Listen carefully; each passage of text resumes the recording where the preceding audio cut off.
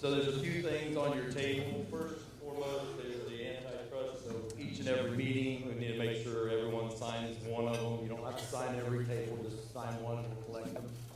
And make sure that we have that. I don't think I need to go into details, but just the biggest thing is just make sure we're not talking about pricing. And there's a lot of other things that go into that, but that's the biggest thing, making sure the organization is successful.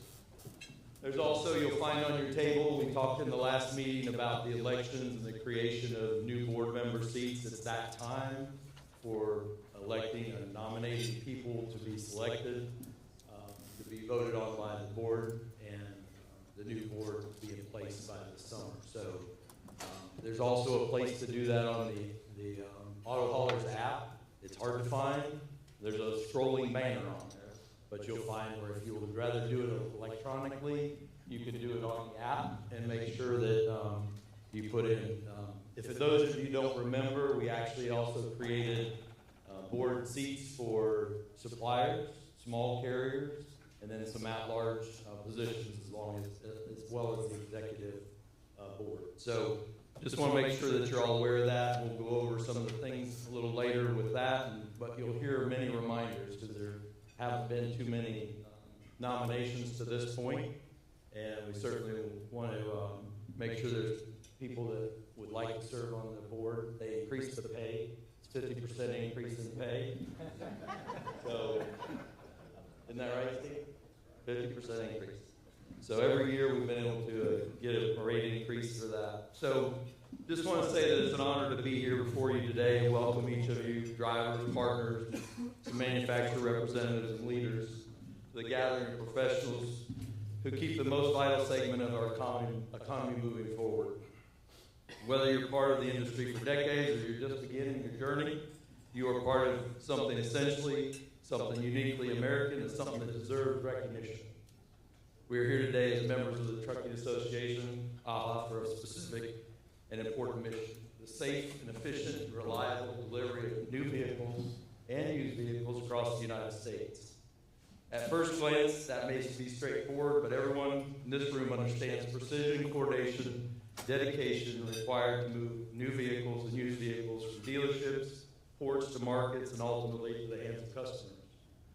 Every mile traveled represents trust from the manufacturers, trust from our dealerships, trust from owners, and trust from the American public. And trust earned through this professionalism is the attention to detail and deep respect for responsibility that we all carry. Through this industry, sits at an intersection of logistics and manufacturing and customer experience. When a new vehicle arrives at its destination in factory fetch condition and it's on time, it's more than just a successful delivery. It's the final step in a long chain of efforts that begin at an assembly plant or at an auction and ends with someone turning a key for the first time. That moment, excitement, depends on the work that we all do. And yet, much of what you do happens behind the scenes. You navigate tight schedules, change regulations, weather challenges, and physical demands of your job. You manage the routes that stretch across the states and regions and under the pressure to deliver both speed and care. You represent not only your company, but the entire profession that we are part of. That's why we're gathering like this today. This gives us a chance to step back from the day-to-day demands and recognize the bigger picture. This allows us to share knowledge, strengthen relationships, and align around common goals. Most importantly, they remind us that none of us are doing this alone. We are part of a network, a community, and an industry that depends on collaboration. As we look ahead, it's clear that our industry is evolving. Technology is reshaping logistics in ways that we couldn't have imagined just a decade ago. From advanced tracking, route optimizations, AI, tools, innovation, and vehicle design and the equipment. Shout out to our manufacturers of the equipment. And we're entering a new era of efficiency and capability. At the same time, expectations are rising. Customers want faster delivery. Anyone experiencing that? Real-time visibility and flawless execution. Meeting those expectations will require each of us to adopt new tools. It will require continued investment in people, but because of the heart of this industry and individuals, skilled drivers who understand the nuances of hauling new and used vehicles, dispatchers who coordinate complex schedules, safety professionals who ensure that every load arrives without incident, and leaders who set the standards, build culture, and guide organizations through this change. Each role matters. Each contribution counts. Safety, in particular, must remain at the center of everything you do. Transporting new vehicles is not like hauling standard freight. It demands specialized people, specialized training, and a heightened level of awareness. The margin for error is small. And need I not mention, the cost of damages is a lot more than it used to be. This industry has consistently shown that it can rise above the challenge. Through rigorous training and adherence to best practices and shared commitment to doing the right things, you build a reputation for reliability and professionalism. That reputation is one of your greatest assets, and it must be protected and strengthened every day. Another key focus of workforce development. Like many sectors in transportation, we face the challenge of attracting skilled professionals. The next generation of drivers and logistics experts need to see this industry not as a job, but as a career, one that offers stability, growth, and pride in a meaningful job. That means we must continue to invest in training programs, mentorships, and outreach efforts. It means highlighting the value of what we do, the opportunities that it provides. And it means creating an environment where people feel respected, supported, and motivated to stay with your organizations. We cannot ignore the importance of advocacy. Regulations, infrastructure, public policy all play an important role in shaping the environment in which we operate. As an association, we have a voice, and that voice must be used to promote policies that support safety, efficiency, and fairness. By working together, we can engage with policymakers, share expertise, and ensure that the unique needs for vehicle transportation professionals are understood and considered. Most of you may be aware of the CARS Act that's been originally started out as the FAST Act with the increased length of the trailers, and we missed out on grabbing the additional weight. So many of you are going down the road and you got this extra space, or you fill it and dodge some scales or something like that. But one of the things that everybody, and I'm not sure who all in here has been participating in the call to action, but we appreciate all the legislative action. This is the time that we have the best opportunity to get that weight increase passed. It's going, and it's going well. So those that are on those phone calls, please continue your work. Please continue your visits to the call in Washington, and make sure that we're doing our part to get that weight increase. Will be essential for reducing miles, obviously, help us with the number of drivers that's needed to deliver the amount of cars. There's a lot of benefits to the industry, so all those that are pushing hard, continue to push, continue to participate, and if you aren't part of that, reach out to either one of your business leaders, myself, and we can get you involved in that. At the same time, we need to take pride in the role we play in the broader economy. The delivery of new vehicles is a critical link in the automotive supply chain. Without it, dealerships cannot operate, customers cannot access vehicles, the manufacturers cannot complete the cycle of production and sale. In many ways, we're the enablers of mobility. We help families get cars they rely on for their daily life. We support businesses that depend on transportation. We contribute to the economic activities of communities across this country. And we do it with the level of precision, care that reflects the importance of what we carry. As we move forward, collaboration will be more important than ever. No single company, no single organization can address the challenges and opportunities that lie ahead. By sharing best practices and leaning from one another and working toward a common standard, we can elevate the entire industry. The association exists to support this effort. It exists to bring people together, to provide resources and education, to advocate on behalf of members, and to create a platform for progress. Your participation, your engagement, your willingness to contribute ideas, and what makes us strong. So as we begin this event, I encourage you to take full advantage of the time we have together. Engage in conversations, ask questions, share your experiences, listen to different perspectives. Build connections that will last beyond today. Because these relationships that are formed here can lead to new opportunities, new solutions, and stronger industry overall. Before I close, I want to take a moment to recognize the dedication of everyone in this room. The work you do is not always easy. It requires long hours, careful attention, and commitment to excellence. Anybody working 4-hour days now? No? Didn't think so. It keeps the wheels of commerce turning. It supports innovation and delivers the value in a tangible way. That is something you should be proud of. Thank you for your hard work, your professionalism, and your commitment to the industry. Thank you for being part of the association and contributing to its mission. You can contribute more by nominating someone from your organization or another organization to participate as a board member, and we would appreciate that. I look forward to all the discussions, insights, and ideas that will come out of our time together, and I'm confident, working together, we will continue to move this industry forward, mile by mile, delivery by delivery, and success by success. I want to make one special note before I close and turn the time over. I want you to look at the agenda for today, and there's something at the end of the day that a lot of the small carriers had a part in that they would like breakout sessions. I want to read. It says breakout session. It doesn't say breakaway. It doesn't say go to the beach.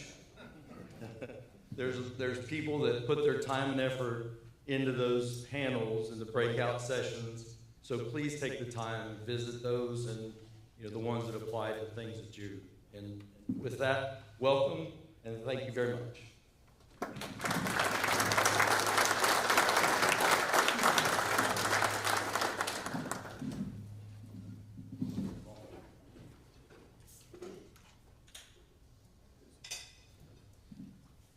And to follow up on what Dean was just saying, we will have 3 breakout sessions today. It will follow our afternoon break. One of the sessions will be in this quadrant of the room.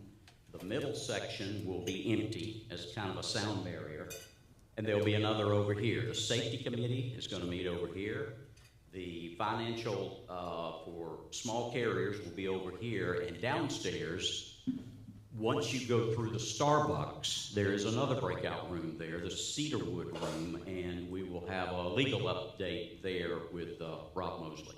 So anyway, I'll say that again, but take a look at the schedule. It's on the app, and there's also information on there about our speakers, what we're going to be doing. But I did want, if you've noticed, we've had our sponsors going up here, and I'd like to get a round of applause for them. Last night, Cottrell and Tech Equipment sponsored our reception out by the pool. We want to thank them for their sponsorship. M&T Bank is the sponsor of our breakfast this morning. And later on today, Palomar is taking care of our lunch. And then tonight for the dinner cruise, Transportation Tax Consulting and McGriff Insurance are our sponsors for the dinner cruise. So when you see someone with that name badge on, thank them, because they help make this possible. But we just want to make sure that you recognize them.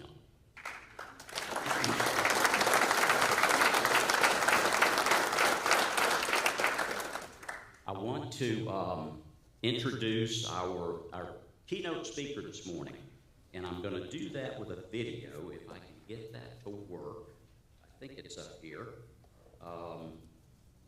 And then he will come up, let us know a little bit more about what they do.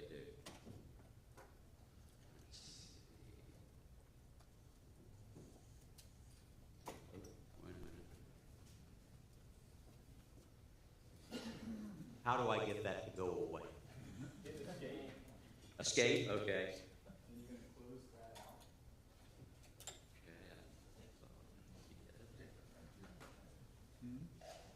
You always wonder why I have a tech in the room. This is why.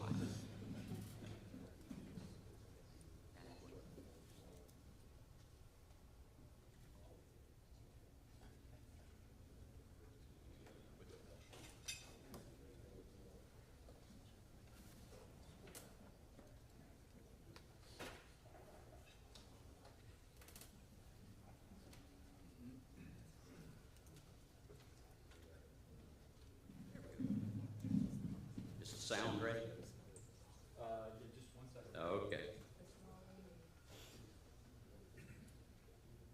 Go ahead. All right. To understand how 2 words turned a New York Giants season going nowhere into a trip to the Super Bowl? It is the words of a teacher from New Jersey that may have actually helped turn things It around. was the rallying cry that helped carry the New York Giants to their last Super Bowl championship. All in, all in, all in, all in, all in, all in, all in. It was all in today. Went to chapel last night and our speaker talked about all in. And today, you can just tell the Giants were all in. I've been all in the entire season. I've been all in since I've been born. That whole all-in thing, I somehow missed it over the past few weeks, but then this morning, as I was driving to work on the turnpike, I saw it written on somebody's back windshield, and then lo and behold, a few hours later, I actually got to meet the guy who came up with it. His name is John Paul Gonzalez. John Paul Gonzalez. His name is John Paul Gonzalez, a 9th grade teacher. The obvious question, John Paul, is how did the Giants find you to give the team a little pregame chat? You got to go back to the night before Christmas Eve. The Giants were 7-7, and they'd lost 5 of their last 6. There was definitely something missing. That night, at a players' chapel meeting, He delivered one of the most timely messages that I've had, not only in my football career, but in my life. Putting all your selfishness aside, which is basically what I'm sure you're always preaching anyway, John Paul, but the fact that this has taken hold for the entire team is going to make you feel great.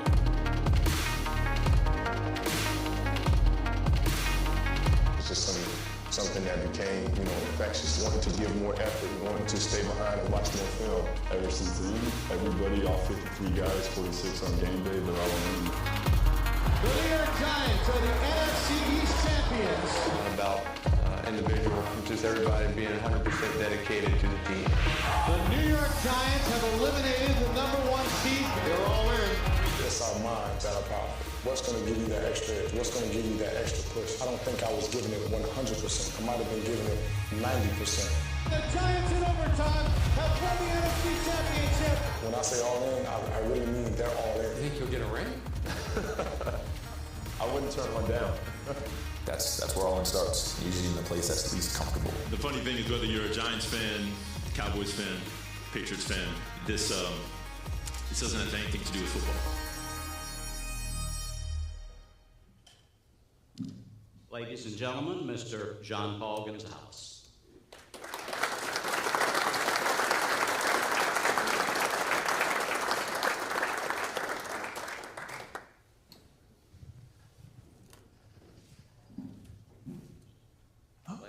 Yeah, we can make it work, or either way, it's fine. Great, thanks, guy.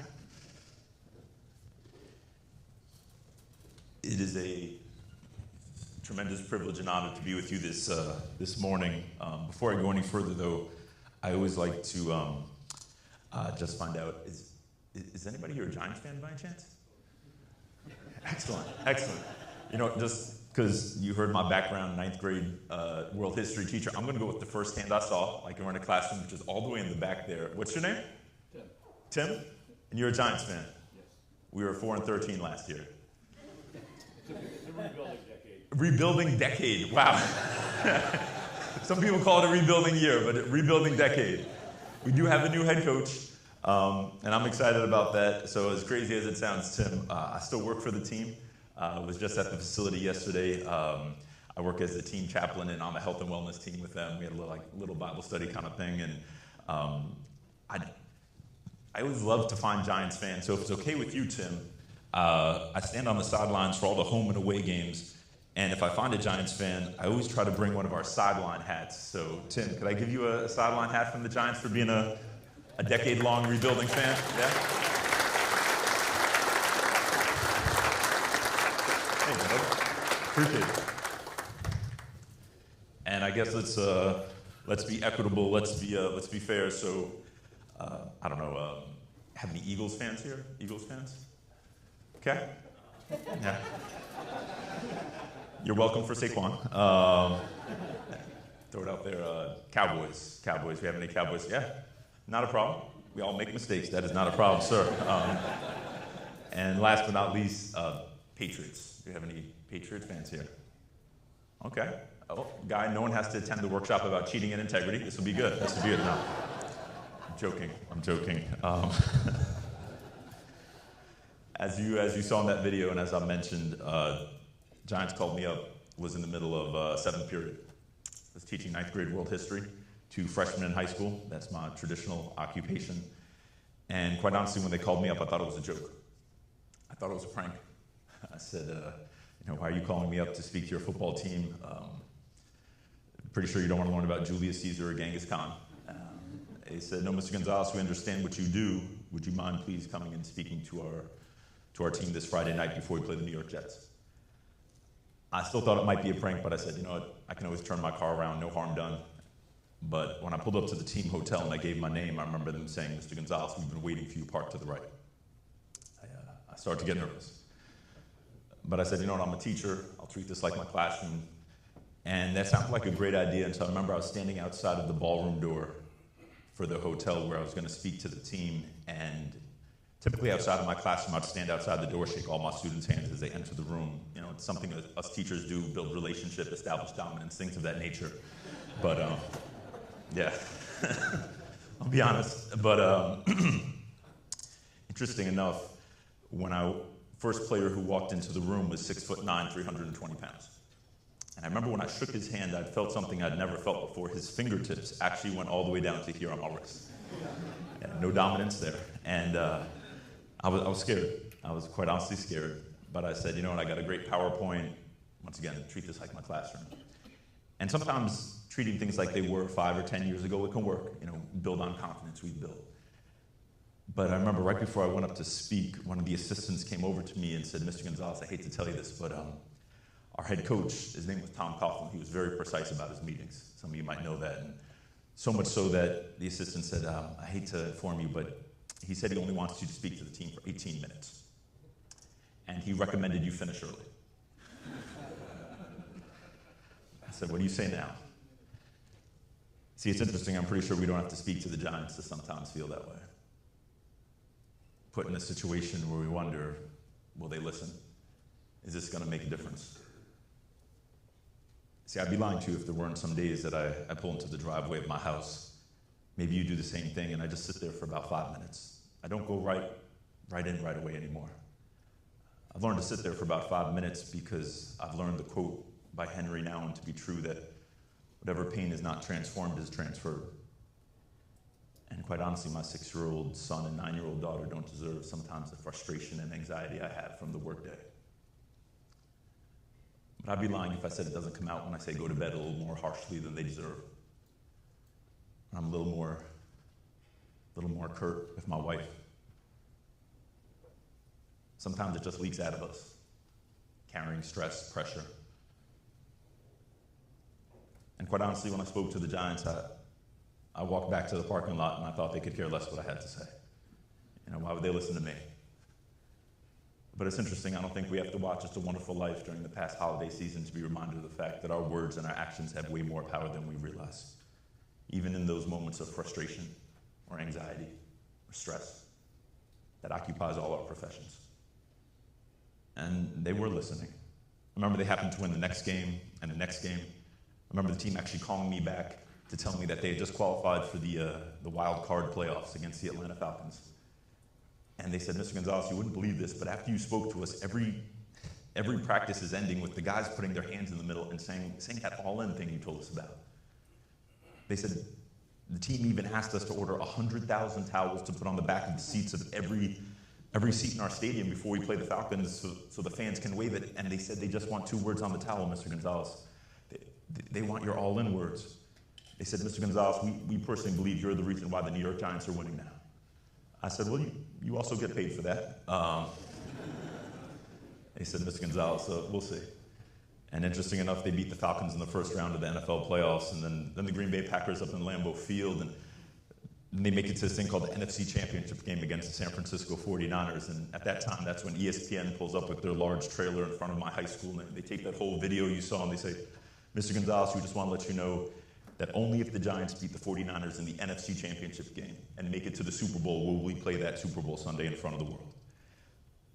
Crazy enough, they beat the 49ers in overtime. I remember actually getting an invitation to attend the Super Bowl, but I also knew as a teacher, if I went to the Super Bowl, I was going to miss teaching my students for a good 5 days. And so I called them back and I said, no, thank you. Also, as a teacher, I'd used up all my sick days, so I couldn't take off anyway. You guys know what that's like. Kind of burned them early, but I remember walking to school the day after the Giants beat the New England Patriots in the Super Bowl and turning the corner to go into my high school, and news vans parked in front of our school waiting for me. It was a bit surreal. My principal, he's anxious about the whole thing, of course. He said, "Mr. Gonzalez, why are reporters waiting for you to talk to you in front of our school?" And I said, "Well, the New York Giants won the Super Bowl last night." He's like, "Yes, but you do not play for the New York Giants." I said, I know, I'm a district employee, I get that. And he said, "You know what, I'll give you the conference room to lunch, substitute for your class, but they better be gone by then." And, you know, between ABC and Fox and even CNN Espanol had come up from Mexico. My Spanish is not the best. The Spanish teacher had to come down and translate everything. It was great collaboration, though. Next day, I don't walk to school, I run to school. Because in my mind, I think, wow, you know, I must be famous now. You know, I got the little blue check on Twitter. I didn't have to pay for it. And I thought maybe even Oprah would be there with like maybe a brand new car, you know, something exciting. And I remember running to school Tuesday morning, all dressed up, and turning the corner and realizing that it was nobody. Because we all know fame is just that quick. It's interesting, the students I work with, I always try to teach them that fame is what you do for yourself in this life, but greatness is what you do for others. You know, fame is about self-preservation. How long can I look well put together and good? But I always tell them that greatness is quite the opposite. It's self-sacrifice. It's how much can I give to improve the life of somebody else. And you know that, whether it's someone on your team, a driver, maybe a family member. The sacrifices we make that come with being all in are innumerable, but we don't keep track of them on a tally sheet or an Excel file, do we? We just live them, because it's not something such as a slogan, it's more of a lifestyle, isn't it?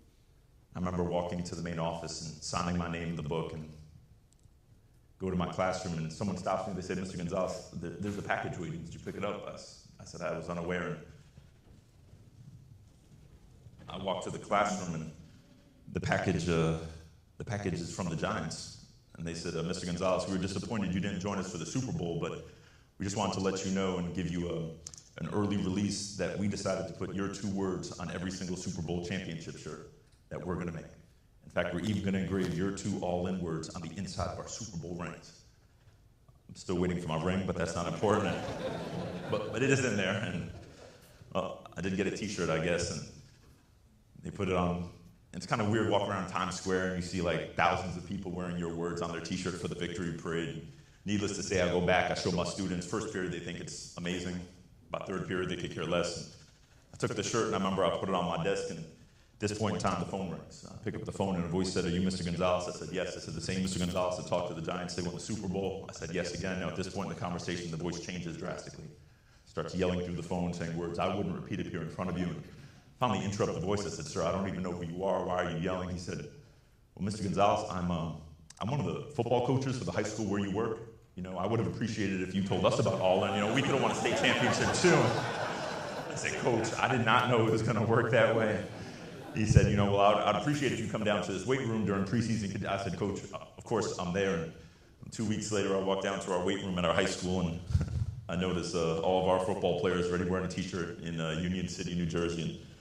And, you know, we put 2 words on it. Now, I'll let you know, in Union City, New Jersey, we do things a little bit differently. Anybody familiar with Union City, New Jersey, by any chance? Okay, probably not. We technically, we're the most densely populated city in all the United States. We have a little over 90,000 people that live in 1 square mile. So, as you can imagine, we have a hard time finding space. So, our small claim to fame is we don't play football next to our school. We play football on the roof of our school. Some people don't believe me when I say that, so I always do try to bring a picture. And so this, if you can believe it, this is our high school. It's about 2 blocks by 2 blocks. And that's us playing football on the roof. It's not too high up, only about 4 stories. But, I mean, the kids love it. We're called the Eagles, so as you can imagine, we call going up to the Eagles' nest on a Friday night. And we can fit about 800 fans up there, which is pretty fun. And personally, for me, one of the things I love about it, besides the view on a Friday night, which is great, is our high school's on 25th Street in our city. And the fun thing is, when they do the play-by-play, you can hear the game all the way down on 4th Street. And so when the kids walk home carrying their pads or their helmet, people actually come out of the stores and say, hey, good game. I was listening to it all the way down here, give them a high five. And I don't know, it's just fun for our culture. And I said, we're done. But I do enjoy the phrase that said, if you want to make God laugh, tell him your plans. I think there's some truth in that. And needless to say, about a week after, I get a phone call and it said, Mr. Gonzalez, yes, you spoke to the Giants. Yes, Mr. Gonzalez, would you please speak for our team? I said, sure, give me your address. I'll try to drive to you guys on Saturday. They said, well, Mr. Gonzalez, that's a problem. You can't drive. They said, we need you to fly to Chicago tonight. I said, well, I'm a teacher. I can't just fly to Chicago on a random, Thursday night. They said, no problem. We'll talk to your superintendent. He'll give you tomorrow off. I said, well, who are you? And needless to say, it was a team from the NBA from Oregon known as the Portland Trailblazers. And they said, we heard about that all-in thing. We're going to play Derrick Rose and the Chicago Bulls tomorrow night, so we're wondering if you could join us in the locker room and tell our guys what this means before they wear this in warm-ups. And, great group of guys on the Trailblazers, and, they're getting better, but they haven't won a championship, so we're not going to talk about them as much anymore. And they're working on it, though. They're getting there. Then, interesting enough, a phone call from a team in Minnesota that says, we play in something called the NHL. Do you think all-in could work for hockey? And I said, I never played it, but we could give it a shot, and we get all-in on the back of their hockey jerseys. And, they're doing pretty well. Tough game against the Avalanche the other night, but they're trying to get there. And then a phone call from a team based in London, England. They said, Mr. Gonzalez, we know you work with American football teams, but here in London, we play real football. Of course, it's soccer. And I said, well, I'm not as familiar, but I do enjoy watching. And needless to say, work with their academies, fly to London, and it's this team in something called the English Premier League, known as the Arsenal Football Club. And we're having a pretty good season. We'll see how it ends up. Still a couple of games left, and all in on the back of their shirts. And then different corporations get involved during the summers. And I remember first it was Verizon helped us be all in for cell phones, to different car industries. General Motors helped us be all in with Cadillac, and then even a phone call saying, Mr. Gonzalez, will you please come down to Arkansas? I had not been to Arkansas at that time yet, but it turned out to be an organization you probably have heard of. They're called Walmart and Sam's Club. And I said, well, that's great. And I remember at the conference, I was quite nervous, but even more nervous when I realized that after me was Tom Cruise. And I remember I wanted to shake his hand so bad, but then I started to realize that in person, Tom Cruise is only about that tall. But I mean, he's a great actor. Mission Impossible, Top Gun, great movies. I would say the biggest honor, without a doubt, though. A lot of the students I work with, they enjoy these things called video games and interacting in the life of the soldier, completing different missions. I always remind them it's one thing to play a video game. It's something else completely different, getting the actual privilege to work with our armed forces. And first, year's going to work with our cadets at a place called the West Point Military Academy, not far from where I live, and then with our Air Force. And I'd say it's been the honor of a lifetime to get to step on bases and get to work with our United States Army. I remember when they put it on the back of their training shirts, because personally for me, I feel there's no one better to represent being all in than our armed forces men and women who give their lives for the liberties and freedoms we get to enjoy every single day in this country. We need to give them a round of applause for the sacrifice they make for us.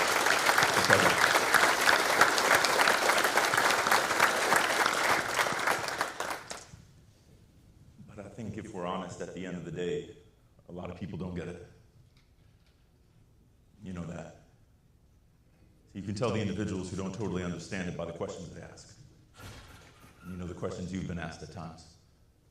People who ask you, why do you care so much? Why do you give so much? Questions like, is that really your job? Is that your problem? Will I get overtime for this? Nothing's wrong with the questions, but sometimes it reveals the heart. Because out of the abundance of the heart, the mouth speaks. Sometimes it can be hard to have an attitude and a mentality of all in when we're surrounded by a society that only goes halfway, plays it safe. I remember my students would come up to me and they'd say, Mr. Gonzalez, I didn't feel very all in last night, so I didn't do your homework.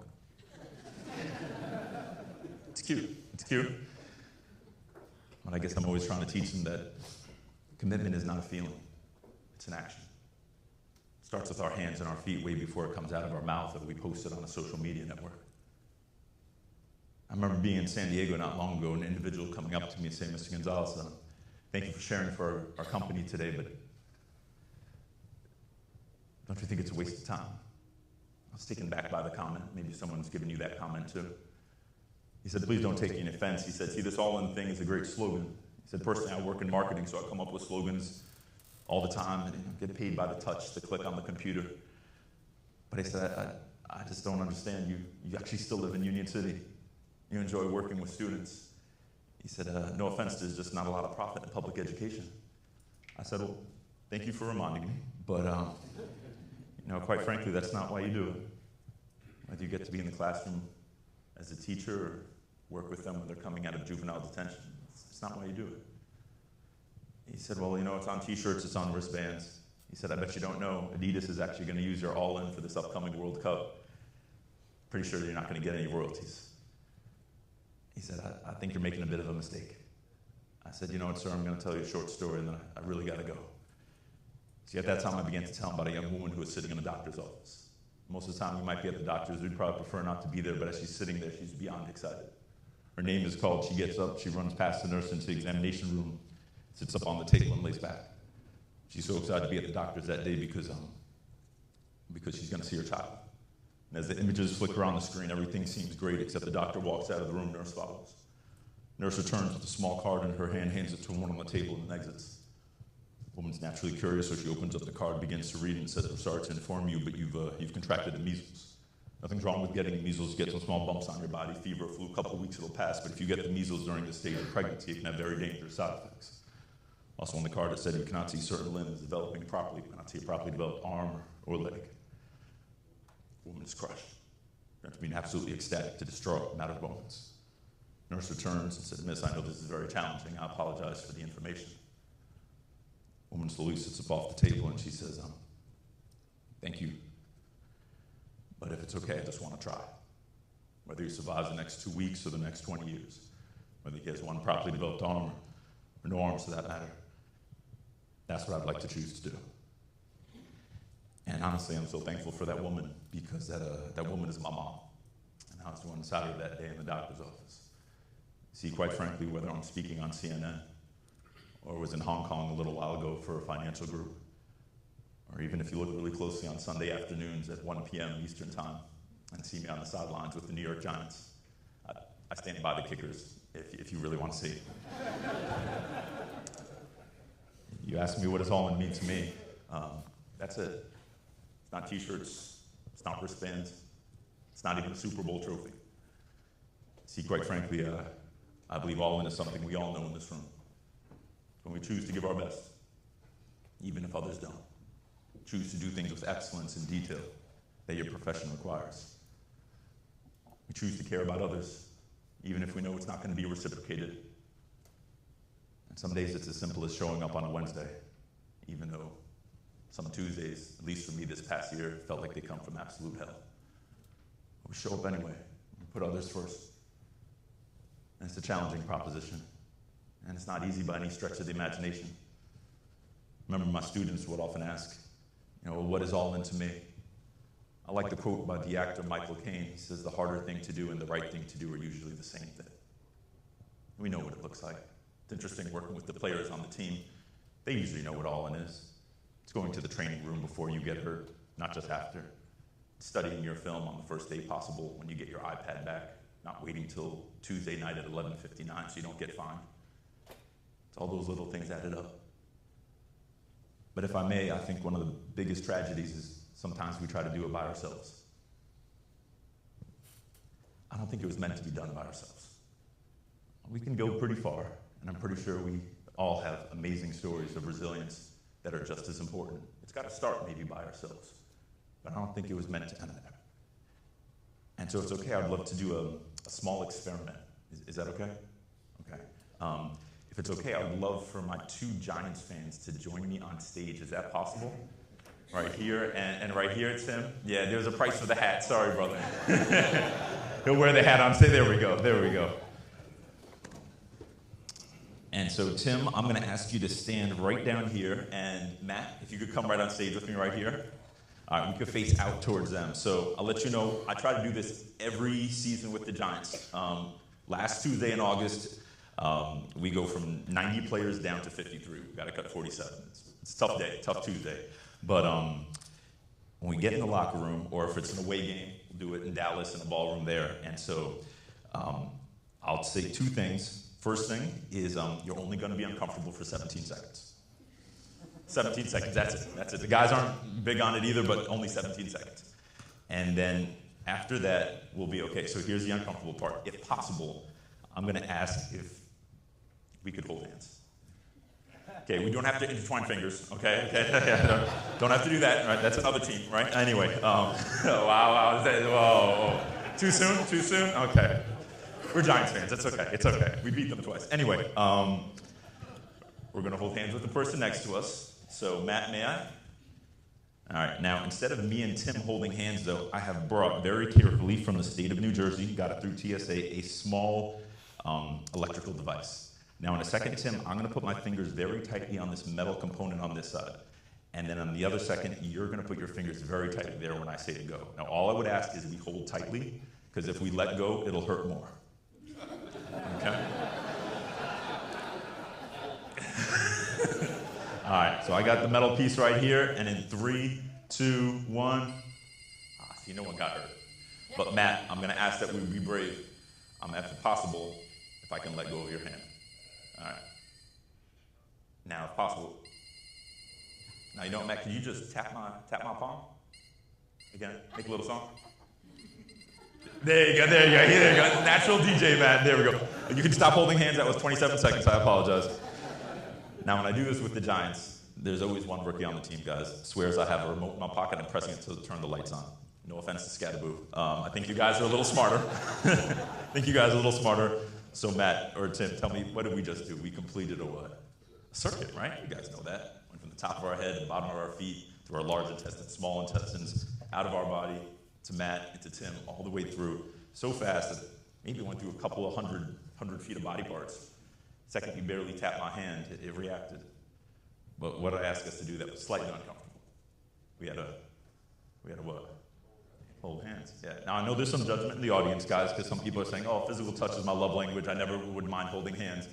Until you go to a random, game at Dolphin Stadium and a random person holds your hand. It's not your love language anymore. So just reserve the judgment. But we had to put our hands out there. And being a history major, and some of you know already, in about AD 30, the Romans, Matt, invented the handshake. And it was invented to show that I'm not going to kill Matt right now. No, seriously, they carried a dagger on their right-hand side that was 6 inches long.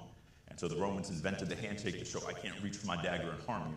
That's why the belief that left-handed people were inherently evil came about in our history, because they believed you could still shake their hand and they could harm you at one time. Do we have any lefties in the room? All on that side of the room, that's crazy. All right, be careful, guys. That being said, we had to put our hands out there.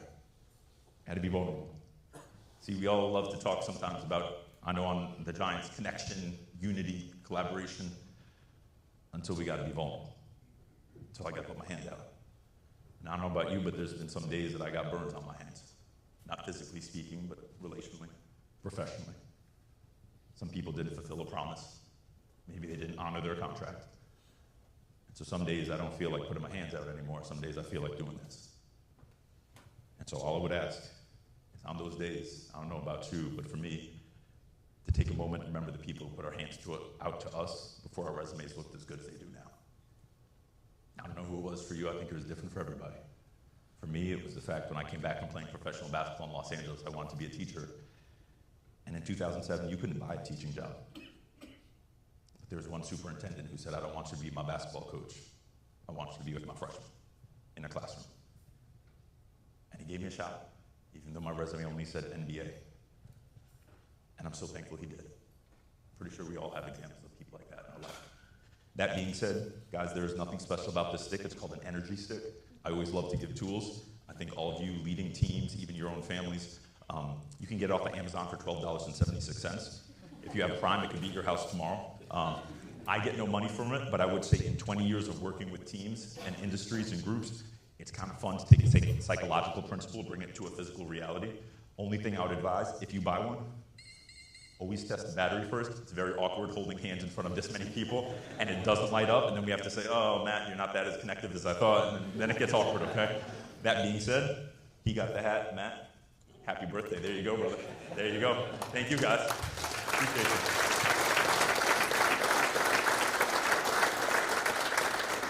Great job, guys. And I share that with you just because I think it's important, at least it's my hope, that we don't try to do it by ourselves. And I'm speaking from experience. It was a couple years into education that I started to get very bitter, very cynical, because it was me against the world, giving my best. I would look out and say, well, he's not, they're not. And I'd start to silo myself. My silo of speciality, I would say. I'm the special one. I'm doing it right. And that works until it doesn't, right? Sometimes we can say, well, I'd love to do that, but, that means I'm a doormat. No, it doesn't. I love this. This is a fantastic book. It's called Unreasonable Hospitality by Will Gallardo. I've read it alongside multiple teams. He became the manager of the #1 restaurant in the world in 2017. And they did it not just by their food, but how they treated each other, their culture. And I love this quote by him where he says, praise is affirmation, but correction is investment. I think sometimes we think, well, that means I'm putting my hands out there and I let people do whatever they want on the team, and I just, hey, it's okay. No, it's not. Personally, for me, I love being the guy on the sidelines who give guys a high five after a touchdown, after a great interception. But I also learned that sometimes, if I really care about them, I'll be willing to correct them. In love, appropriately, not in front of everyone, not in a company-wide email, but done well. Because I want to be liked. But sometimes when you correct someone, you're in danger of not being liked for a little bit, aren't you? And I started realizing that was me being selfish, not necessarily sharing something that could possibly save someone's life, never mind their career. See, I think it's important we let people know what all in looks like to us, because we all know this quote to be true as well, that unspoken expectations become premeditated resentments. So many times we say, it could take even the joy of going into work, because we just didn't tell them our expectations from the start. See, I think it's also important, as we are leaders in this room, to understand that the two lines cross at this amazing research that was done by a comfort-taking risk and curiosity. I think that's what all in looks like too, being willing to learn. All the rookies that we draft on the Giants, I try to share this equation with them, and maybe you're familiar with it. It's not an algebraic equation, it's actually an ecological equation. L stands for learning and C stands for change. I try to teach it to them because I say, welcome to the NFL. As long as you choose to learn greater than or equal to the level of change around you, you'll do well in this league. Yes, the typical career only lasts 3.7 years in the NFL, but I think you can go past that. But the second you say, I played at LSU, I know. Good luck. We can't stop the change. You can't stop the owners selling the team. You can't stop so many variables that happen even in your own industry. Disruptions. Chips a couple of years ago, right? I remember I was working with General Motors at the time and the chip shortage. We can't control some of the things that happen in our industry, but we can choose to learn. See, this quote started to haunt me as I was getting bitter and cynical. It says, arrogance looks for someone to blame, and humility looks for something to solve. I found I was shutting the door in my classroom and I was blaming everybody else. My principal, my mayor, because 50% of my students weren't ending the school year with me. That's a lot as freshmen. And you all know statistics, if freshmen do not finish their first year of high school, 87% of them never finish high school at all. So I started being humble enough to say I want to solve the problem instead of blame someone for it. And I did something a little crazy. I started renting this building on the edge of our city. I'll never forget. It was about 6,000 square feet. It was abandoned. And I said, what if we open this up for every kid who wants a place to go so they don't join a gang? I gave out 10,000 flyers, and I'll never forget the first day of programming. First day of programming looked like that. It has great natural lighting, though. We're missing a couple of thousand kids. And I remember the one kid who came in at that time. He thought it was a restaurant. He said, comida? I was like, no, aquí. But I remember people asking me, well, are you going to open up the next day? Obviously, that was kind of a failure, Mr. Gonzalez. I said, maybe. They said, do you really think it's worth it for just 5 kids who showed up the whole entire night? You know, it's not your job. It's not in your contract. You're not even related to them. And I said, well, thank you for your financial concern, but I've rented by the month, so I still have it for 29 more days. And it's not in the contract to maybe care this much. But I'm willing to try. Because I think sometimes being all in means we're just willing to try. Some people say, what's the greatest thing we could show students in the next generation? I was on a podcast the other day. I say sometimes it's just that they can see adults are willing to try. Some days we win. And God, some years we lose. It hurts. And sometimes it feels humiliating. But we'll try. Because people are still worth it. Because at the end of the day, it's worth it to give our best. And I'll never forget, before we left the room, I said, well, if we get one more kid, we get 6 kids in this building before the week is out, we could play some great 3-on-3 basketball. Sometimes their goals have to be appropriately sized. And I'll never forget, by the end of the week, we did get 6. And 8 years later, we got 3,767 kids to become a part of it. And it stopped looking like this and just became a place kids could go after school and lift weights, play basketball, anything to keep them out of a game. Even college kids started joining. Even Jordan helped us out with our t-shirts, because I believe that's the greatest thing you can give is hope. Kids would come from miles, whether they had special needs or not, it didn't matter. And then the question is, what happens when the building goes away? Industry disruption, right? Wasn't your fault. You couldn't control it, but the building goes away. People said, what are you going to do now, Mr. Gonzalez? You don't have a building anymore. Well, the cool thing is when it's built around people and not a place, you'll find a way. And so we bought this truck. Some of you, it might look familiar. It's a 1982 military truck. The air brakes are hell. And they said, what are you going to do with that? You don't have a building. What are you going to do with the truck? Well, interesting thing about the truck is not a truck. It's actually a transformer. They do exist. And in a couple of button pushes and a winch pull, it turns into that. Because we figured if we can't have the kids come to our place anymore, we'll go to them. Once again, like I said, the air brakes are really bad. But we try. Because sometimes it's worth trying. And the greatest thing about it is that these 5 kids used to be students in my classroom. And when they graduated high school, they took my job as program director. Because John Maxwell has that quote I'm sure you're all familiar with that says, if you think you're a leader but no one's following, you're just out for a walk. It's a little harsh. It's true.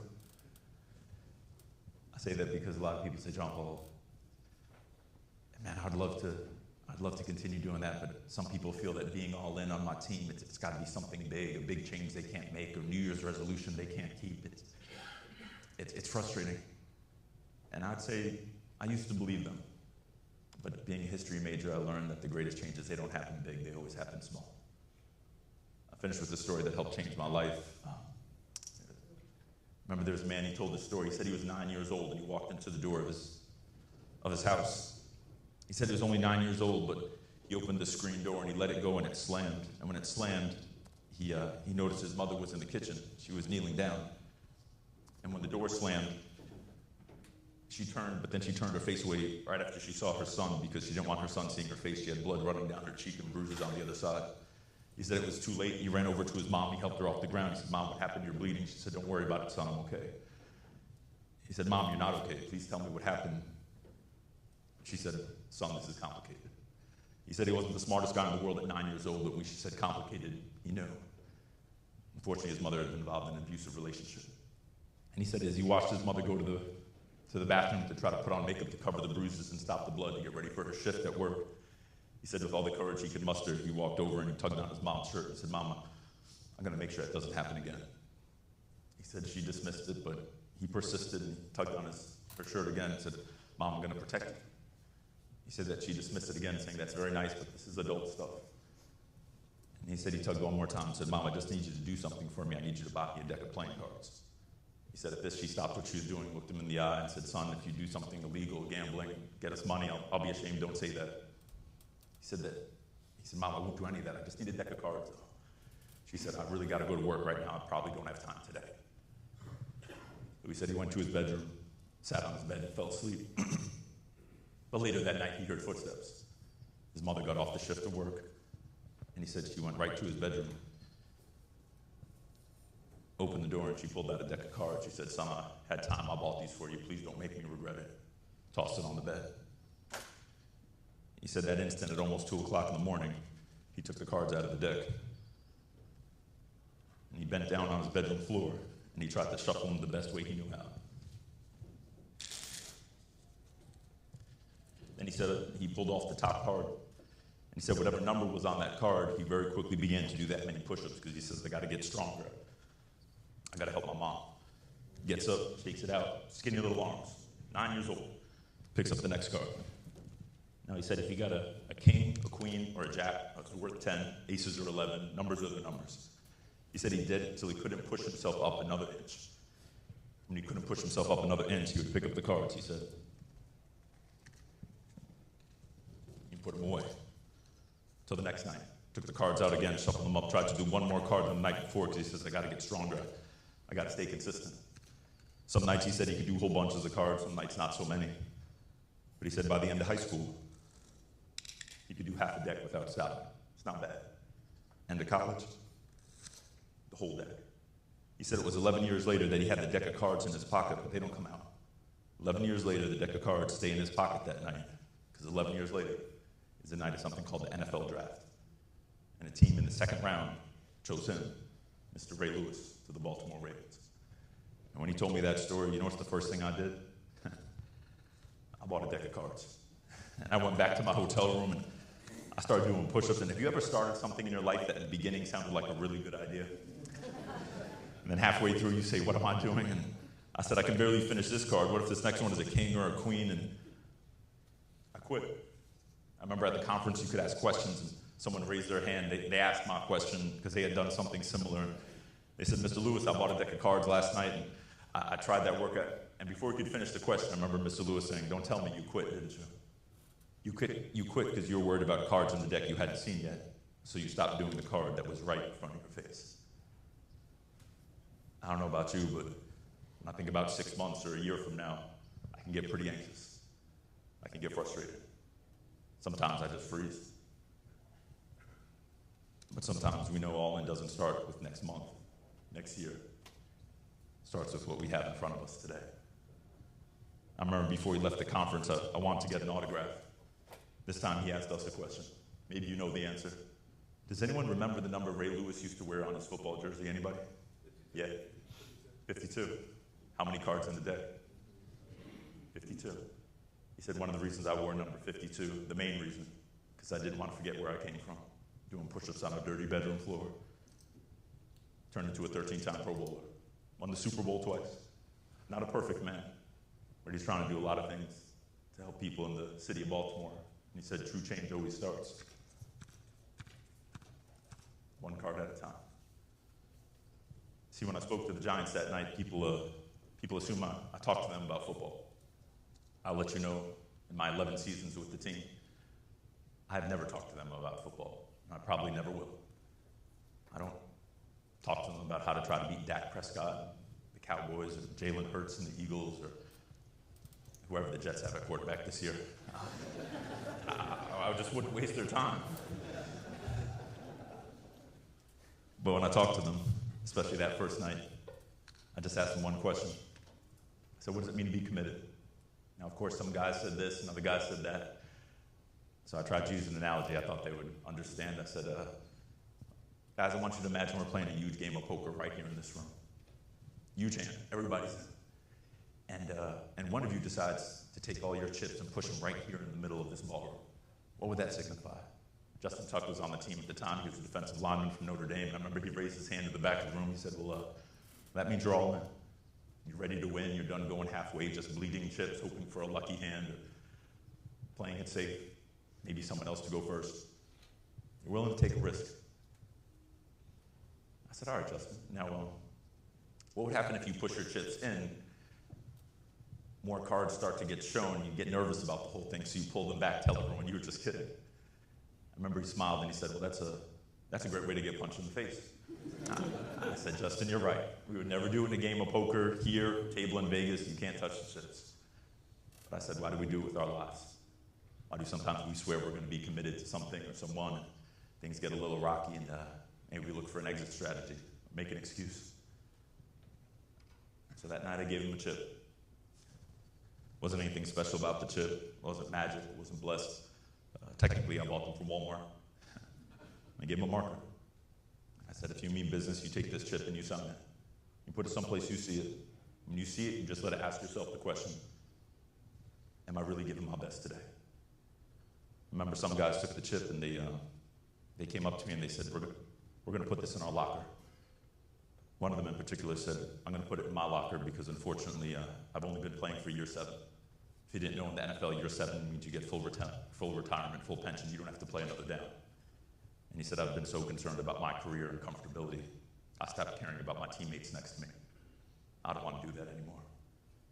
Another guy came up and said, I've been all in for this team for 10 years, but this chip has to come home with me because I've not been very committed as a husband and a father for my family. That's where it's got to change. One of the guys you saw in the video, Antrell, I remember 2 weeks later, he actually got the words all in tattooed across his chest. You know, we always have that one friend at the party who goes too far with everything, right? Maybe you'll see them on the cruise tonight, we love them anyway, but you know what I mean. And I remember saying, Antrell, I never said to get a tattoo, that's so permanent.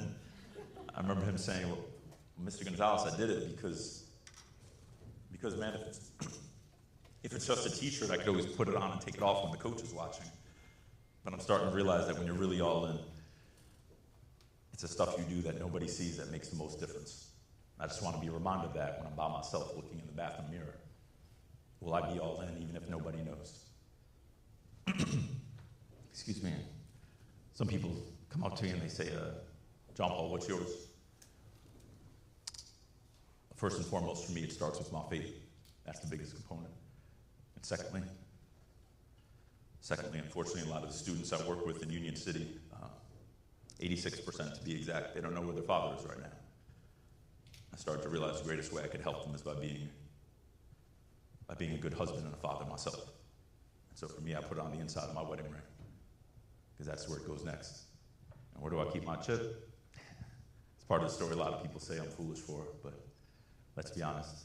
When we're choosing to be all in, regardless of our profession, giving our best, it goes against the norms. We stopped caring what people had to say a long time ago, didn't we? I called up my agent in California and I said I no longer want to play professional basketball. I would like to go back to my city and help. He didn't understand it, but I said, well, the greatest thing that changed my life, it wasn't Michael Jordan's shoes. It was the people who chose to be in it. My teachers, my coaches, my first employer, my youth pastor, my mom. So I turned down the MBA and came back home, became the greatest thing I thought I could become, which was a 9th grade world history teacher.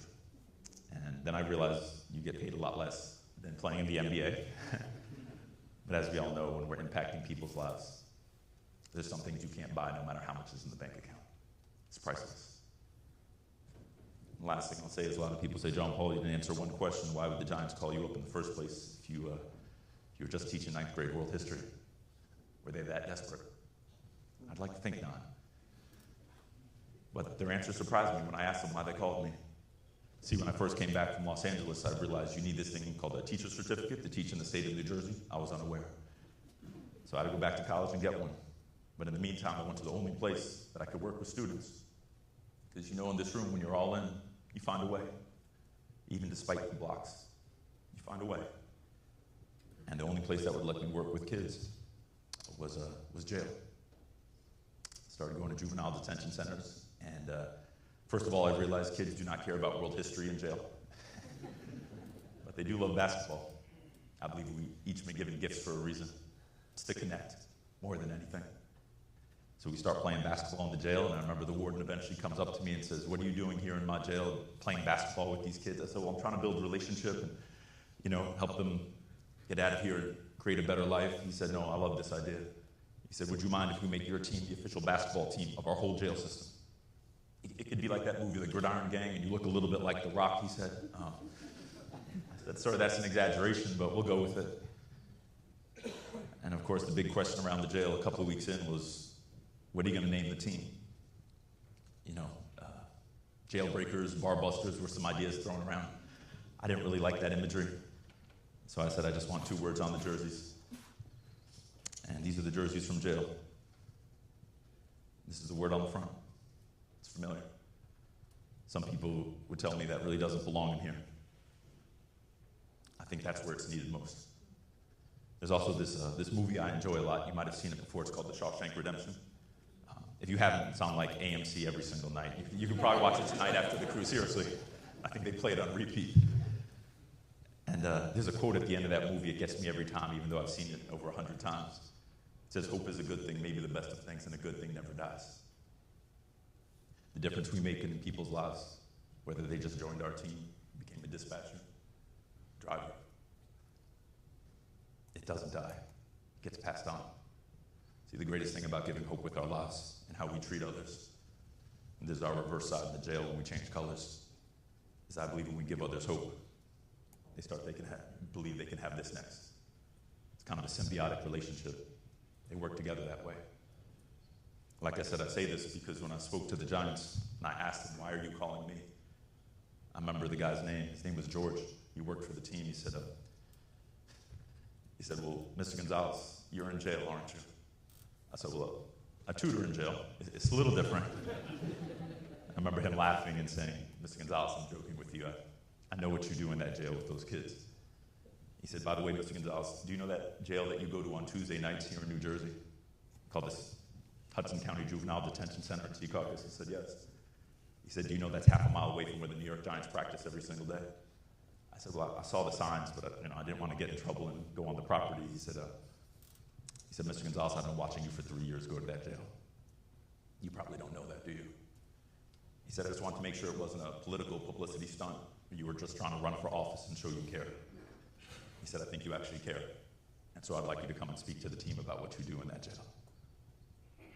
It's kind of funny because when students would come up to me and say, "Hey, Mr. Gonzalez, I saw you on Monday Night Football in Pittsburgh. You were right behind Coach Dable when he threw his headset. Like, that's an amazing job. How can I do that?"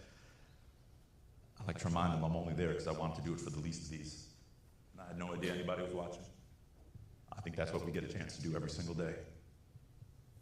To give hope and serve from the least to the greatest. And we don't care who's watching. Because for us, it's not a slogan on a t-shirt. It's a lifestyle. It's coming from in here. Now, on your table, you might have noticed there's chips. First things first about the chips, please do not go to a local casino. You cannot get any money for these, okay? But they have your awesome logo on them. I know we'd be honored if you take the chip. Maybe on your way back, you sign it. You put it someplace you see it. I would never presume to know what your all-in is. That's too presumptuous. Maybe for some of you, you sign it and it goes on your desk. Maybe there's some correction that needs to happen appropriately for a team member. Maybe some affirmation. Maybe it's just putting our hands to connect even though we felt pretty combative before we got here. Or maybe this chip is not about our profession alone. Maybe this chip is also about our personal life. Maybe some of us going back, our mothers, fathers, sisters, brothers, son or daughters, grandparents. Maybe it's going to that last lacrosse game for your grandson. I don't know what your all-in is. But lastly, if I may be so bold, maybe this chip is just for you. Chances are, in leadership, you keep so many other dreams alive, occupations alive. You feel that pressure every day. All I would suggest is take time to be all in for yourself as well. I've learned the hard way you can't be all in for others very long without being all in for yourself some days too. I don't know what that looks like, and I know the grind never stops. There's always going to be calls and emails, probably some filling up your box right now. Don't neglect yourself in the process. Maybe for you it's that coffee date. Maybe it's that trip you swore you were going to take 25 years ago, and it just hasn't died down. Maybe it's simply taking the clothes off the Peloton bike because it's become a really good hanger. I do not know what fills up your cup. But like my grandmother would say, if you keep on taking the pot off the stove to pour it out, In this life, the stove is always on, and if it gets put back on and nothing's in it, it'll scald, and then it's no good for anybody. I've been there, bitter and cynical, no good for anyone, swear I was doing the most, and also hurting the people I cared about the most. Don't neglect yourself in this journey. We know this race is not given to the swift, for those who endure. It's my hope. Take the chip, sign it, put it someplace you see it. Continue to show others, your team, your family, and yourself, that being all in is not a slogan on a t-shirt. It's a lifestyle that gives hope and a future for generations to come. God bless you guys. Thank you for what you do every single day.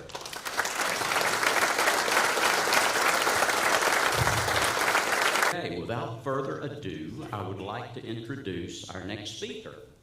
I shouldn't have to read his bio because I've known this guy for so long, but I do want to get the details, and I think you're going to enjoy what he's got to say. His name's Keith Lewis, and he's the VP of Operations for CargoNet, and I think Keith has spoke to us a time or two in the past, but I got to know him when I was with the Georgia Motor Trucking Association a long time ago. He is he oversees strategy and operational and supervisory on the staff and investigative support. He has a background not only in trucking and logistics. He did that early in his career, but also in law enforcement. He was with the DeKalb County Police. He was with the Georgia Bureau of Investigation, and now he's with CargoNet. And like I said, I've known him a long, long time, and he's much younger than I am, although he doesn't necessarily look it. But Keith, come on up.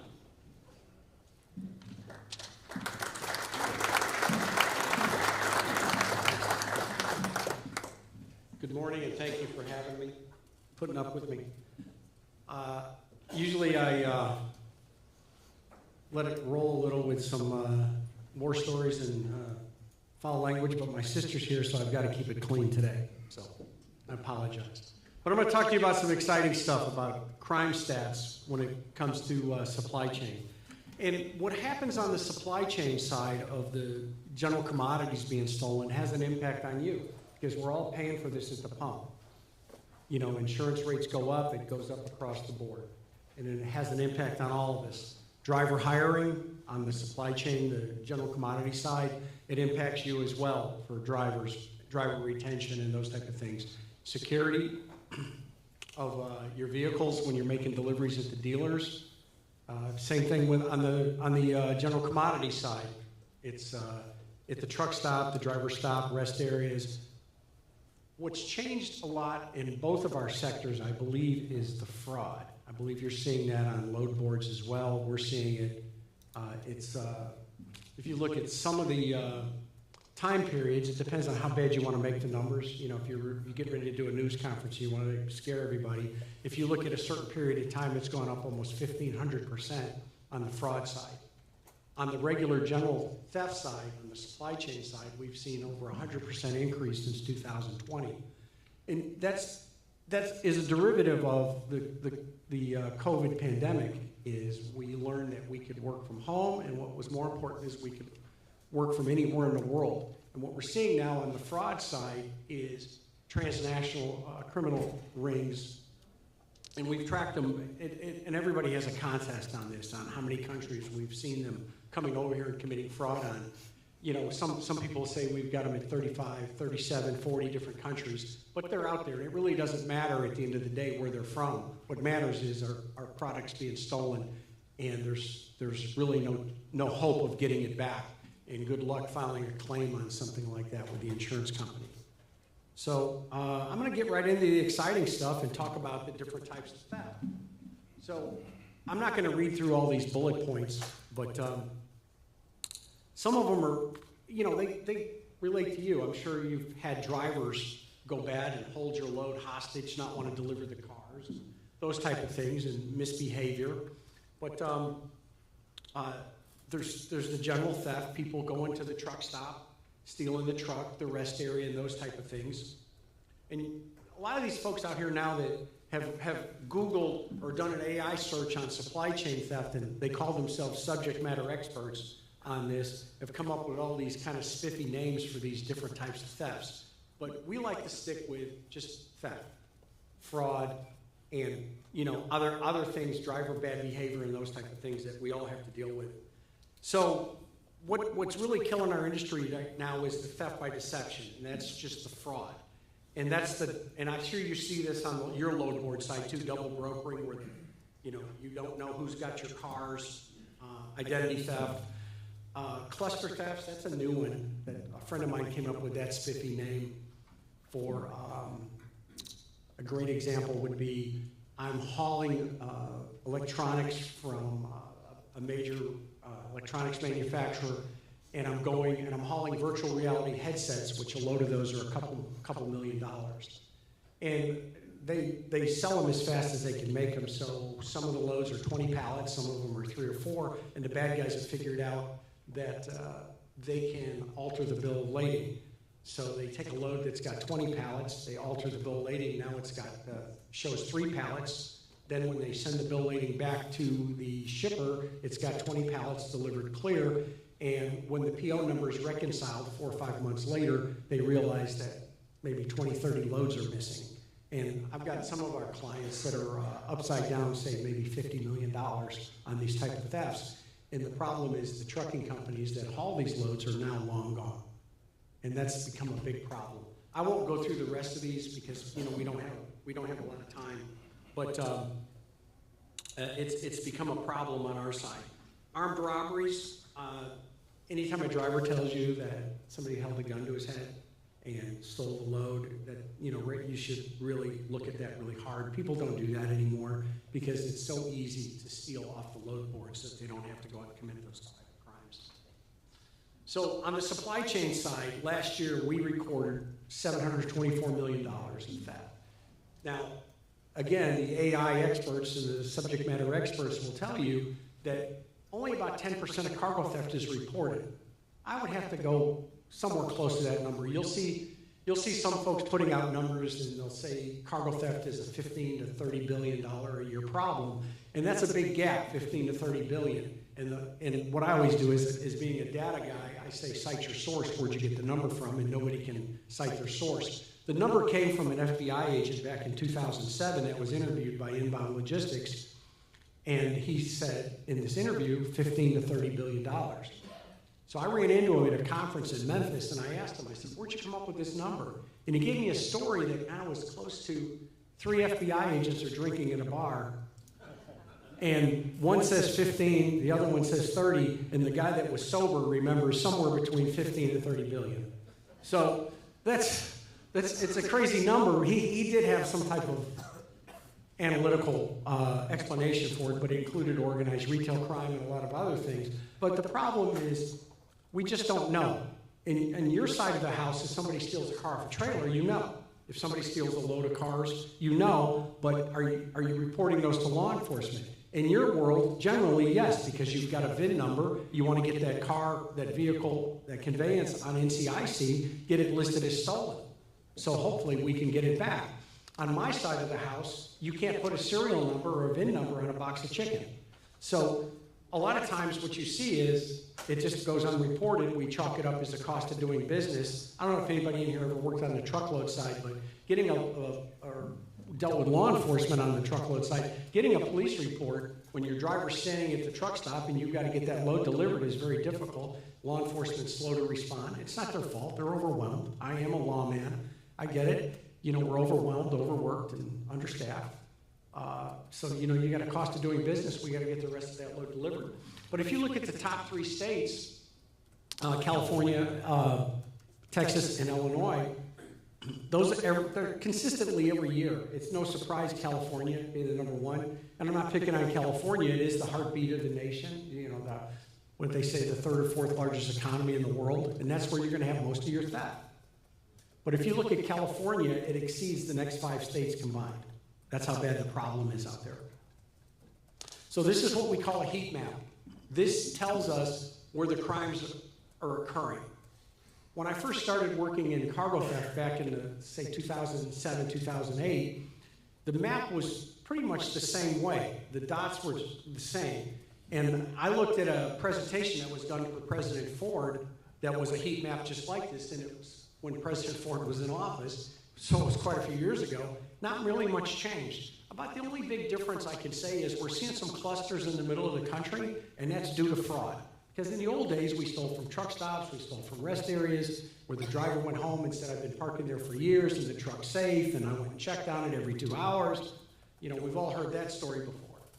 So now what we're seeing is with the fraud, it doesn't matter where the truck is, it matters where the shipper is, because that's where the fraud's committed.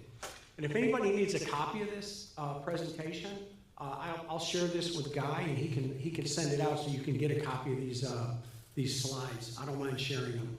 But one of the big things that's really changed is, in the old days, LA was like a red hot basketball. It was always a problem. But what's changed over the years, it's like an egg shape now, because the technology corridors moved out of LA into San Bernardino, into Riverside, Upland, those areas there, and it's moving east into western Arizona. So we're seeing a big increase there too. So obviously we're seeing an increase in every type of good that's being stolen right now. So it's a significant problem. So incident type, as I was talking about earlier, theft, obviously that's the traditional theft. Driver parked at a rest area, he parked at home, he parked, that safe place he parked at for years, and somebody stole it. On the fraud side, I'm sure y'all are familiar with the problem going on with the load boards on your side of the house. We're familiar with them on our side. You guys, your main one is Central Dispatch. On ours, it's DAT, truck stops, those type of things. And a lot of carriers now have their own, load boards as well. So load board fraud is really increased. We're in a trusting society, right? It's a generational thing. In my day, we did things, what's called anybody around before deregulation? Anybody older than me? Trip leasing? Yeah, okay. So trip leasing. There was no internet. There was no rate confirmations. Everything was a hand-to-hand, face-to-face transaction. You had to show up, sign a trip lease, put that carrier's name on the door of your truck, on your log books. You had to carry both names. Your fuel receipts had to have both names, your name and the person you got the load from. It was a different time with the emergence of deregulation and the internet and the efficiency we've built in the supply chain. We're doing business on PDF file, rate confirmations, and those type of things. The faster we move freight, the faster they can steal it. So if you look at the next two columns, fictitious pickup, which is a name I hate, that's fraud. But the next column is also fraud. So the column that says fraud, those are attempts that we recorded where they didn't get through and they didn't get the stuff. And the fictitious pickups are where they got the goods. So if you add both of those together, you're at about 50% of the total right now. So when I first started tracking this in 2012, I think we had 100 a year. Now we're looking at probably a couple thousand a year of these things. So commodity, food and beverage, since the late 2000s, 2011, 12 or so, food and beverage has been number one. In the old days, it was electronics, high-value goods. The electronics industry and the pharmaceutical industry has really got their act together using telematics, GPS units, not only one, but maybe two, overt, covert. They've got their act together, team drivers, high-value escorts. I know y'all probably don't do that with your commodity, but a lot of the pharmaceutical companies and the high-end electronic companies now are hiring companies that do armed escorts, retired police officers, police officers that are on extended leave for whatever reason that can get extended time off, or they fly them to a location, put a couple of them in a rental car, and they follow that truck from point A to point B. It's very lucrative for the law enforcement guys. It's great security if you're hauling a high-value load. And I was telling somebody a few minutes ago that the highest load that I've ever worked that was stolen was $33 million. And RAM for AI data centers, and then 2 weeks later they stole. So they stole the $33 million load, so they're going to replace it. Instead of putting it all on one trailer, they're going to split it up on two trailers. One was $22 million, and the other one was $11 million. Well, don't worry, they stole both of those too. So they got them both. So those are the commodities that are being stolen. Automotive and accessories has always been a hot one for us. Motor oil, tires, those type of things. components for vehicles, ECMs and those things. It's a hot commodity for theft. One thing that's really changed a lot is, in our world, is copper.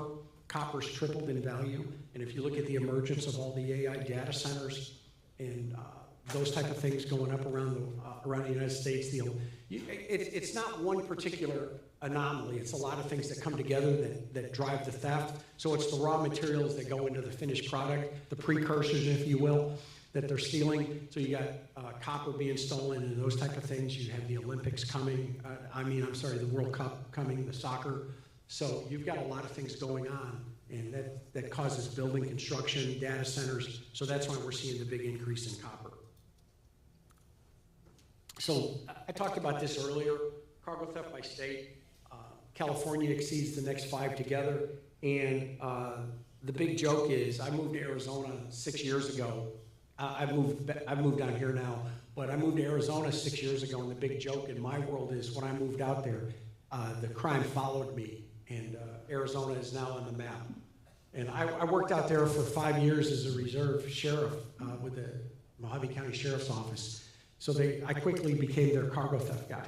So that's all I had to do for them for my reserve time was they had enough cargo theft to keep me busy in my part-time, my non-paid job. So location type, there's no surprise here, except for warehouse. So you look at this and it's kind of, it may confuse you because you'll see warehouse is the #1 place for theft.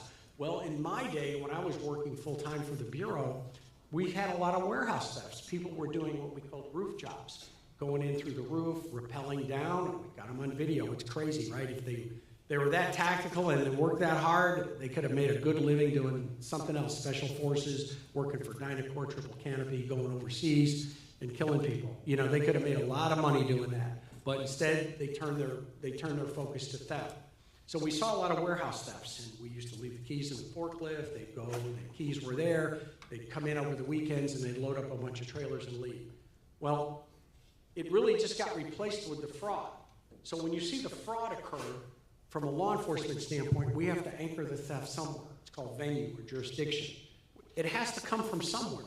So we can't say, well, it was stolen en route, because it wasn't. It's where the goods changed hands. So with the increase in the fraud, the fake driver shows up and steals the load of laptops at the warehouse, and they gladly give it to him.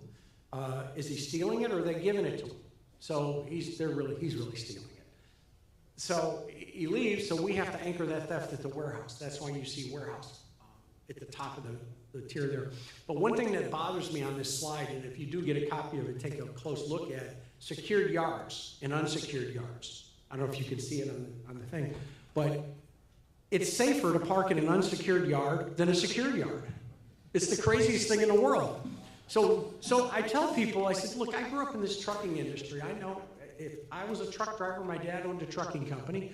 I know, and then, I was a dispatcher, and I worked for a truck broker, and I was a regional director for Ryder. I had 500 drivers in my region that worked for me. I get it. I know how this works. And they're like, what do you mean? I said, well, when the driver calls you and it tells you the stuff was stolen, your first question is, well, where'd you park last night? Oh, it was a secured place. It was safe.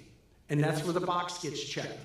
And that's what we tell the insurance company. And that's what we tell the police. It was a safe place. It's damage control. If it was secured, the stuff wouldn't have been stolen.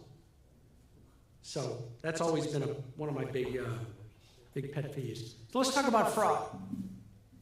Hocus pocus, right? The load's gone. This is the big thing right now that we're all dealing with. And I'm sure you all see this with your load boards too. You probably backhaul your trucks on load boards. Maybe take the head all out for the manufacturer and then piece together a load coming back.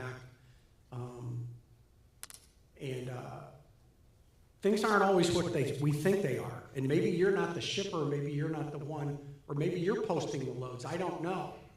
But on my side of the house, that's become a big problem for us. Where, and you don't know it's happened until a few days later. And once it's happened, the horses are out of the barn. Recoveries on our side of the house are far and few between.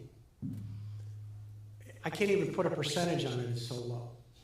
So when I have a victim call me on the phone and they want to tell me, hey, you're not going to believe this, I got a great one for you. This is something new that happened, and you may not have heard of this. And I'm like, I'm like, dude, we take in like 30 of these a week. You know, it's just happened to you. But it happens so fast, it's lightning. The next thing you know, your load isn't delivered. And which was with this situation with the guy always teases me about it, the Sammy Hager's tequila, you know, for the release. And the load's not there, and how does somebody steal 2 loads of tequila? And I'm watching this, and Guy Fieri and Sammy Hager are scratching their head, and they're saying, how does somebody steal 2 loads of tequila? What do you do with 2 loads of tequila? Well, you sell it. And they didn't know it was stolen until after it missed the delivery time. So generally, there's a couple different types of scams, right? There's more scams than we have different time for. There's what I call theft by deception. Bad guys pose as a legitimate trucker. They go on a load board. They get the delivery, and they're gone. Never to be seen or heard from again. That happens so many different times. Identities of trucks, magnetic signs. I don't think we use a lot of magnetic signs anymore. The trucks are aluminum and fiberglass, but signs that are taped on. So if you're ever doing an inspection before you give somebody a load, what I always tell people to do is walk around the truck and grab a hold of the license plate and see if it comes off, if it's Velcroed on over another license plate. Are you giving somebody a load that's going from West Coast to East Coast and they're picking it up in a day cab truck? I mean, these are just things that I've seen over the years that we just give this stuff away. There's other type of scams too. The old ComCheck scam. I don't know if y'all use ComChecks in your side of the house or EFS checks or those type of things where on my side of the house, when you get the load from the broker, whoever, you tell them, hey, I'm loaded. Here's my bill of lading number. You take a picture of it and send it to them, and they advance you 30-40% of the load up front. And the guy's never picked up the load. And you just give away 30-40%. I had one of them back when I was still working full-time in law enforcement, where it was a husband-wife in the Atlanta area. They picked up, they said they picked up 7 loads from Atlanta to California in one day. And you can think about what 30-40% of each one of those loads were of the money they got away with. They took the money, went over to Nally Peterbilt and bought 3 dump trucks. And for the rest of it, they wrote a fake check that bounced. And then I had to go down to Coweta County and find the dump trucks and arrest them. But they didn't get any time. There's no pain at the pump for this, for them. The pain is for us. So this is why we have to be more vigilant. Funny story about the lady. She was on an episode of Cops in Atlanta.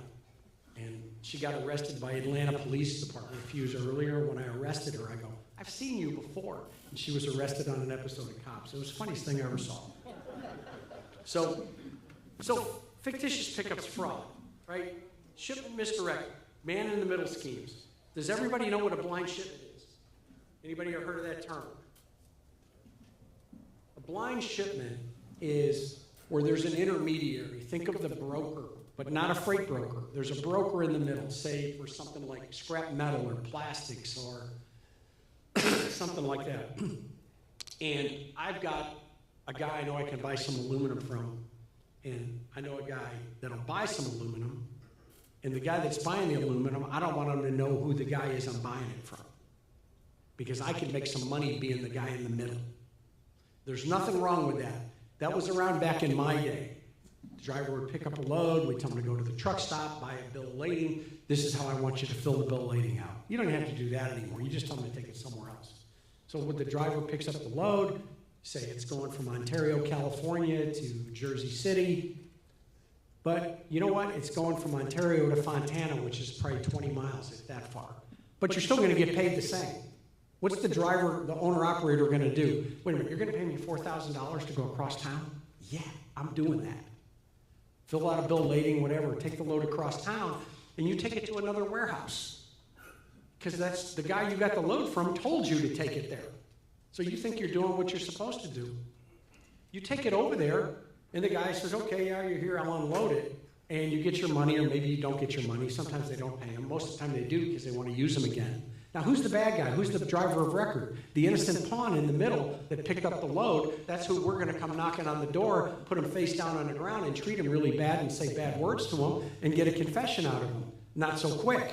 That's not how it works. Hey, I picked this load up. I delivered it where they told me to deliver it. I've got an email from this company. And one of the emails might even say, hey, look, yeah, I want you to pick the load up, but don't email me back because I'm going on vacation. Just call me on my phone, meaning he stole somebody else's email.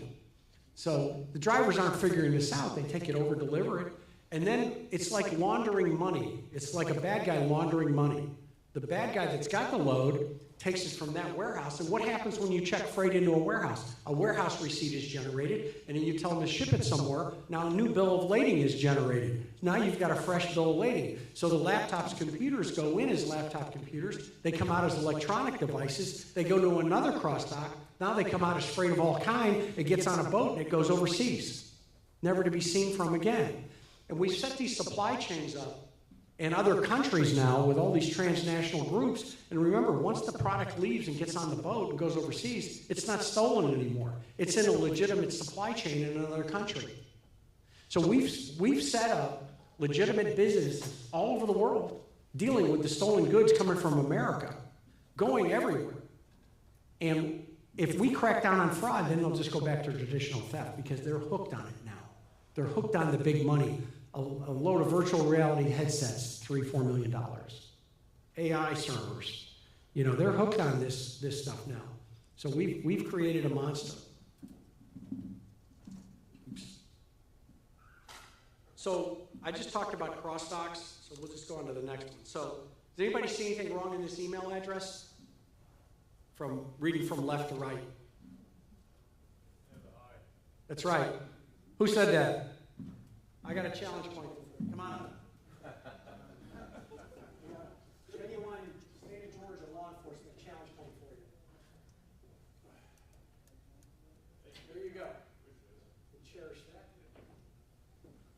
So what the human eye see, we see one thing, and if you're moving 20 or 30 loads a day, if you're a broker and you're moving 20 or 30 loads a day, you see what he saw because it's big.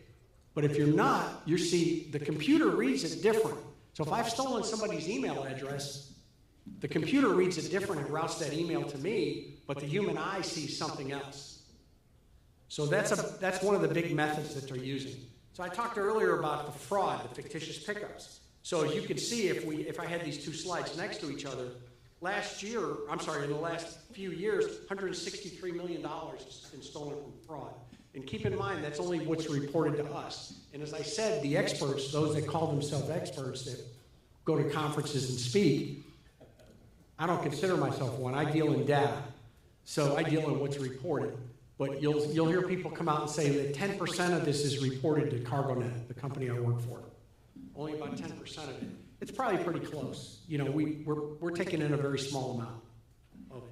But you can see that the heat map is generally the same, California being the #1 place, and food and beverage. So the two type of crimes mimic each other, the straight theft and the fraud.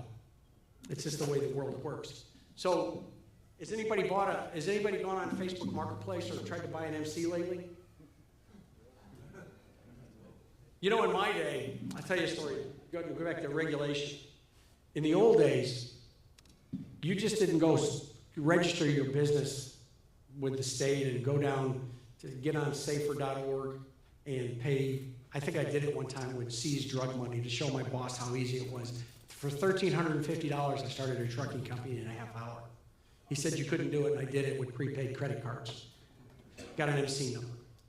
But now what's going on the fraud side, and this could come over into your side of the world, is why would I want to start a company with no history? Because we look at that, right? How long have you been in business? Who are you doing business with? What kind of inspections have you had? It says, here's a key right here. It says on Safer, you've got 6 trucks, but you're picking up 12 loads today. Nobody gets that. You got to think about these things. So if I'm doing business, say, with Amazon, or I'm doing business with one of the, Depot or Lowe's or whoever, or a high-end retailer's, cosmetic company, Ulta Beauty, somebody like that, I've got those customers. I'm doing business with them. So that drives up the value of the MC number I'm going to sell. Because I'm going to buy it. and I'm going to use your good MC number, but I'm also going to buy your email addresses, your phone numbers, your mailbox key for your P.O. box, and I'm not going to re-register it with FMCSA, even though it's a regulation. Does anybody know the difference between a regulation and a law? Regulations are just suggestions. For breaking laws, you can potentially go to jail or get a ticket or something for, I hear. So nobody really goes to jail for this stuff anymore. But so the regulations say you've got to transfer this, and now they're saying you get a whole new number. You can buy their business, their book of business, but now you're going to get a new number, and you're going to have a high number, and you're not going to be able to use that, the references and all that. Well, the bad guys go online, and they put these on Facebook Marketplace. Depending on who you're doing business with, how long you've been in business, what you've got drives up the price. I've seen some of them, these are just some examples. I've seen some of them as high as $20,000 because they're set up to do business with Amazon. And this is one where somebody's on Facebook Marketplace begging for someone to sell them an MC number for $20,000 when you can go set up your own for well, it's probably a lot more now. The insurance is what drives the cost up. The filing fee is not much.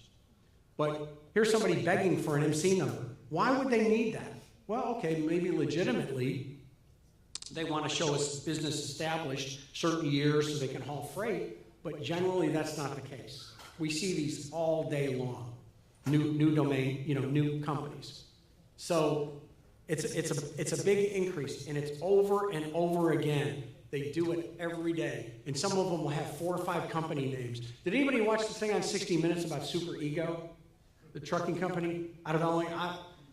The only case I ever worked with them was stolen airplane parts, and they really weren't involved. I don't know much about them, but from what I understand, that's what they were doing, chameleon carrier type stuff. And you see that in the automotive side too, on the car haulers that go on the broker boards that move cars. They have 4 or 5 names in their pocket, and they burn one, and then they just change the name on the door of the truck, and they're going again. And then after everybody forgets about the cars they stole or the stuff they stole on the original one, they use that one again. Like it says here, rinse and repeat.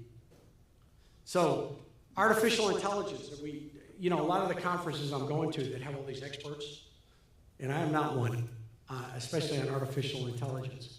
But what's interesting, I always say is that, anybody's ever read anything I've written, is the bad guys are playing chess and we're playing checkers. And the supply chain moves at the speed of light.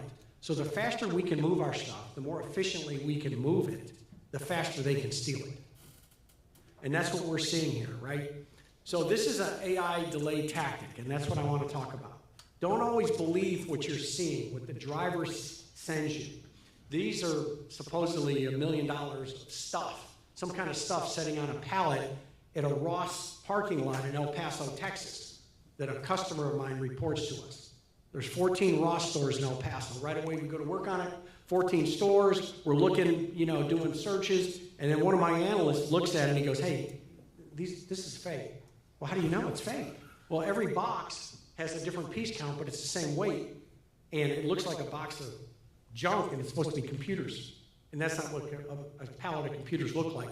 So that's a delay tactic. So the driver calls you, or you're moving a load with someone. You're depending on someone to be honest with you for something critical. Take a hard look at it, because things aren't always what they seem. This is an AI-generated picture. This is an AI-generated picture here. The delay tactic is my driver got pulled over by the police and he's being delayed.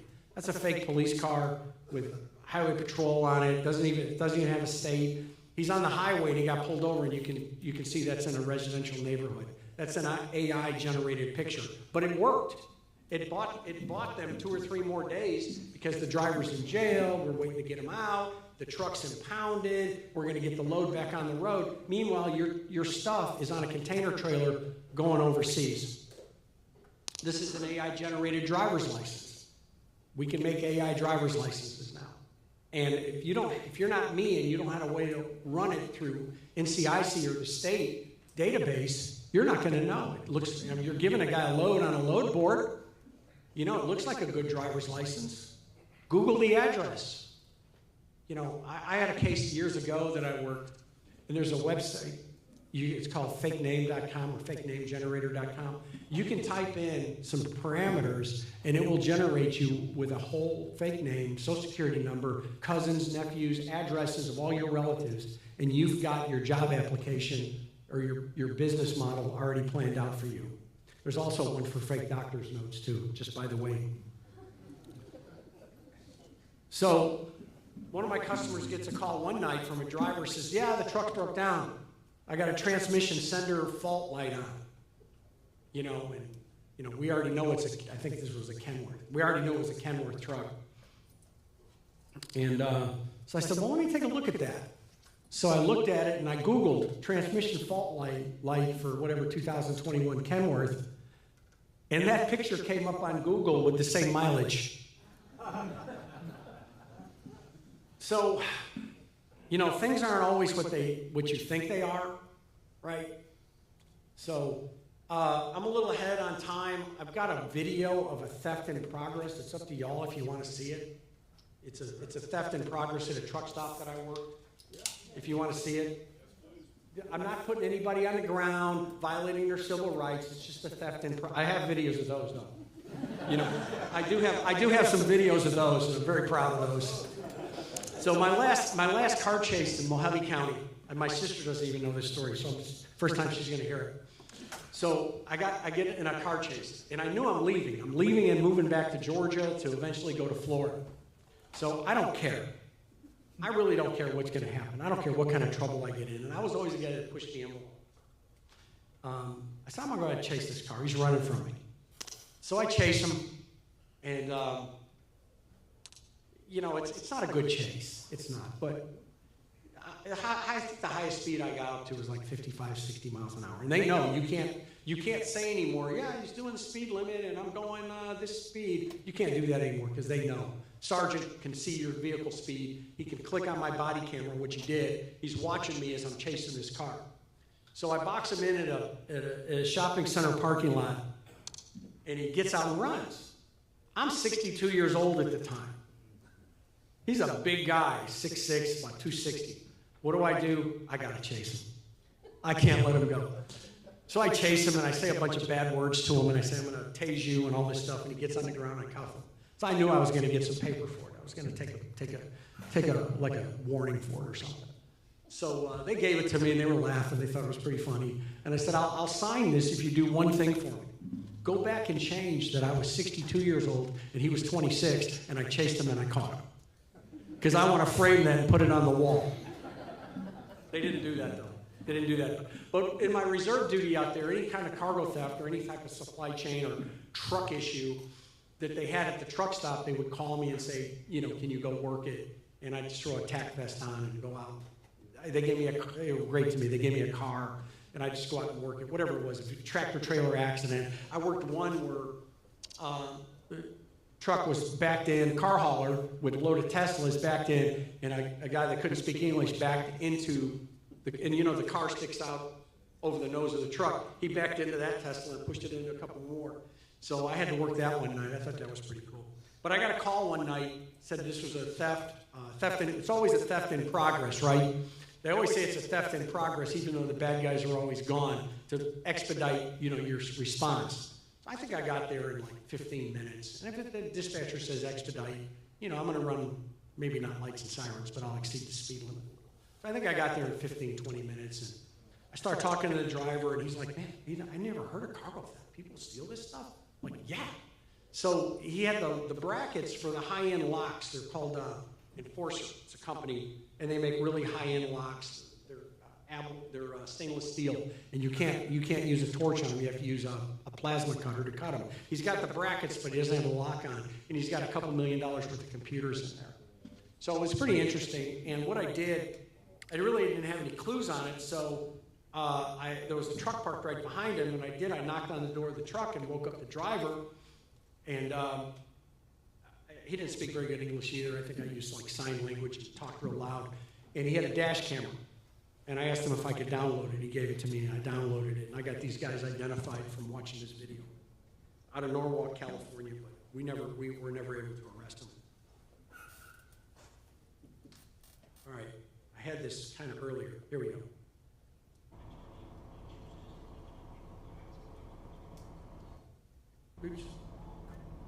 this not playing right? Where's my AV guy? Playing up there? It's not. You don't even see it.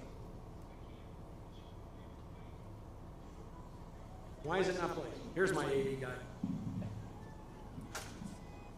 But I want you to see how fast $300,000 is.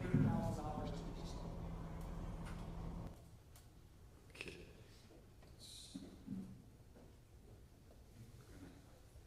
Do we have it open to maybe more than one? Yeah, that's what it is. Let's do this.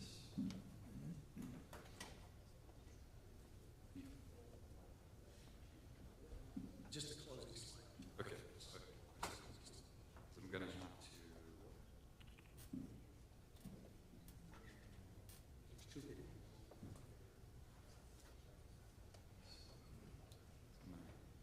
So while we have this break in time, does anyone have any questions you ever wanted to ask the police that you were afraid to ask, or questions you got? You want to tell me about something that happened to you when you were a teenager? It can affect your life now. I'd be happy to answer those questions. Well, I got a friend that had this problem. Is it playing? It's not playing. Okay. So you can see this truck. He's parked in the fire lane. That's okay. Not the fire lane, please. And he's parked. The trucks to the left that's the fuel island. So there's a lot of traffic around here. And here comes one of the Chamorro brothers.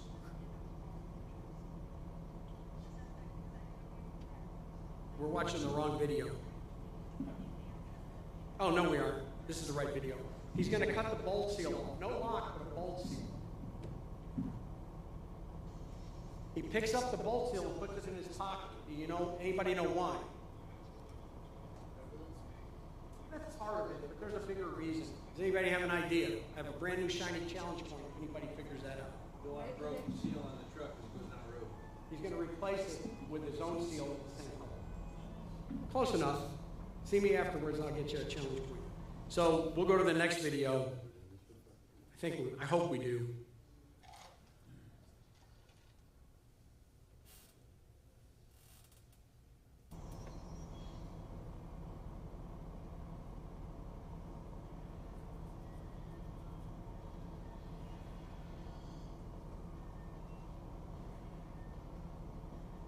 So,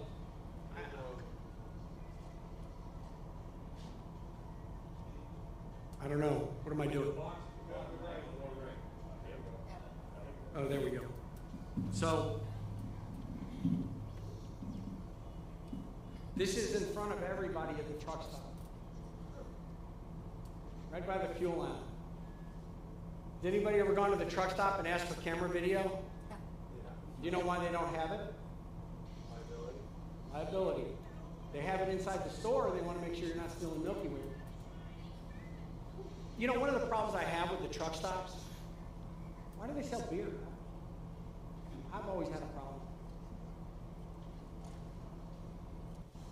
So there you go. So that's how quick it was. That's a $300,000 theft of computers.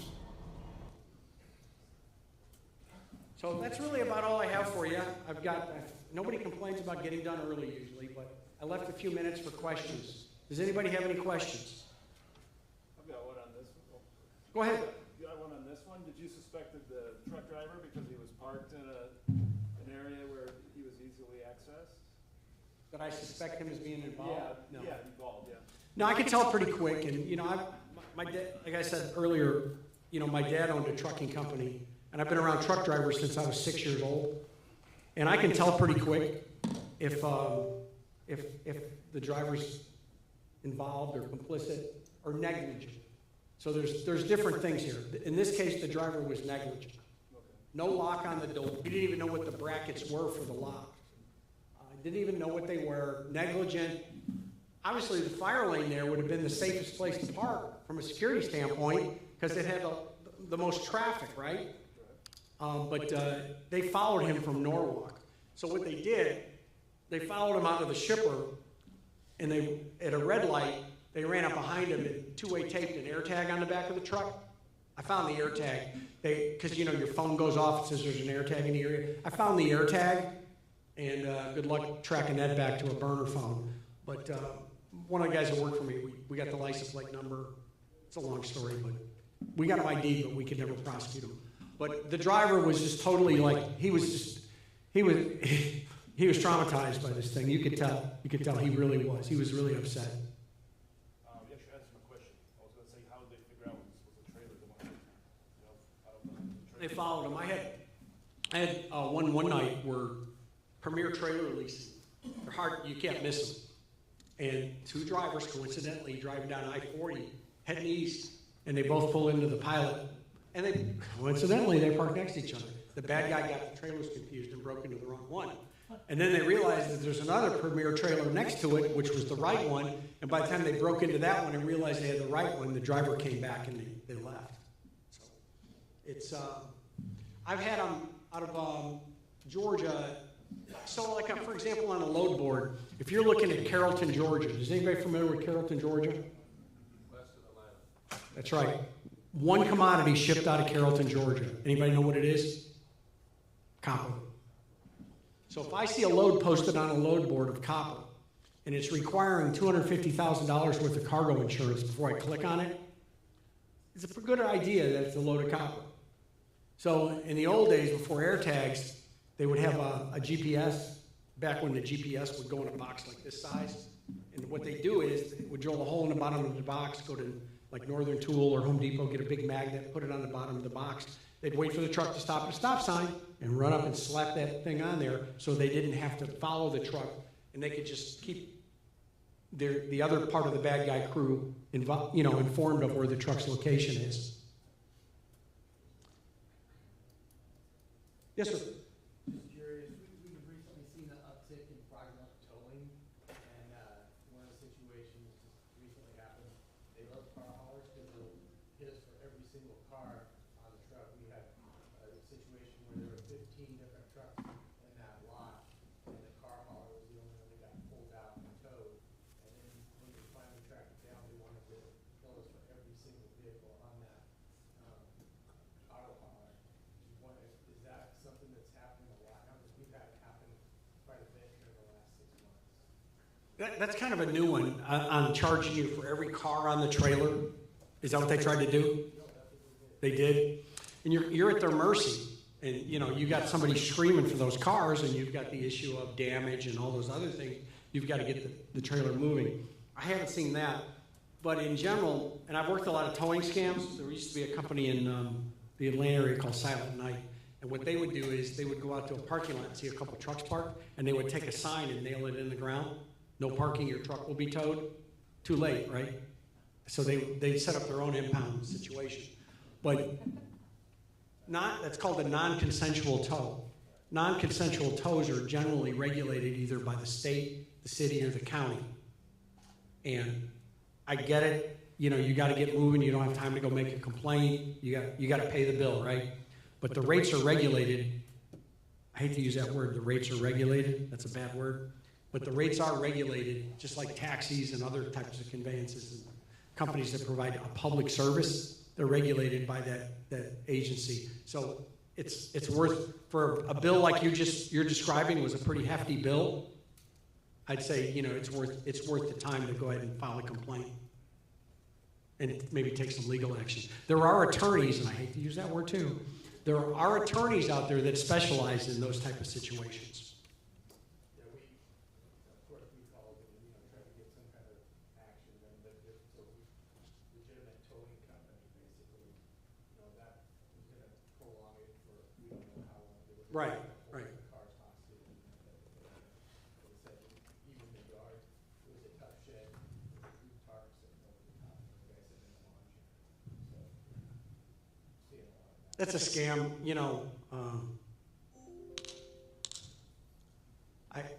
I don't even know what to tell you. I feel bad for you on that one. That's a tough one.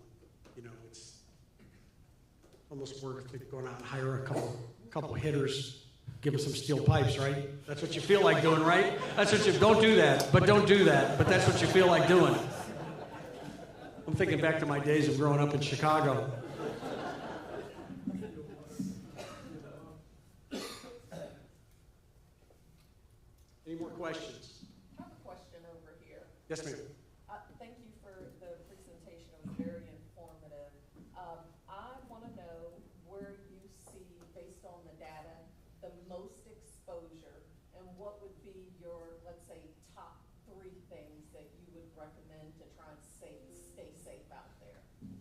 The number one risk right now for us is the fraud, because we don't know who the bad guy is.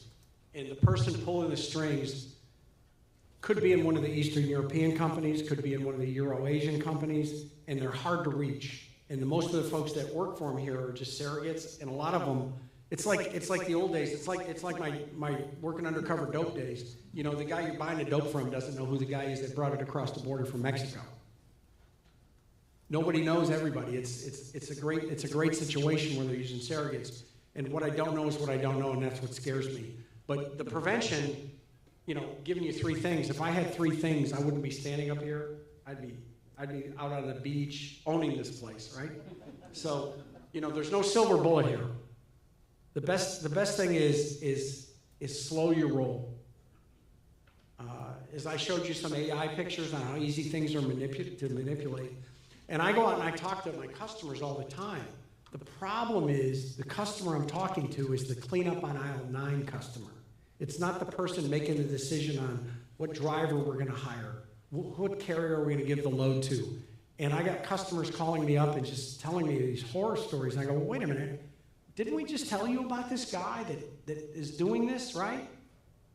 Didn't you communicate that over? Yeah, we send it over, but they never read it because they're too busy moving loads. Slow down.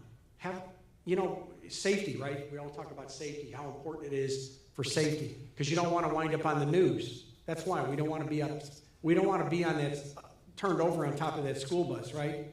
But you're going to have to start thinking on the security side, especially on the driver's side. What we've seen in the recent few months of the U-turn issue, right, on the highways, and the security thing and driver hiring and vetting. You know, how they're going to hurt us is at the pump, right? We're going to be paying for this in our insurance premiums. You know, I went to the Truckload Carriers Association conference a couple years ago, and I think the minimum liability insurance has been in place for motor carriers since they made it mandatory, right? Was it $1 million or $2 million? Somebody help me out here. You think about it, what is $1 million going to cover in a catastrophic accident? You know, we don't want the feds coming back in here and saying, well, we need to up it to $5 million. We don't want that. So slow your roll. Vet everything. Look at everything twice. Have a sign-off. When I worked in background and recruiting for a police department. When we hired someone, I did the background. I did all that stuff. I went to a sergeant, lieutenant, a captain. Everybody re-looked at my work because we did not want to hire that officer that's going to be on the news. We did. It happens, right? Bad ones, just like any other profession, dentists, you know, doctors, teachers, attorneys, you know, we all fall, especially attorneys, right? I don't like those guys. So, you know, they all fall between the cracks, but have a sign-off process on, did we double check, did we hire this truck? So when I used to hire drivers, I'd look at, what's your home address?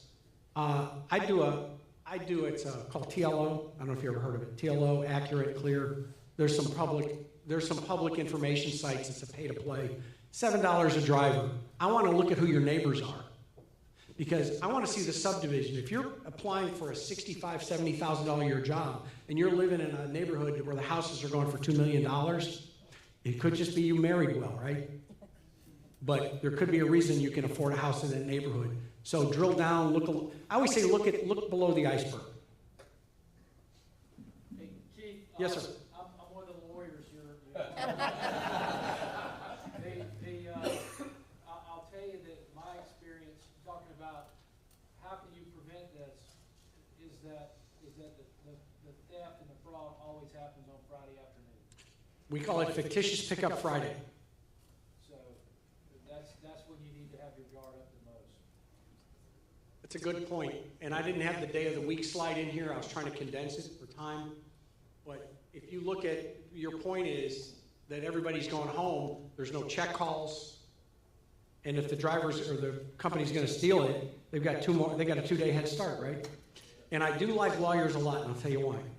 As a police officer, I always think of, if I do something bad, I'm going to need a lawyer to defend me. So I have a lot of respect for lawyers.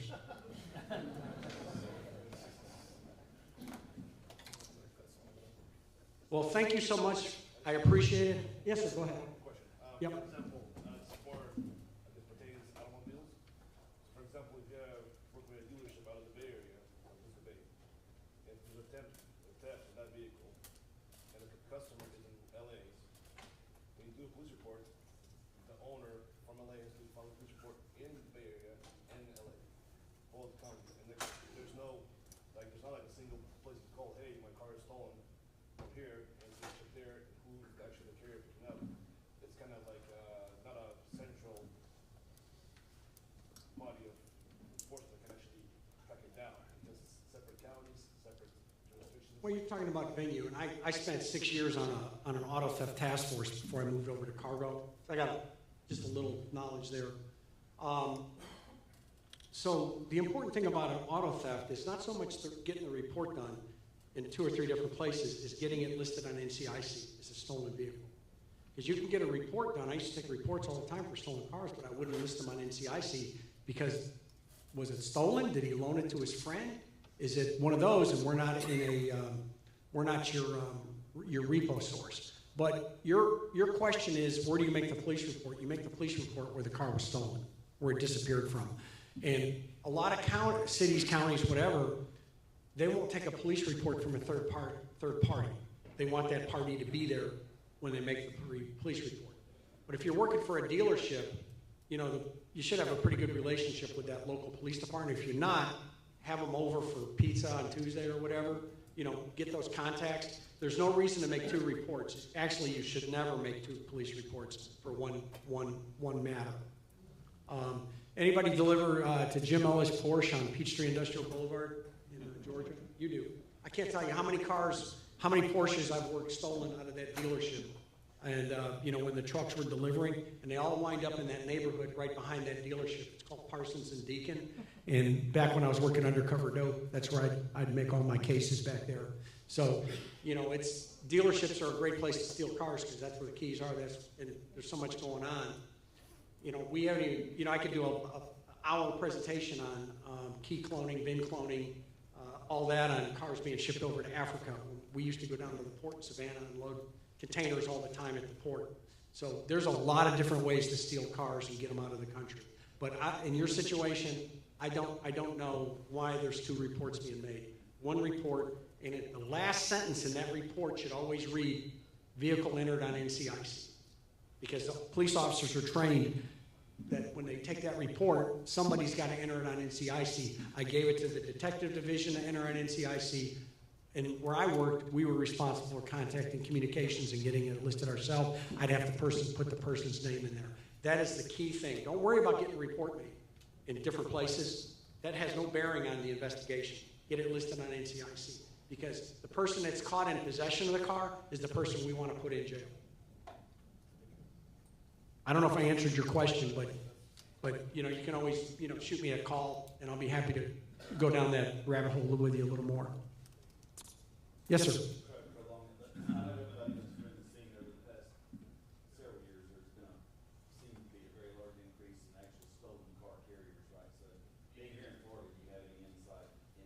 It's funny you mentioned that. Have I talked to you before? Somebody with the association from Florida calls me every once in a while. Guy has them call me. And I'm not putting your business on the street. You might have called me and you don't want anybody to know. So I'm sorry about that. I didn't mean to do that. So yeah, you think about what's a new Peterbilt low profile suspension with the rack on it. The Peterbilt's what, $220,000. Then you put the rack on it, you're up to probably $300,000. Then you got a trailer behind it. You got $250,000. You got $500,000 rolling down the road before you put a car on it. Am I pretty close? Maybe $400,000. Yeah. So they're heading south, you know, south of the border. But what I recommend is this is something a lot of people don't think about. Well, you know, we had a GPS on the truck and they disabled it, right? We get that, right? They disabled the GPS we had on there for whatever log, you know, ELD program we're using. You know, they disabled it. Well, does everybody know there's a secondary GPS unit on every truck made after 1999? The ECM on the truck has one. That's how the logbook works. That's how they know where the truck is. So whoever your provider is for your electronic log device, that's who you need to reach out to find that truck. It's on there. But I always recommend you put a secondary device on there. Even though you've got that primary and the ECM on the computer. But those trucks, they're heading south. They're heading west, and then they're heading south. Never to be seen again. And you don't need any documentation to get south. You need it to come back, but not to get south. Now the politically correct term for that is called nearshoring. Nearshoring. I meant to say that. I did. We good? Any questions? Thank you so much. You're a great audience.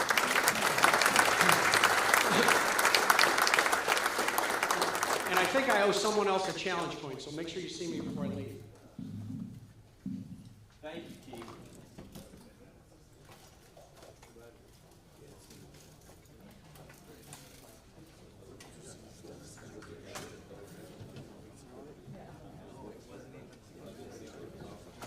Come on up. Okay, folks, our next presentation or interview is going to be conducted by Mr. Dennis Manns. He's going to talk to a couple of our OEM visitors. And come on up. Dennis is the Executive Vice President for North Motors Group, Senior Advisor for Instar HEF out of Toronto, and a leading private equity group. He's been on the board of Amports in Jacksonville for a number of years.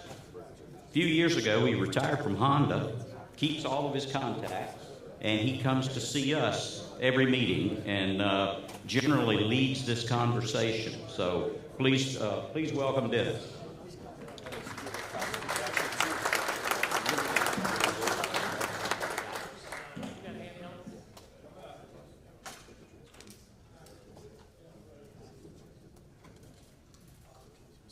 Get the microphones going.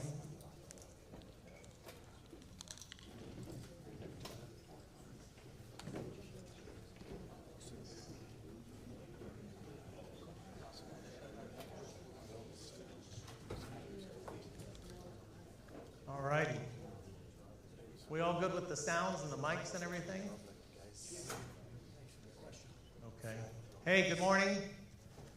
We've had a good start to the morning. Dean led us off with a great introduction. And then we had the motivational speaker guy and the safety guy. And now we're going to have my favorite subject is we talk shop. And we have two great guys with us today from two great brands, two large brands that are a big part of our industry. And this is one of the favorite things that we do with the AHA conferences is we have different OEM guys. If you've never been here before, we'll do a session where we just talk how business is going, and these guys are going to share their thoughts and comments about where our business is today. And so being the Honda guy in the room, so we can do the Toyota thing, the Nissan thing, and then the Honda discussion, which is a lot of fun. So let's start it off, and I'll ask Todd to lead us off. And if you could give us 2-3 minutes and talk about the position you have now, and kind of your automotive career, how you came to this point in your career with Nissan. So if you'd lead us off. Yeah, absolutely. Thank you, Dennis. And before I get started with that, I do want to say thank you for everything that you do. We absolutely appreciate it. My father's a retired truck driver. Retired at almost 71. My father-in-law's a retired truck driver. I drove back when I was 21. Got my CDL, so I understand. I've never done the car hauling side. I've always been on the cargo side, but absolutely, we would not be where we're at as a business without everything that you do every day. So I just wanted to echo the sentiments that were shared earlier. We don't tell you enough how much we appreciate you for all that you do, but thank you for that. But I'm the director of finished vehicle logistics for Nissan. Back a year ago, I actually picked up the procurement side as well. So I cover all of the procurement for finished vehicle logistics. I cover it for our parts logistics group and also our after sales group. So basically all of our logistics purchasing and then the operational side. I think the thing is, why did Nissan do that? Why don't we make the decision? On the operational side, we're responsible for the P&L of the business. So we look at every single pillar from the operational standpoint and not just the sourcing piece of it. In procurement, a lot of times they're just looking at the sourcing side and cost reduction, and tying it into the operational pillar was really more or less us trying to make the best business decision how do we optimize our costs across all the different pillars, and then also how we ensure our performance, and ultimately how we get the cars to the right place at the right time. But that's really the strategy behind it. In addition to supporting my operation, I also support the executives that cover the parts, logistics, operations, and also after sales. So I'm busy. I haven't been home in 3.5 weeks, and been a pretty busy time. Let's give Todd a big hand, please. So Narayan was with us last year, and we were in, was it Denver? And he had some of the other Toyota guys join us, and they can't join us because you guys have your partner conference next week. So Stu and everybody's putting that thing together, but we appreciate you being able to hang with us. So Ryan, if you would give everybody a little introduction to your position that you have, responsibilities, and kind of how you got to this point. Can you hear me? Some of you know me already, but my name is Narayan Potu. In case you can't pronounce it, I'll tell you later. A lot of you guys call me Patu, Puto, and everything else, but to make it easy, you guys know the President of the United States, POTU, so that's Potu, so you can go by that. So that's my last name, and I work for Toyota in Toyota Logistics I don't have as much hard shoulders as Todd, that much responsibility, thank God. I'm only for highway operations only, for finished vehicle logistics. I don't deal with cargo or any other product. I'm strictly highway business partners. 15 of you are here that are our current business partners. So next week you'll hear the same thing. So either you can take a nap now, or you can take a nap next week, whichever you prefer. So I've been with Toyota for close to 20 years, whether vehicle processing or logistics. Honestly, we have the best business partners. And without you, of course, my life will be miserable. So thank you for all you do. And like the previous theft and everything else is going on, you all react very quick. I really appreciate about that because you respond quickly, you communicate very quick, take the photos, inform us right away so we can ping the vehicle, locate the vehicle. So thank you for all you do, and keep up the good work. Great. Let's give Ryan a big hand. Okay, let me start off with a 60 minutes, hard-hitting kind of investigative question, if you don't mind. So what's your company car you're driving right now? I'm driving a 2024 Land Cruiser First Edition. Okay. What are you driving now? Actually, just getting into an Armada. Okay, all right, great. It's always interesting to see what cars everybody picks. I used to drive port repaired cars, so every 4 months I jump out of a car, so it was always something. Todd, let me start with you, and it's interesting because Nissan, Toyota, and even Honda, the 3 different Japanese brands, obviously, but 3 different business models, how you guys, the 3 brands run their business. And in your case, you're wearing the 2 hats which you mentioned.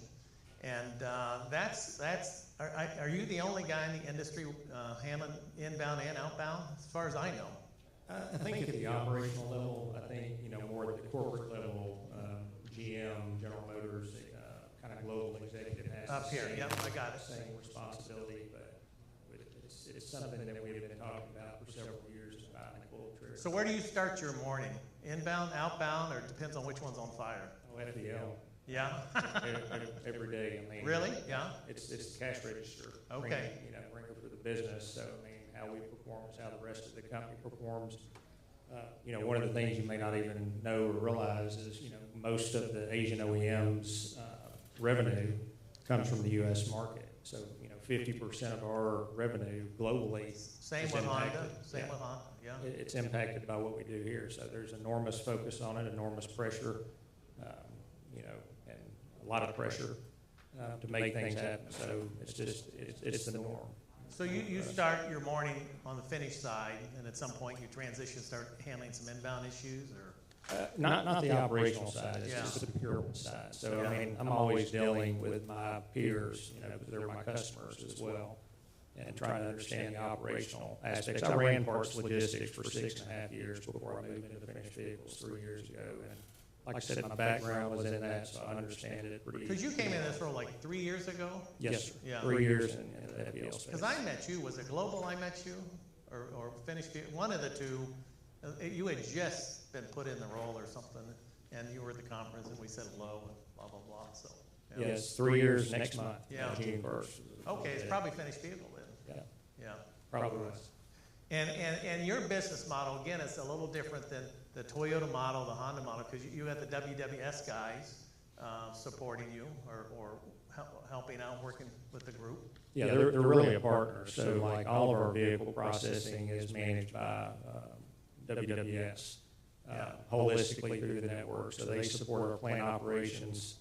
They also support all of the ramp operations, as far as the tendering, all of those aspects in the ports as well. They're a single source provider for us, but we're intertwined in the operation. We all sit together, working through all the challenges. I mean, we've had a lot of support. The AHA Group's had a lot of support from Nissan the past few years. And you and I had dinner a couple nights ago. Ryan Perman was with us, and we did this thing in Atlanta 4 years ago. Where's Guy? He left. He left me alone. Anyway, but whenever we were in Atlanta, Ryan was there with some of the other Nissan team, and then Joe Berman has joined us in the past. And and Ben was here last year. That's what I was going to say. Ben was here last year doing the panel thing, and he got promoted. He ended up with 2 jobs, or I don't know. He had a new assignment, but he's not doing Finished Vehicles anymore. No, Ben's actually the director of supply chain now, Okay. and Joe retired, and he's the director of logistics for Mitsubishi. Yeah. So who's your Nissan go-to guy on the Finish side that is kind of taking over their responsibilities? So Nate Weimer's senior manager for FBL operations, and Seth Ellis basically backfilled Wesley Hitt on the WWS side. So those are kind of the 2 key contacts for us. Yeah, great. Narayan, let's chat about the network. And it seems like every time we do an AHA meeting, the world has changed, It's turned 90 degrees or 180, whatever. But for Toyota, how's the network doing for you guys right now? Overall network, I would say really well, especially with the rail car supply being very steady now. Not that many issues. Last time I heard that actually they have more rail cars sitting on the side with cobwebs in it. So we do have more rail cars, so there is not that much interruption to our network flow. And like I mentioned before, our business partners knock out of the ballpark. One thing that we always ask our business partners is, hey, if you see an issue, raise your hand, ask for help. We are here to help. Some of them do, some of them we have to call, but it's a business partnership. And so far, at least, it has been going well. Except we do have quality holds, of course, weather holds. Those are the interruptions that we deal with. Lately, quality holds had been significantly higher because Toyota had put so much focus on not passing the defect to the next customer, do the end-on. So that keeps me up at night because some of the rail yards get full, and then we get embargoed, and then I got to get our carriers to say, can you move these vehicles faster? So overall network is doing really well, but our quality holds have been significantly higher. Give you an example, in 2025, close to 150,000 vehicles were either on a quality hold or had to be moved to another location to get them repaired. So network is good, but little bit glitches here and there. Yeah. So you guys have Gulf States and SCT Toyota. They handle their own cars once you guys get them to them. So outside of that, I mean, what volume were you annually handle with your group? Like 1.5 maybe, something like that? Last year was total 2.5. 2.5 delivered, and then between SCT and GST, they did 700. Do you do export? Yes, we do export. That's part of the group that you're in. What's in the, because you call it Toyota Logistics Services, CLS. So who do you report into? I report into Stu Lockton, my manager, and then Missy Herdman is the general manager, and Manny Bansi is our vice president. Okay, yeah. Yep. And so, Todd, with a question for you is on the auto hauling procurement side. Have we seen any changes there with within the Nissan world? So I think just kind of similar to what I was saying earlier, we're looking more at the TDC piece of it. So like all of the operational levers that go into costs like tender yard, exit quality, safety, all of those things have a cost to the business. And, you know, I think as an industry, whether it's the parts logistics side, after sales side, you can get too hyper-focused on rate a lot of times, and you drive things that are not sustainable for the business, you know, long term, and you have to be a little bit more strategic. And so we're trying to go after all those cost elements that really get ignored a lot of the times, and really looking at that total delivered cost piece of it. I would say that's really what's changed for us. You know, data analytics is more prevalent than ever. A lot of the information has always been there. It just doesn't always get used, and we're kind of in that journey right now to make some of that stuff more real time in the procurement.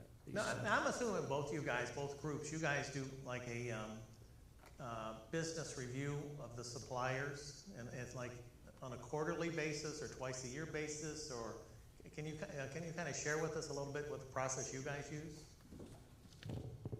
Yep.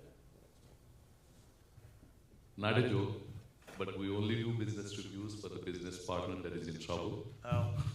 We used to do service reviews with all our business partners every quarter. With the new direction from our vice president was, why are we giving the 3 months previous report today when it is already in the next quarter? We only need to bring the partners where we can work with each other to improve the operations. But we do provide this scorecard every quarter to every business partner.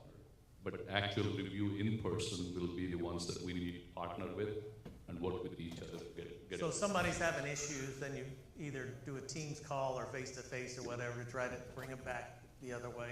Yeah. Yeah. And then once a year, of course, we do have the annual partners meeting, which is May 12th and 13th. Yeah. Next week in Plano. Yeah, that's great. Todd, same question. So once we're partners, we're not dating anymore. We're married, and part of being married, you got to have, or divorced. You know, well, don't want to get divorced, but you got to have great communication. And you know, so one of the things that we did, you know, COVID, I think some of the discipline of the QBR got out of practice a little bit. A lot of those things ended up going remote, and it wasn't really fostering the dialogue. You know, the QBR for us is an opportunity for us to listen. It's more important for us to listen than to talk most of the time and understand the challenges and things affecting performance. And so we do them every quarter. We have them on site, face to face. It doesn't matter how anyone's performing. They're kind of a mandatory thing for our partners, and they just provide great benefits for us. And since your group's a little bit different, so does Nissan lead that meeting, or the WWS guys, or how does that work? Typically, we have kind of a co-lead meeting. So, you know, we do have Williams kind of responsible for the carrier management, but we're very symbiotic with it, and you know, we pay a lot of attention to it. And you know, again, kind of our evolution. The past few years, we're pushing more data out, more information out to the carriers than ever before, trying to help with the performance of things, you know, like real-time tendering, dynamic ETAs, lots of things that help you perform better in the market. And, you know, we really want to understand how those things are getting utilized in the business. But, you know, QBRs are extremely important for us. And like I said, it's a great opportunity for us to listen. And I think, you know, if you talk to our partners that are in here, they'll tell you that, you know, we invest a lot of time in that. And it goes beyond the QBR too, as well. Now, Ryan, let's talk about like equipment supply on the rail side and on the car side. You know, how's because you know our sales numbers are actually pretty decent. We're not at 17 million, but you know we're going to talk about this in more detail tomorrow when we do the industry discussion. But somehow, some way, the dealers, the OEMs are selling cars, and so the numbers are pretty decent. But how is equipment supply for you guys? Yeah, I think so far no issues at all from our business partners. Of course, when they need it, they will go into third-party companies to take advantage of their business models. But we are forecasting to be, at least recent information from our CEO was this year is going to be 2.9 million vehicles produced and 2.7 potentially to be delivered to the dealers and sold. Day supply is at a nice number, I think, for most brands, which is pretty good. I think you guys are on one of the lower numbers, but I think it's still a nice number. Yeah, we have been the lowest. That's what causes me heartburn, because every dealer is screaming for every car, and then of course then we put pressure on our business partners, and a lot of hardship requests, and they do a decent job getting them to the dealers on hardship requests. So, yeah, it's good. I mean, the overall, we're not seeing any equipment supply issues, and our business partners being proactive, ordering their equipment in advance and getting them ready. And we are also in the bid process right now, so they're all looking at their assets and everything else. So, from rail car supply, like I mentioned, very rare we are having any issues with rail cars anymore. Seeing some issues with the tri-level rail car supply, because there is only limited tri-level rail car supply, and then one time a train did reach on time, and now there's a trickle effect for the next week for the tri-level. What's the buy-tri mix right now? Do you know? For us, Toyota is like 70-30, 70% buy and 30% try. Are they still doing conversions? I don't even know. I mean, when we don't have enough tri-level rail cars, of course, we're loading tri-level product on bi-levels, costing a lot of money. That's when we call our business partner to say, hey, can you match the rail price if I have to put a tri-level and a bi-level, and we'll give you the same price, and we'll match it. Yeah. How's the run in the Mexico, or is the equipment supply still a challenge in Mexico? Our Mexico partners are giving us that they have way more than what they need for the automotive market from the equipment supply. So they're saying. Sorry, what was that again? They have way more equipment to supply for us than the automotive industry is demanding. That must be FXE. Oh, from the. Yeah. Todd, any same question, equipment supply, how's it working with the Nissan? Yeah, I mean, the fluidity of the network, especially cross borders, improved quite a bit, honestly, the last 24 months. So about 3 years ago, there was, definitely rail car shortages and fluidity of the network issues that caused us to actually go out and procure a dedicated vessel. So we ended up shipping some of that volume to the East Coast ports. We've since basically done away with the dedicated vessel. We're not really facing any challenges Mexico cross-border right now. I think the challenge you're seeing more on the trucking side and at this point than the rail side. And, across the U.S., rail performance has been really good this year from our perspective. Was the winter a big issue for either one of you guys, or just kind of a normal winter? Are you talking rail or truck? Yeah. What the hell? We'll open both of them. I mean, we did see some delays on rail, especially when it was freezing temperatures, with the rail being running slow, and the overall lead time got longer. And then, of course, now business partners were expecting from the auto haul side, so many vehicles are coming to the rail yard. That couple of days delay, and now they have to reset their equipment back to the yard. So once rail stops, of course, truck gets impacted. And then from the weather side, we had major issues this year, especially my son goes to school in Providence, who expected 40 inches of snow in 24 hours, right?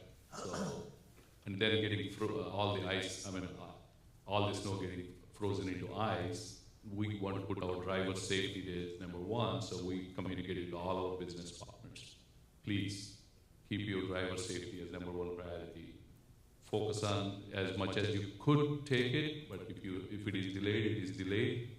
We won't hit you on the on-time performance metric for those weather delays. So now we put those vehicles on informal hold whenever the weather comes in and tender gets cancelled, so on-time performance doesn't get impacted for that. So we're not dinging our business partners for that. So. I'm sure everybody in the room knows the answer to this question, but can you walk me through your plan? So you've got San Antonio, which is kind of your truck plant. Yeah, San Antonio is, of course, Tundra and Sequoia. And Georgetown, of course, is Camry and RAV4. ES is now moved to Japan. ES will be battery and hybrid. And then you got Princeton, you got Highlander, Grand Highlander, Sienna, and TX. And then you got Tupelo, Corolla only. And then Huntsville, you got the Mazda joint venture with the Corolla Cross and Mazda CX. We got That's static. for US. We got static going. Is there anything you could do? Yeah, I'm using his microphone. I can get one over there. Can you do that, please? Thank you. And then Mexico, of course, we have 2 plants, one in Guanajuato and Baja, both of them producing Tacomas. And then Canada, we have 2 plants, right? So In your RAV4, if I'm not mistaken, you have a new one coming out Q4? Is that right? No? Which one? Is RAV4 new this year? No, yeah, we already released on February Super Bowl. Oh, you did? Yeah, Super Bowl, we released it and selling hot and really crazy. Is that exclusive Georgetown? No, it's been Woodstock, Canada Woodstock, and Okay. Georgetown, Okay. and Cambridge. All 3 plants producing, and some we're even getting from Japan. Because at Honda, like CRV's hot too, Mhm. and I think that's 3 plants sourced also. Yep, same. Todd, can you kind of walk us through your plants, so, where they're located? So US, we've got basically our Canton facility and also our Smyrna, Tennessee facility, but Canton facility produces the Altima Frontier, and then our Smyrna facility produces Pathfinder, QX60, QX65, Murano Road, most of our regular vehicles. Yeah. Can you kick his mic up just a hair? Todd. I can hold it closer to speak up, that helps. All right, thank you. So Todd, let me ask you this. So on the auto haul space side, can you talk about the challenges in the space and from the Nissan standpoint of what issues or challenges you might have in the marketplace? So I think it's the same challenges that the haulaway carriers are dealing with also on the inbound side. I mean, you're seeing costs going up, whether it's for tires, insurance, the driver shortage, turnover, impact. I mean, it's really more prevalent on the inbound side because spot market is up quite a bit over there. I mean, just in the last little bit, it's up about 25%. They're losing, drivers for the English language proficiency. That's artificially pulling capacity out. You also have the B1 drivers, that have honestly been running illegally for a while instead of going back across border, and there's a crackdown on that, and that's kind of manifesting itself into this driver shortages across the whole network. But the hard thing on the FDL side is all of these cost pressures are up quite a bit, but you're seeing a lot of rates drop at the same time. And that's where again we're trying to look at it more strategically and tactically. I mean, we can't ignore rates, but at the same time we want to make sure that our partners are strong, because we need to make sure that partners are able to go and procure new equipment at the next equipment cycle, and they're not just in a break-even standpoint. So we really try to focus on that, pay attention to it, and secure longer-term agreements with our providers where possible to keep that disruption out of it. I mean, when you two guys look at, everything that we've come through the last few years with the COVID issues and this microchip, processing issues and some of the restricted production issues, and then the issues you just mentioned where we are today, is your businesses as challenged, or is this actually a little bit easier than some of the issues we had with those 2 environments? Narayana, you want to jump out first? I mean, we didn't have chip issues, so the chip side, I think Toyota made a very strategic direction in the past that we did not face it, but of course COVID threw a big wrench in the whole supply chain process. But right now, I think it is stabilized, to be honest. There is not that much disruption to our overall industry. And on top of it, just like Todd mentioned, I know he has procurement responsibility also. Was there much change with the TLS group coming out of those that's helped you, frankly, address some of these issues he just mentioned a little better, maybe? Yeah, I think so. I mean, with our new executive direction, got a very good leadership within our TLS. So one of the things is, of course, that none of them are here, so I don't score any brownie points here. One of the great things about our executives is don't just focus on cost.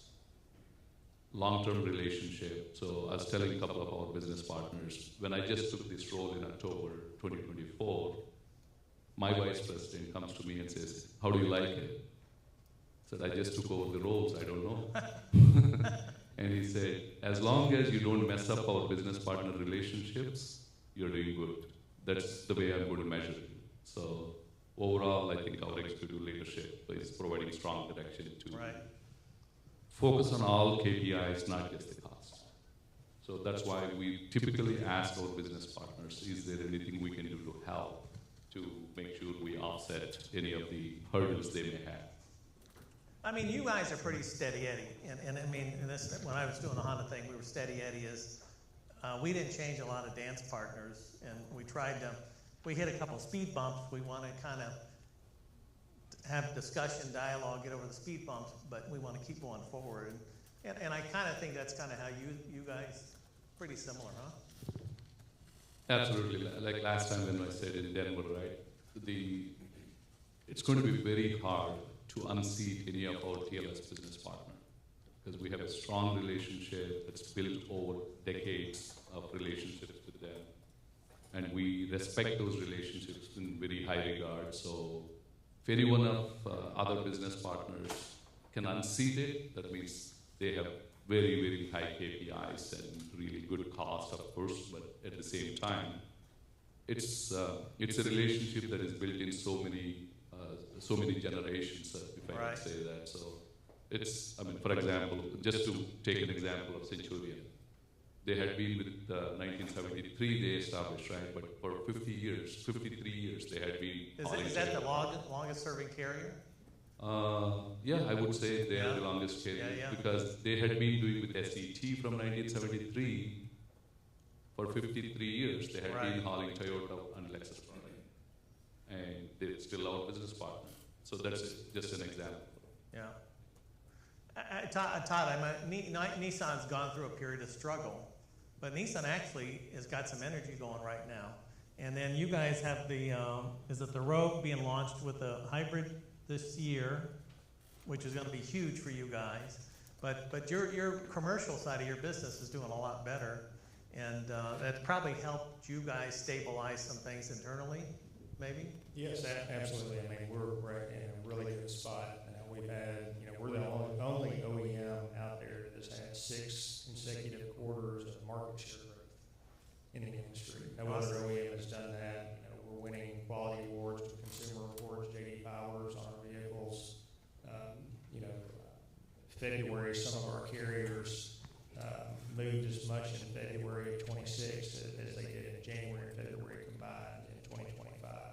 And we moved 102,000 units in the month of March this year. The outlook for 26 is really good, really strong. We were basically 8,987 units over our target for the month of March, and so there's just a lot of good things happening for us, and a lot of positivity with the company. 60,000 of the Rogues used to be imported; those are actually going to be locally produced in our Smyrna facility now, later this year. I mean, we were talking at dinner the other night, and we were joking around a little bit, but Carlos Ghosn, who, there's some good things he did for you guys, but then I think there's some things that kind of put you guys in a difficult position, and which I think put pressures within the group, because it kind of puts some of the business in an unstable environment, if that's fair to say. And you probably don't want to comment. So. Yeah, I can't comment. But I had to say, being the Honda guy, sorry. Let's talk network. Both you guys, network's better today than a year ago. Same, similar. How you feel it's going to be second half of the year? I would say the same as last year because ours is like 0.2 million extra vehicles, so it's pretty stable. Yeah. Second half, what do you think? Same as today? Different? I don't think it's going to be the same as today. I think, we're paid to solve problems in these roles, and I think there's going to be more challenges and problems coming up. I mean, we already recognize the challenge with fuel right now and the increase in that, but there's also a motor oil shortage coming. OEM's already on allocation with that right now, and that's going to hit. That's going to create a bubble. It's going to create some, demand at later points in time during the year. But if everything is perfect, at the end of the day, our volume each quarter is up. But however this bubble kind of manifests itself out, you're just going to have that much more pressure to make units at different periods of time. I think that's what the interesting part about this group is, and we do these sessions. We've done these sessions for like 5 years now. I don't know, but every 6 months we do a little check. I mean, it's kind of what this is, and then we're in Nashville in 6 months. And I got news for you. There's going to be other issues that creep up for all of us, but it's always interesting because whoever we have from the OEMs, and we kind of have similar kind of questions, dialogue or whatever, but we're doing a check of the business, and it's amazing because things will change and progress from now till Nashville, and so there'll be new questions once again. All right, let's talk about the carriers because that's what we got in the room today. So characteristics of the best car haulers. Are there some characteristics that we can identify? Does anybody want to jump on that one? I can't. I mean, I think it's a lot of just, again, routine conversation. I mean, the partners that operate very well for us, we talk a lot. Weekly, sometimes daily, depending on the peak seasons, but it all starts there. Surfacing issues as soon as possible. I think that's the key too, is not hesitating. I think a lot of times as a haulaway carrier or partner, you're not sure what to say and when to say it. And for us, we always want everyone to be as transparent, as open as possible, because the sooner we fix the problem or support the fix of the problem, the sooner it goes away and we can move on to the next thing. The longer we delay the communication, conversation about it, the bigger it becomes. It's just like now, no fuel's a problem, right? It's a challenge in the market right now. Don't wait to talk to your OEM partners about that stuff. Have those conversations. You got to bring it up because it's going to create some other issue later on. And whatever it may be, whatever you're facing, be as open and as honest about it. It's all of these relationships. Nissan's Steve Hansen, Larry Atkins, they hauled for us 65 years ago. Still a partner with us, but all of these things hinge on trust, integrity, transparency. And once you lose that, once you lose the ability to have that piece of the relationship, that's when everything gets on, shaky ground. Because you got to deliver what you commit to and say what you mean and what you say. And if I could add one more, being proactive. Because we all have issues in our world, whether you're the carrier, the OEM, the manufacturer, whatever. And we all have bosses that we have to report to. And so when there's a hiccup, somebody wants to know what's going on. And the good guys will call you and say, hey, I've got an issue of X, whatever it is, and I'm putting a solution of Y in place. I'm pointing to Barry.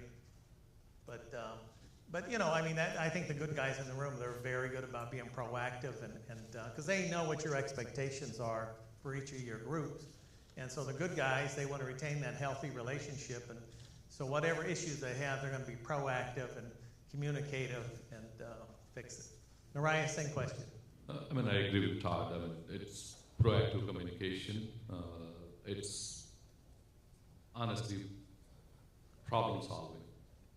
I have one of our business partners that said, hey, I am not using day zero properly at my rail yards because rail companies are offloading in the middle of the afternoon or evening. I'm already losing a day. I can't even build those vehicles into the loads. So we went into tender at offload itself. Yep. And now that particular partner, our on-time performance is 90% plus. They were around 70-75% before. But if they didn't bring up that issue to us, we're not using day zero, we were thinking you gave the number of days you are going to take to deliver, we wouldn't have addressed that issue. So that's where we are here to help, at the same time, proactive communication, raising the question to us is what helps to come to the countermeasures, implement the countermeasures, measure it afterwards to see did it really work or did it not work. Yeah. So, and also honest communication. When things happen, tell us. At the end, our end customer is the one that's getting hurt for not getting the vehicle. So tell us in advance. We'll work together. We can do a spot buy if you need help, and we'll take care of it. We're one of those companies that does not give the bill back if we have to spend more money to do a spot buy, as long as we get the vehicles to the dealer, but we want to keep those as minimum as possible. So proactive communication and honest problem solving. Now, for both you guys, I'm assuming you share a sales plan of the upcoming calendar year or model year, what have you, and so that these guys can, because they have a slice of your world. And then at some point, if there's a change with that, do you also share with them that, hey, we're making a change here, or maybe I'm just guessing wrong? I mean, from TLS side, some of our business partners can talk to you during the breakout sessions or during lunch break. We do give them annual volume, which is basically just shooting on the dartboard. However, we do every month, the previous month's last week, we provide them the next 3 months volume that what we are seeing by rail yard, every rail yard, every port. And then what we give them is next month is more solid, month after is 85% confidence, month after is 70% confidence. And our partners, we ask them, hey, this month, this particular yard, you're going to have, you said you can do only 175, but I'm seeing 220 per day. I'm sorry, is this a call you guys do or a text email? No, we basically send them a forecast. Gotcha. Okay. Send them a forecast and ask them to acknowledge if they can meet that capacity. If they cannot meet the capacity, we ask them, tell us so we can find another business partner. So, yeah, every month, last week of the month, we'll send the next 3 months forecast and then ask them to be proactively communicate to us if there is any issues. Todd? You have to touch it a lot of different ways. Yeah. So we do webinars, we provide volume forecasts, we provide dynamic volume forecasts. But I think for me, like a key thing is recognizing finished vehicle logistics is at the tail end of the supply chain. So any disruption ultimately hits finished vehicle logistics, whether plant holds, you name it, any part shortage, all that stuff, snow plows, and into the FPL side. And so you've got to touch it in so many different ways in order to ensure everybody understands what the plan is. And I agree totally. I mean, the business plan volume is only good as the day that it comes out. Probably an hour later, it's obsolete just because of all that change that occurs. But, as Nissan, we have changed our communication substantially in the last 36 months. But there's still, on our partner side, some issue with adoption of the information. More is getting pushed out to partners than ever before. And again, I think that's the key is communicating back, whether something doesn't make sense, you don't know how to utilize the information. How do we help you be successful? Because ultimately, like I said, it becomes a lost cause for everybody involved with it, when it creates inefficiency. So I don't do business with any of these guys in the room. There's no contracts with me, obviously. But when I chat with guys, with other brands, not you guys, but I think one of the challenges a lot of them have are the volume numbers. Because some guys, some brands, that's hoping and wishing. Well, it's tough to build your business around hoping and wishing, and because that number is always, it changes for everybody. But then the communication piece, which I think you both do a strong job of, I think it helps this part of the fence tremendously. So, now Ryan, not a question, but one thing you guys do that I like is your Kaizen Award, which I think is awesome. Yes, sir. So this year is even more focused on Kaizens, especially with... Can you explain the Kaizen to everybody? Yeah, Kaizen is, Kai means continuous, Zen is a philosophy of improvement. So you continuously improve your process to make it better every day. One of the things, I worked for automotive suppliers for 10 years before I moved into vehicle processing operations and logistics. Most of the time people think that we need to get from here to the 10th step in 1 hour or 1 day or 1 month. But that's not how Japanese automakers, especially Toyota that I can speak of, we use step approach.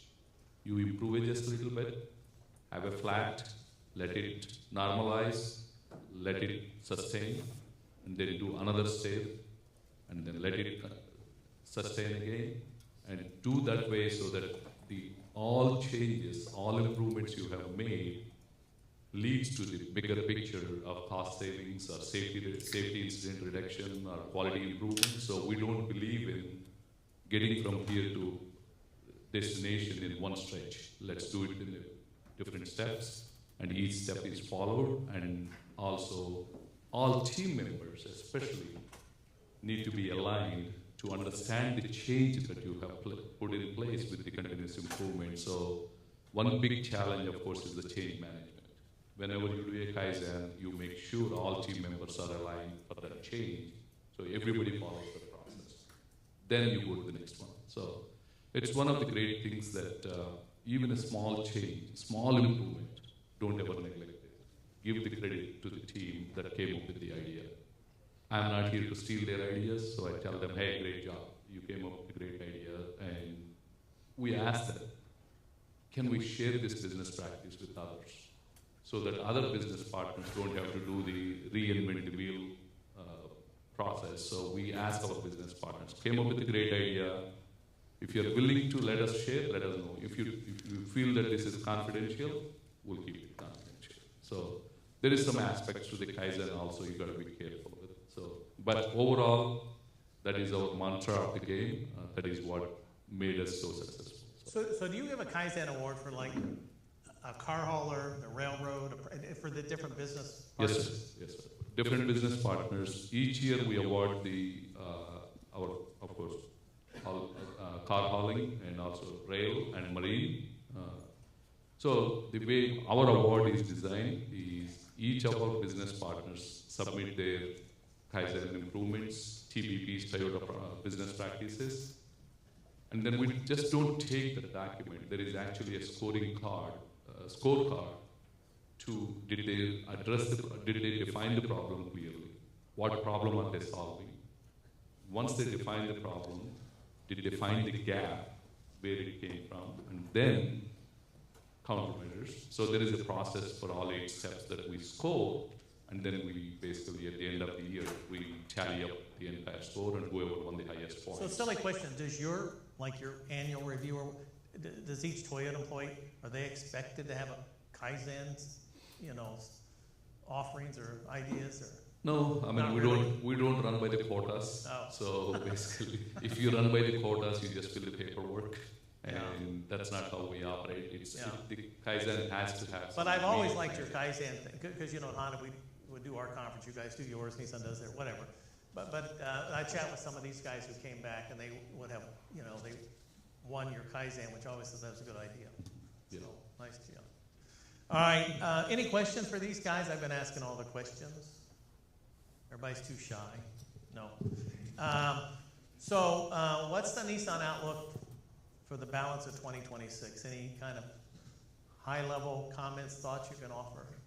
I mean, so again, volume as planned is going to be up for us in 26, consecutive quarter-by-quarter growth.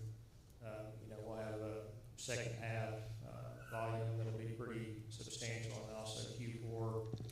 Again, our fiscal year as an Asian-based OEM is April 1st to March 31st. I think Toyota, Honda, all are the same, so we look at it on a different basis. But I see the same things across the spectrum.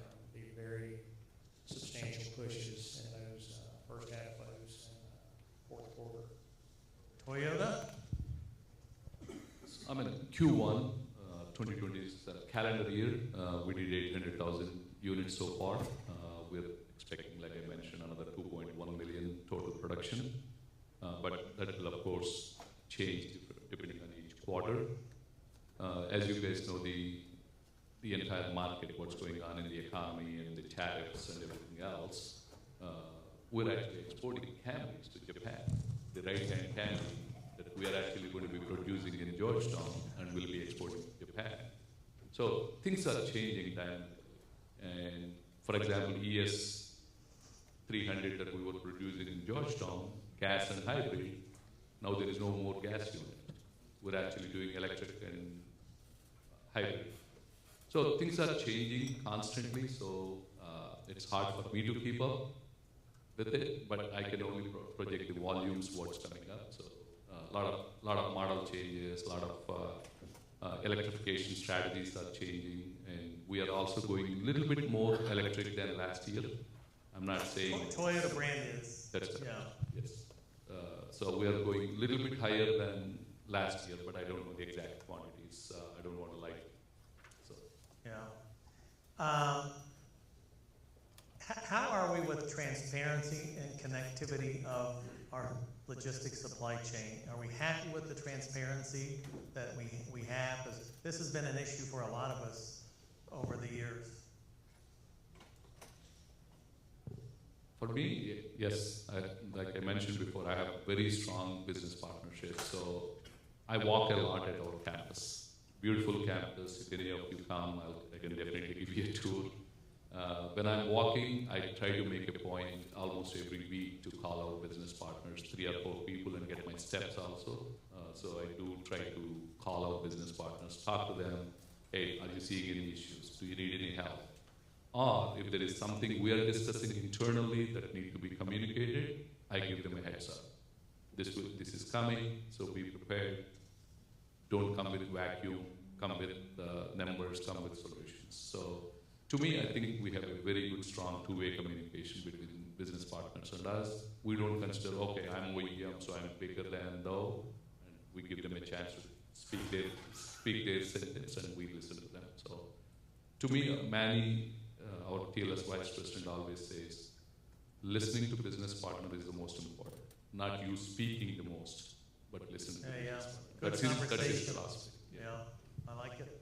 Todd, any thoughts? I would just say transparency, no. Yeah. I don't see that as an issue, but utilization, yes. I mean, again, like I said, we're pushing more information out than we ever have, and, we go through these exercises where we think that, teams are trained or, they're fluent with the utilization piece, and it doesn't necessarily happen in every case, and that ends up inhibiting everybody's performance in the long run with it. So, I mean, transparency there is just, we've got to do more to help foster, the benefits of the information and explaining a little bit more about the whys and hows and things with it. So is there if you had a wish that you could make, is there something you wish either the organization or our industry could solve, achieve, or whatever to make your life just a little bit easier? Is there? Wow, That's a little bit out there, I'm sorry. But, I would say, going back to Dean's comment before at the opening remarks, yeah, actively engage in the CARS Act and try to push with your congressman locally to the Washington, D.C. office, because that helps all of us to get 10 vehicles versus 9, 8 versus 9. I mean, that helps us. That automatically reduces the strain on our supply chain network. I do participate in that call. I'm not seeing all of you guys on that call. I'm not shaming anyone, but try to get engaged, get active. That will definitely help our industry. Small steps win, that's what I just said, Kaizen, right? Let's go with whatever that weight limit that we're proposing. If you can call your congressman, get it approved. I think it's next week, Dean. I think the subcommittee is going to be reviewing. That's correct. So next week they're reviewing the subcommittee, and then it goes to Congress. So I know time is short, but that should definitely help overall empty miles or whatnot. Todd, if you had a genie bottle, any wish you'd like to magically appear? I'm going to wish big. So for me, it would be fully optimized Holloway loops, delivered steady state. I love it. Perfectly every time. I love it. Then I'd have no headaches. I love it. Then you could take a 2-hour lunch. So And I can't believe I waited this long to ask the questions. Tariffs, big impact to your world, wasn't as big as we thought. Any comments? As long as people don't take it political, it is huge impact. It's been a challenge for you guys. Yes, it is a huge impact, but our CEO's statement recently at the State of the Union, State of the Business, we call NABU, North American Business Update, he mentioned, you do what you need to do. Let me or other executives on the 5th floor worry about tariffs and trade and all that stuff. Do not take your eye off the ball. These are the comments that our CEO mentioned. So he did say tariffs is big, but we're evaluating all the different impacts that it could have. Recently, one of the comments he made was, we build where we sell, we buy where we build, which should automatically stop reducing the impact of the tariffs. Right. But unfortunately, if we have to move a forerunner from Japan to US, building a plant takes 4 to 6 years. And the tariffs is hitting today, not 4 to 6 years. So that is where he said, long term, we will win the game, so keep doing what you guys are doing. We will put a strategy together. We will build where we sell. And that should automatically nullify our tariffs impact. But at present, yes, it is huge impact. I mean, for you, because you handle both ends of the stick, it's probably even more problematic. Well, it's really just from a practical standpoint. Yeah. The difficulty has been with the number of different tariffs and different sections that got applied. And you know, as an OEM, there's a severity around compliance with the tariffs. It's not really even the cost piece, but it's how do you comply with it, the practical aspect. I mean, right when they first started getting released, we had 30 people manually scraping information, trying to ensure that we were complying with all those things. And you know, ultimately through the course of the different ones coming out, we ended up having to go to technology and develop an AI model, and it took 30 people to one, data scraping these things and things. So I mean, you adapt. I mean, it's just problem to solve. Like I said, we're paid to solve problems and really figure out how do we adapt to it. And Nissan has always been one that builds where they sell. Right. That was already kind of one of our trademarks. Smyrna manufacturing plant has been the largest in the hemisphere for a long time, and so it's more of the same for us trying to build in the market. I mean, when you look at Honda, Toyota, Nissan, it's amazing the percentage with those 3 brands, what's made in the U.S./North America. It's a large percentage. So. Our North American production, people don't recognize, even people think we're a Japanese company, but 70% is produced in NA between US, Canada, and Mexico. Yeah. Only 30% comes from Japan. Yeah. So Japan and Europe. Okay. All right, last chance. Any other questions? Back of Joe. This is kind of a 2-part question. And first off, I want to commend one of you. I think this process the word sustainability without using the footprint at the same time. So I appreciate that. I think sustainability in our industry is continuing to attract drivers to come into it, and things have shifted. So the first part of the question is, what are you doing on our level to ensure that we continue to have drivers come in, want to come in, and do this business? And second part, what's your view in the future for businesses not asset based? Do you feel like they're going to continue? Do you look at them more reliable? Is it a bigger part of your market going forward? So I guess that was a 5-part question. So any part of that. Did you guys hear his question? Okay. Who wants it? I can take it.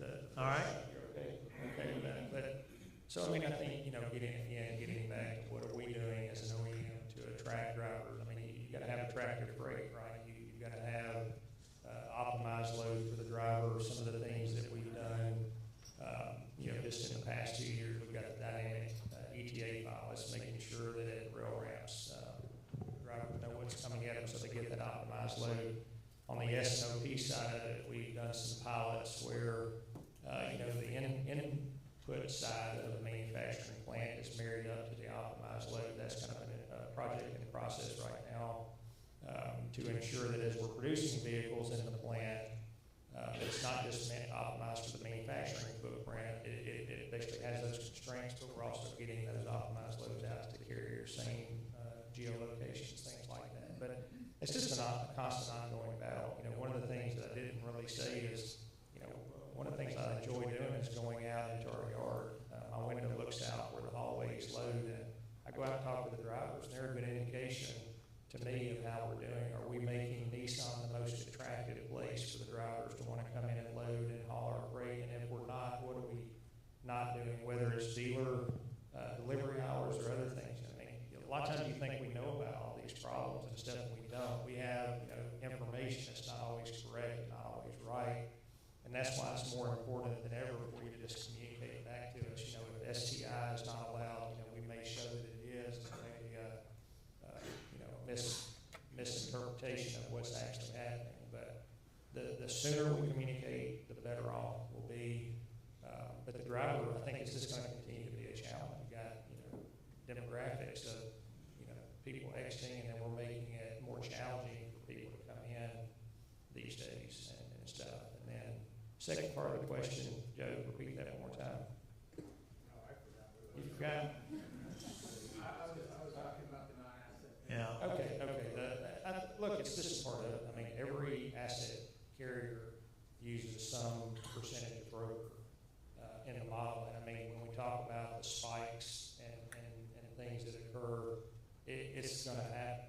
I mean, it's, you know, ideally, that's why I said my perfect wish would be steady state optimized loads all the time. But if you look at the data, it's all salty, right? Assignments come, you end up with these spikes and stuff. And I don't think it's necessarily changing, but I do think as an OEM, you're paying a lot more attention to the bad actors like that were mentioned in the prior presentation. And ideally for us, at the end of the day, we want our asset-based carriers to be the most successful. That's where we're trying to invest all of our energy and time. And, you know, what does it take to make you successful in the long term? With that, yes, sir. For us, is that one of the things I would say for the driver, Darren just stepped out, but USAL actually recently did some presentation to us that they're actually focusing on human factors, more of empathy for the driver. What does it take for the driver to be at home when the events happen, at their family events? So they're actually putting a lot of effort into driver satisfaction to keep retaining the drivers. That may also attract new drivers to show that, hey, this company cares about our drivers. And so they have been doing a lot of cool things that they presented. Gary Cole actually jokes with me that, hey, you always talk about having it hard. When I used to work for him, I used to always tell him, you don't have it hard. And then he said, hey, see, now I'm doing this at USAL. So, that's one I would strongly say that, you know, driver satisfaction will be one of the key factors moving forward. Going to the asset base, we'll be honest with you, Toyota's expectation is majority of the business. I can't quantify it, but we would like to have it on the asset base. But we do know that the nature of the business is there will be some broker business. But our optimal request is as much as possible is on the asset base. Okay, great. Any other questions before we close this down? Right here. Thomas. One of the things that's going on today is everybody hears about AI and how it's infiltrating all parts of the world. And I've been kind of studying some of the new activities in the general freight and other parts of the logistics industries in terms of adopting AI tools and how it is going to impact its business. Knowing that you guys are generally out front, where do you guys see AI kind of rolling into the automotive logistics activity? Good question. I'll take it and hand it over to you. We have our own in-house transportation company, as you know, from Toyota Transport Systems.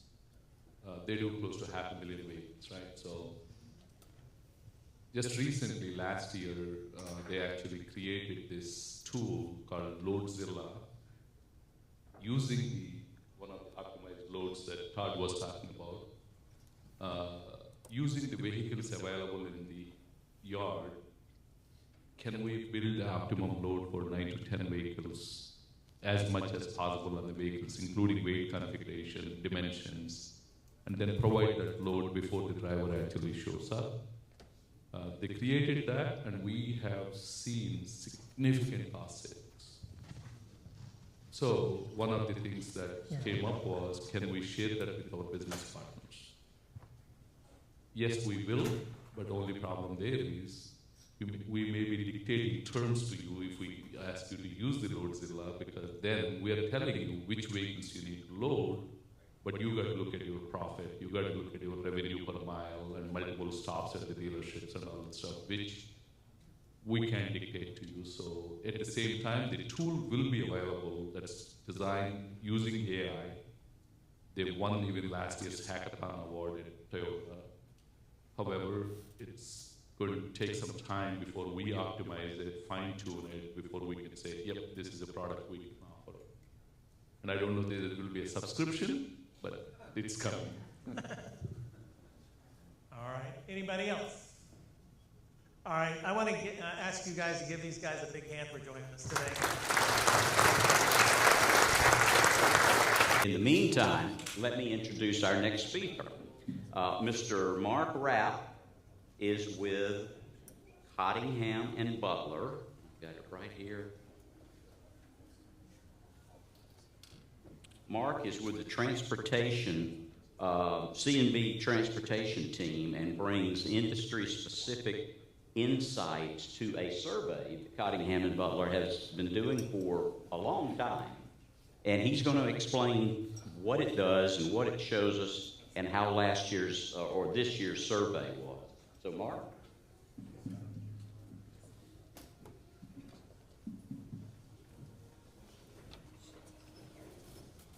Good afternoon, everybody.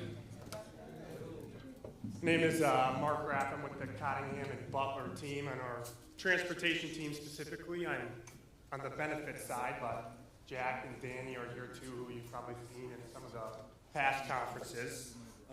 So glad to be joining here. It's my first time in Clearwater. I don't know if anyone else's first time, but it sure seems like a great spot. A little introduction about who we are. And so, like I said, my name is Mark Rapp. Usually travel with a partner in crime, Jamie Bishop. Together we bring 30 years of experience working in the transportation industry, so you can probably guess by the photos who is carrying the water on that combined experience. But been enjoying my time here so far, working with groups, working with 60 fleets together. C&B background, we're the third largest privately held transportation broker, third largest held private broker in the United States and largest in the transportation sector. So work with a lot of folks like you guys. So each year we've been collecting this survey that I'll be sharing here today. About 18 years ago, a group of clients approached us looking for some compensation and benefits benchmarking data that really wasn't available in the market, we found. So we gathered a group of clients to put together this survey results. And so each year about 350 to 400 motor carriers participate. And we do a separate breakout for the tank truck council, just with tank and bulk. Typically have a little bit larger scale benefits. So would love in the future to do one with AHA and get you guys some even more niche results too. But kind of as an overview of who really participates in the survey, as you can kind of see here, load types, a lot of van and refrigerator make up a large portion of it, with the tank bulk as well, and then down towards flatbed and auto hauler there too. For length of haul, so you get an idea of what these companies are operating. Short haul making up about 21% for that 0 to 200 miles. And then intermediate haul, the most popular there at that 200 to 500. And that next lower subsection of the long haul, large proportion of it too. To get an idea for kind of the size of these companies too, number of full-time employees, about 3/4 of them are 500 or less employees with them, and we're talking W-2 employees on this front. And then for full-time drivers, big majority in that 1 to 150 size range. We do weight the survey. As you can see, we have a section of kind of over that 1,000 employees, so we want to make sure that the survey is really geared towards that 500 and less. For average nights spent at home by drivers, feedback we get from our clients is that's one of the top 5 questions that drivers are asking them during the recruitment process, and then as well as the age and fleet of the tractors right behind pay and what they're hauling, and then benefits will be kind of the 5th or 6th option for drivers. But 40% are getting home 1 to 2 nights per week, 20% 3 or more nights per week, and 17% every night. So we're seeing more and more drivers get home. For average age of fleet and tractors, I know we've got some carrier partners in the room today that could add some color to it. But according to our survey results, we're seeing less groups kind of purchasing new equipment, just with the way the industry has been running the past couple of years. So 5 years or older equipment was up 6% this year compared to 2025 survey results, and 1 to 2 years was down 4%. So we're seeing some companies hang on to equipment a little bit longer too. For owner-operators, how many of you are predominantly owner-operator fleets? A little bit, so a lot of W-2 in here. Number of owner-operators, we want to ask about that too. We see a lot of our clients doing both. Majority of them are 75 or less in the survey results. For companies with owner-operators, only 6% are covering them underneath the health plan. If any of you guys are doing that, definitely let's chat on other opportunities for those owner-operators, as I think most attorneys would talk not to do that. And then as far as those who have them as well, 1/4 of them are offering separate benefits. So there's some unique opportunities of doing voluntary benefits for owner-operator drivers. So you kind of think about recruiting and retention and things that can be difficult for an over-the-road driver to go get on their own. There's associations that will sponsor them at discounted rates. So as far as recruiting and retaining drivers, we know that's one of the hardest challenges when it comes to operating a fleet.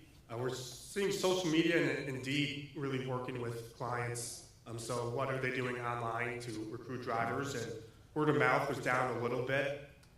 We always put in kind of an other category, and 10th Street each year is really being used heavily by groups responding to the survey as well.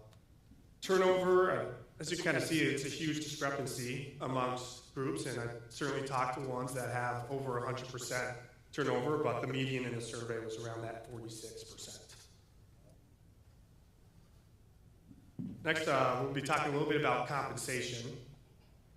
So for the survey respondents, just over half of them are doing per mile pay for their drivers, and then hourly and percentage of revenue load is that next most popular. Wanted to share the 2024 to 2025 results there too on the bottom left. You can see that there was a higher increase there to salaries than we're seeing in 2025 to 2026.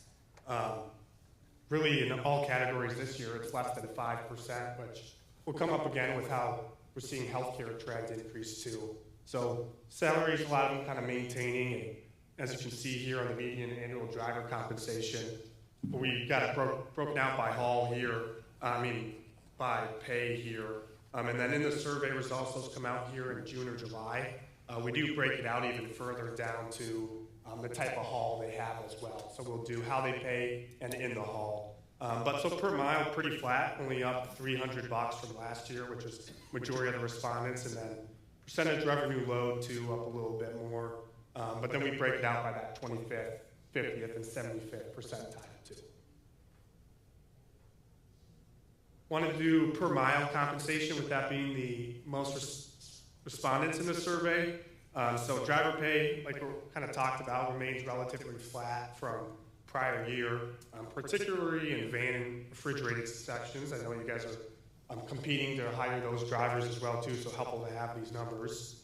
On the far left, it's a little hard to see, but we break it out by tenure too, so less than 3 years, they're making 57 cents a mile. That was no change from prior year. And then 3 to 6 years and above 6 years, up just 1 penny, so 60 cents and 61 cents. And then there's the chart there. You can kind of see how it's broken out by haul segment too.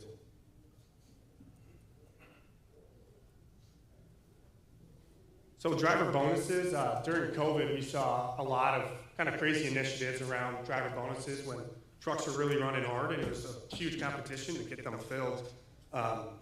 Definitely seeing that taper off now these past few years running.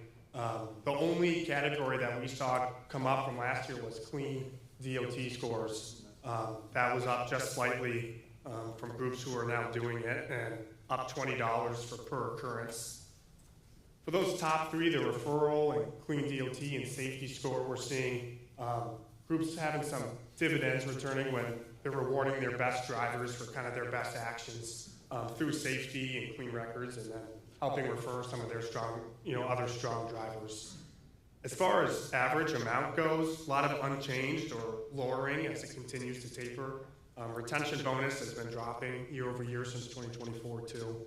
So you kind of get an idea of how groups are paying their drivers outside of just, per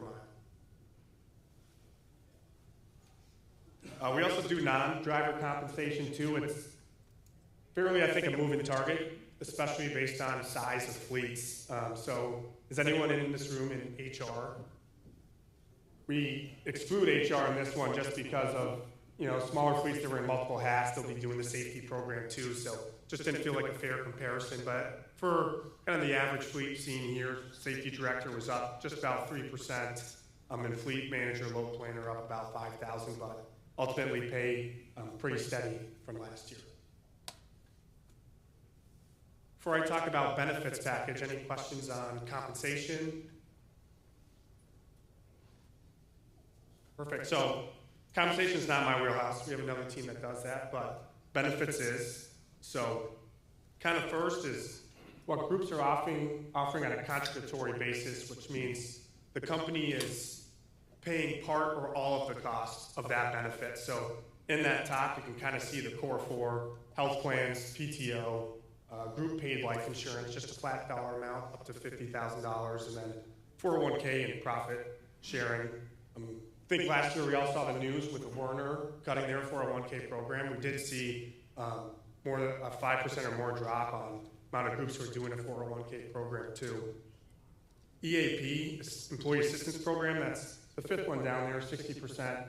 That's continuing to grow as we see more generations enter the workforce. A lot of carriers are providing that with their coverages, and a good way to kind of promote with your drivers on what's available to them. So voluntary basis, this is where the employee themselves is picking up the cost of coverage, just being sponsored by the employer. We saw the inverse this past year. So contributory, a lot of groups, it was going down 5% or more. On this one, a lot of increases from motor carriers shifting from company sponsored to voluntary. So more than half of carriers are offering voluntary life, critical illness, accident, disability, and vision coverage. It's great, voluntary, great way to offer benefits at no cost to your company and really communicate a plethora of benefits to your drivers.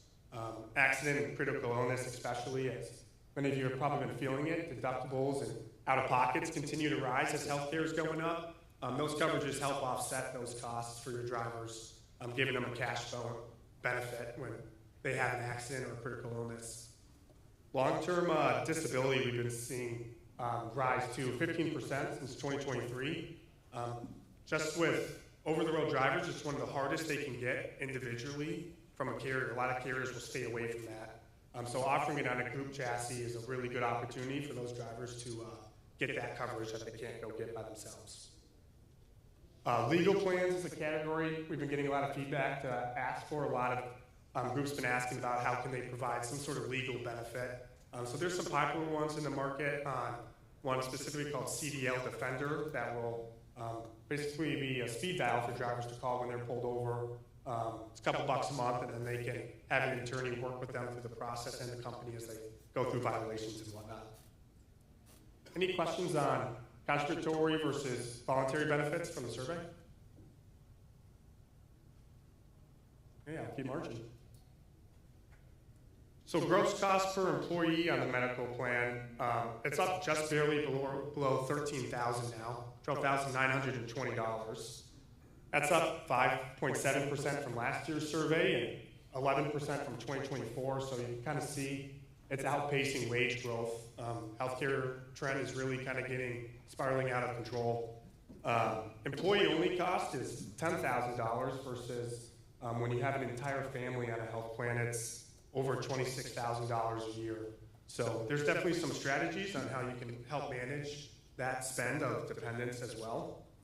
And then also we asked about the percentage premium increase. So I don't know if anyone in this room has been feeling it on their renewals each year, but 35% of motor carriers responded that they received a double-digit increase these past 2 years. So seeing that more and more common from carriers offering a pretty high increase when they come to their annual renewal. Average age of a driver on a health plan is 48. That's consistent with the past few years. A bit higher than other industries, but nowhere out of the norm for the demographic of drivers.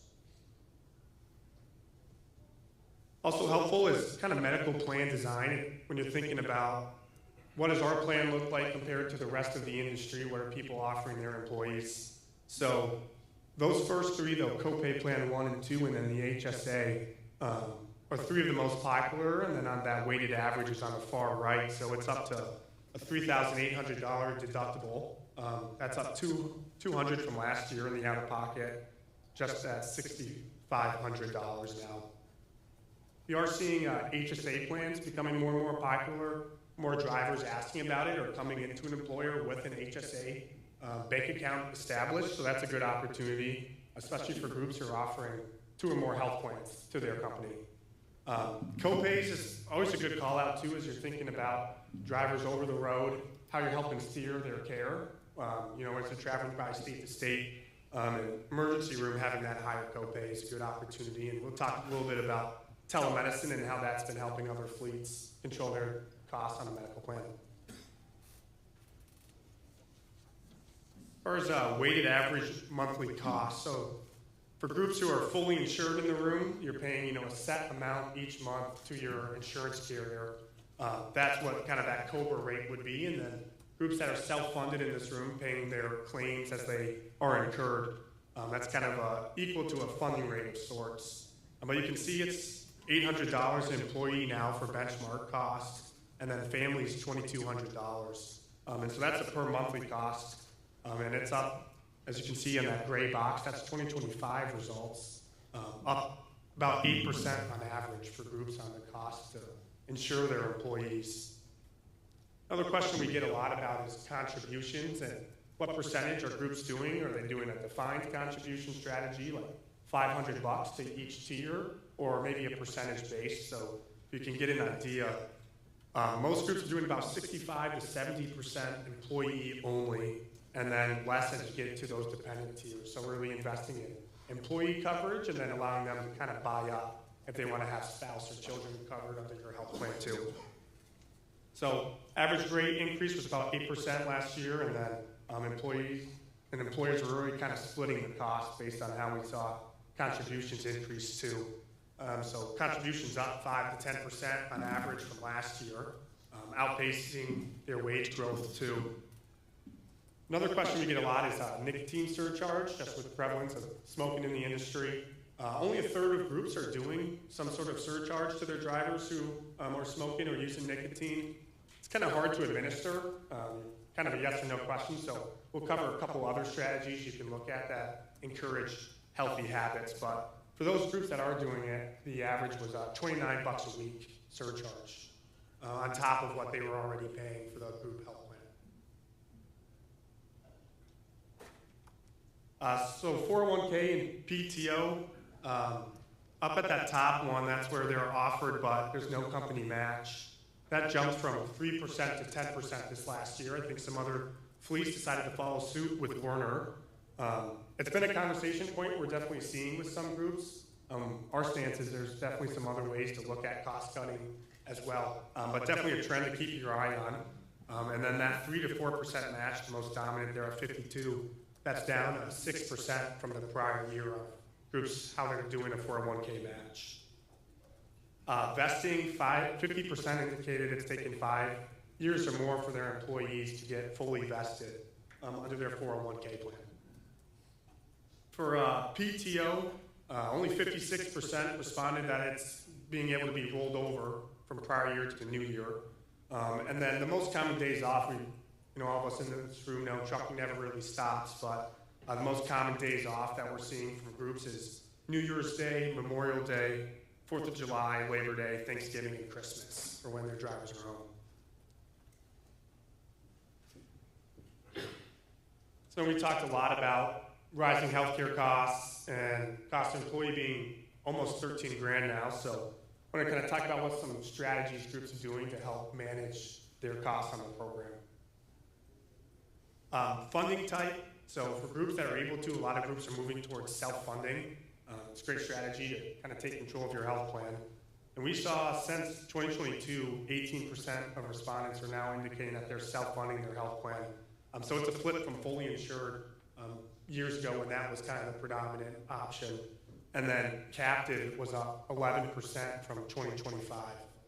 Are people in this room familiar with what a captive is? I'm getting some head nods. So we're seeing a lot more groups talking about it, wanting to take a look at it too as a way to help curb the spend and get some scale of their buying power on their insurance program. Also, we talked about the group medical plans offered. PPO is kind of that traditional that I'm sure a lot of you are probably familiar with. There's in-network and out-of-network and whatnot. And then HSA qualified, those are those high deductible health plans where you can have a health savings account with it. That's up 4% from last year. So it's a really good strategy too as more drivers are getting familiar with it. A good way to add some consumerism to the health plan. And most benchmark stats will say you save about $700 to $1,000 per employee that enrolls in a high deductible health plan versus a traditional copay type plan. So prescriptions is probably one of the hottest topics right now, and I'm sure you're seeing it on the news too. Everyone wanting to talk about weight loss drugs. Specialty medications specifically, if you know the jingle of the drug and you see it on your TV, that's most likely a specialty medication. And a quarter of groups now, 28%, have carved them out of their health plan and are doing unique options. You have to be self-funded to do that. But that has quadrupled from last year's survey on trucking groups who are now carving out specialty medications. Weight loss coverage meds, that's a hot topic with a lot of groups and employees as well, as more ads are being shown. I mean, we all saw 1,000 of them during the Super Bowl. Don't have a single trucking client who's covering weight loss meds, but we are seeing a lot of different initiatives of going direct to the manufacturer as an alternative avenue to, if you drivers are asking about it, ways they can still obtain those meds outside of your health.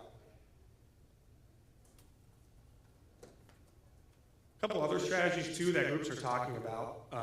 Working spouse provision. That's where if a spouse is offered coverage through their employer and they have coverage available to them, they're no longer eligible for your health plan, or they have to pay a surcharge. So you're not leaving these spouses out high and dry. They're being offered coverage, but really you're taking the stance of, I'll cover my employees, and I want other employers to cover their employees. So we have now over half of groups indicated that is a provision they've added to their plan. If you're working for another employer, you either have a surcharge or not eligible for my health plan. So that's up 9% from 2024. The other thing too groups are doing is opt-out benefits. So that's where you're kind of giving them a stipend to not enroll into your health plan instead. And only 25% of groups are doing it. Average opt-out is $200 a month. So if you think about it, it was $800 for the average cost per employee. I'll pay you $200 instead to go buy your coverage elsewhere. There's some really creative strategies. Other ways groups are doing this based on maybe CDL miles and tenure, just so as you think about managing everyone who could go in and take an opt-out benefit too. So other hot topic, especially after the One Big Beautiful Bill Act, was telemedicine, and you can now offer that with no cost sharing on a high deductible health plan. It doesn't take away their ability to have an HSA account. So we're having a lot of conversations with that. About 40% of groups are doing it at no cost to their drivers to do a telemed visit. Good opportunity as you think about your drivers over the road. Their first stop they think about is the emergency room, most convenient.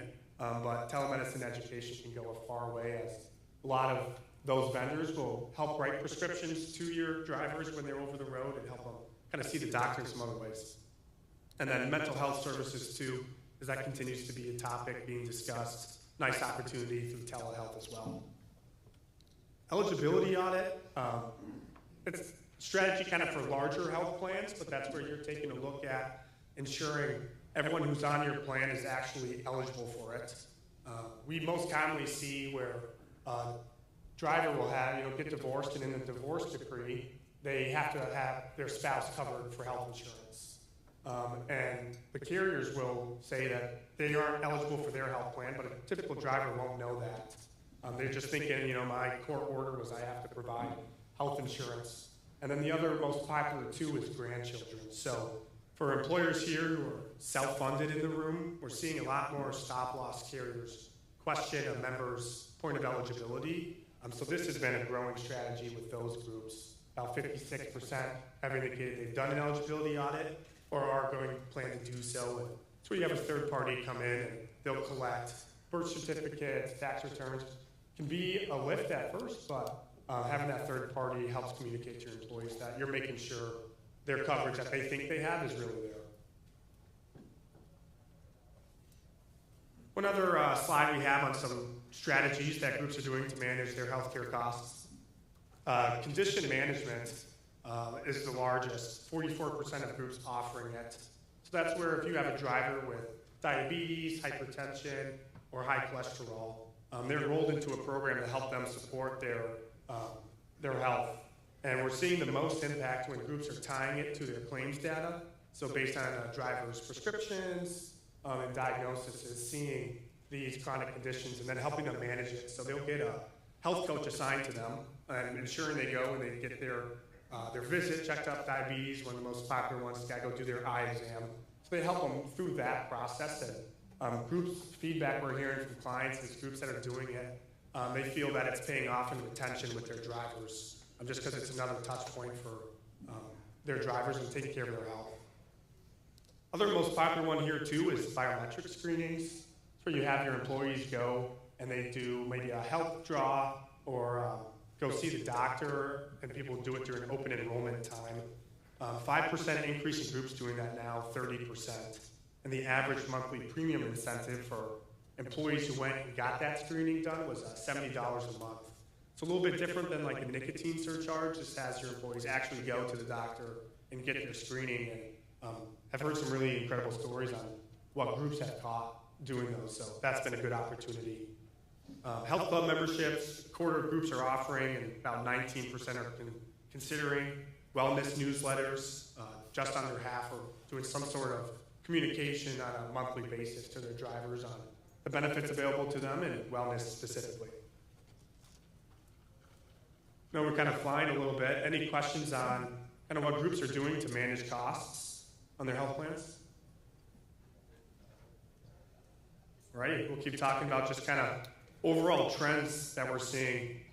So we did a study with some clients that this blew me away. Statistic-wise, companies are spending 18 cents a mile on health benefits. So it's high cost for groups, and trucking specifically, it's drivers have a 15 to 20% higher health risk than other industries. And the average age is 25% higher than other industries as well too. So kind of getting a feel that as drivers, trucking companies, we have a more dynamic health plan on strategies needed to help manage it. Driver health-wise, 60% of drivers have short cards, and there's a 2 times higher diabetes prevalence amongst drivers. And then, I don't know if anyone's heard of the group Project 61, but they did a study, and the average age of death for an over-the-road driver is only 61 years old, which I was shocked to hear, and followed up and found other studies citing that. So we're seeing that health is a really important factor to help move the needles with your drivers as you think about them. And then the average cost for employer, 13 grand in the trucking survey, 16K for average employer. So if you're running 300 to 400 trucks, that's $1 million difference on what program costs look like.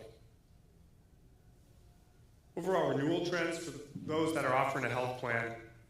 On the left there is fully insured, so those groups are paying just a set amount to the carriers each month. Initial renewals came in at 17.6%, and this is all industries. So that's for 2026, almost 18%. That's up from 2025, and then final just below 15. And then new carrier, when groups moved, we saw the lowest amount, but almost a third of groups changed carriers from 2025 to 2026. Just with the way costs are going and compared to less than 20% in 2025. So more groups having to shift to a new carrier. For those of you who are fully insured, we always want to make sure you're negotiating your renewal with that carrier, leveraging data, what's going on with some high cost claimants. That first offer is not the carrier final offer as you think about negotiating what they're putting on the table for you. For those who are self-funding the room, stop loss. That equates to about 15% of our program costs compared to fully insured groups. Those costs, so we saw an average increase about 22% there. And final down to just under 18 too. Another third changed stop loss carriers. Nice thing about being self-funded is a change in stop loss doesn't necessarily mean you're changing networks like the fully insured groups who change carrier. You are changing networks. You're just changing the insurance who is putting up their money to fund behind the scenes. So self-funding in that case, it's easier to negotiate and make changes at the renewal with minimal employee impact. And then we've got some nerdy stats there on the bottom that once you're self-funded, don't matter too much. Other thing we talk a lot about too is trends in large claimants. And if it's not something you're talking about, this is kind of the key to managing healthcare costs. So 10% of your members are driving 70% of healthcare spend. So what you can do here is the biggest needle mover as you think about it. So a few of the main takeaways, we had large stop loss partner in a couple of weeks ago talking about their book of business. They cover about 200,000 member lives. On what they're seeing in their book of business was transplants. Those are really high cost surgeries and getting quite more prevalent as the capacity in U.S. healthcare to do a transplant is growing. So there's almost 50,000 in 2024. COBRA claimants, these are the most expensive members you have on a health plan is someone who has elected COBRA, because that means they're not eligible to be working. That's why they needed to elect COBRA, and they can't go continue working under someone else's health plan because they really need the health care coverage dealing with their conditions. And they're 13.4 more times likely to have a $200,000 claim. So what you can be doing with your COBRA members is really quite the needle mover. Stop loss carriers are seeing 300% increase in $1 million claimants. So just talking about kind of gene therapies and what's going on some really high cost surgeries and procedures that people are looking at. It's kind of the gist of everything we ran through. I didn't want too many stats, although it was still a lot. If you've got questions or want some custom benchmarking, feel free to reach out. We've got a lot more compensation and strategies on what other groups are doing for their health plan and compensation-wise too. And if you have any questions, I know our contact information is in the app as well, but happy to take any too. So know we're moving pretty far ahead.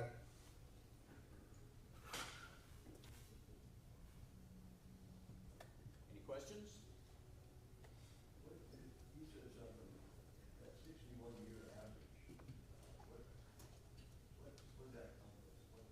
There's a group called Project 61 who we met at a conference, and they did that study, so I can't say where it came from, but if you Google online, there's quite a few sources where I checked as well that 61 was the average age of death for an over-the-road driver.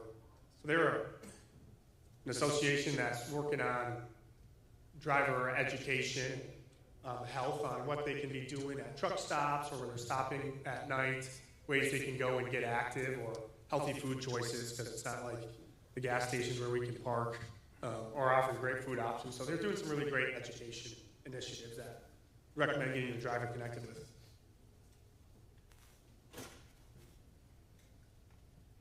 All right, thanks everybody.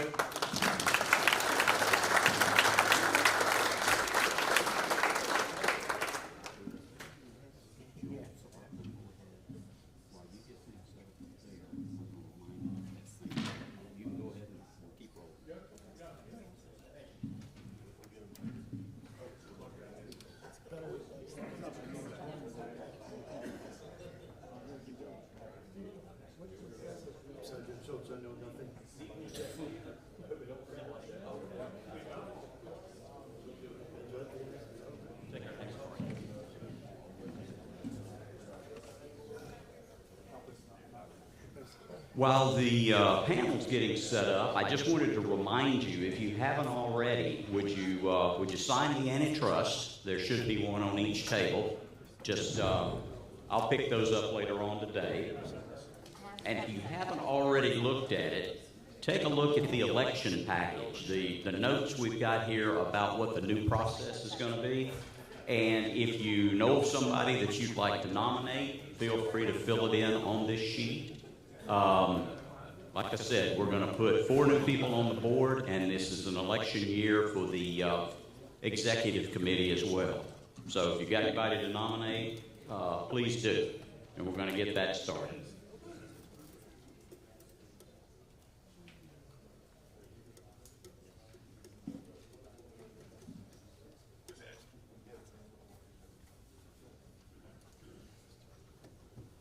That work? Okay. And I will introduce Mr. Chris Slezak. He's with Traxon and has been one of our steady volunteers for putting a committee together. And the committee, I'm going to let him introduce everybody, but Chris is the Chief Product Officer with Traxon, leading connected vehicle solutions and fleet optimization. He's been with us for a couple of years now, and he's pulled together the safety and maintenance committees and has got a series of questions that they're going to walk through, things that they think you're going to be interested in. So, fellas, thank you.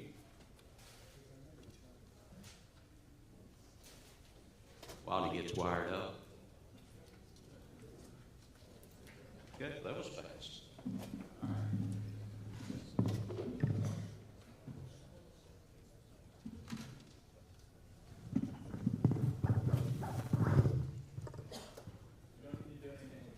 Okay. Okay, so good afternoon. So again, thanks Guy for the introduction. And again, just real quick, so Chris Slezak, Chief Product Officer at the company called Traxon. We develop technology that goes on, let's say, Class A vehicles. We believe we're the world's smartest speed control, and we drive fuel efficiency. So again, a little bit about myself. Kevin? I'm Kevin Slater. I'm the Safety Director for Centurion Auto Transport. Thank you, Kevin. I'm Steve Beatty, Director of Safety Compliance and Learning for Hanson and Atkins. Before that, I was 10 years at Nissan, Senior Manager of Supply Chain, and 25 years before that, I was at United Parcel Service and retired. So UPS, Nissan, and Hanson and Atkins.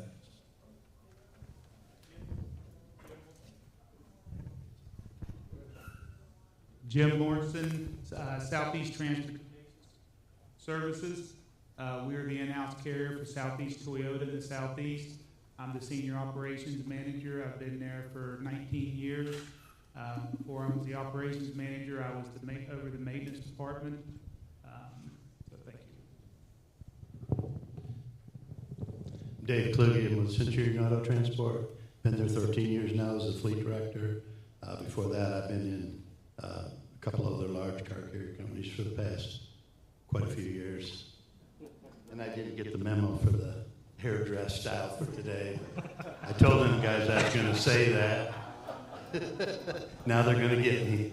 Anyways, yeah, it's a pleasure to be here in front of you guys. We've got a couple other members that are on our committee. We're just the two got chosen to spoke. Alan from Hanson and Atkins and Jay.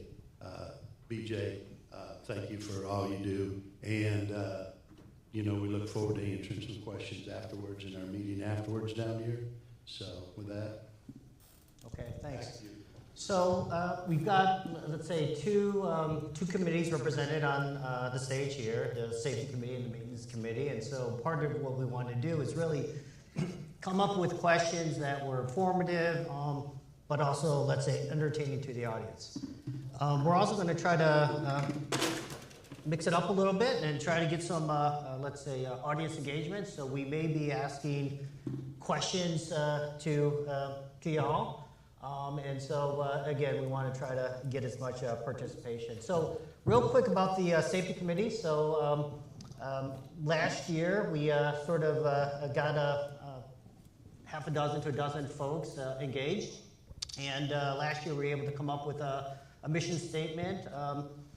We are also able to kind of deploy a safety related questionnaire to the AHA members and got that feedback. And then we also worked with Guy to provide, let's say, input into the fall AHA conference with regard to finding speakers and putting together a panel. So for this year, there's really two things that the safety committee wants to focus on. One is around CDL training. And so how do we share best practices? So there was an effort maybe 3, 4, 5 years ago around CDL and how do we get maybe certification or sharing best practices. And so a lot of great work was done.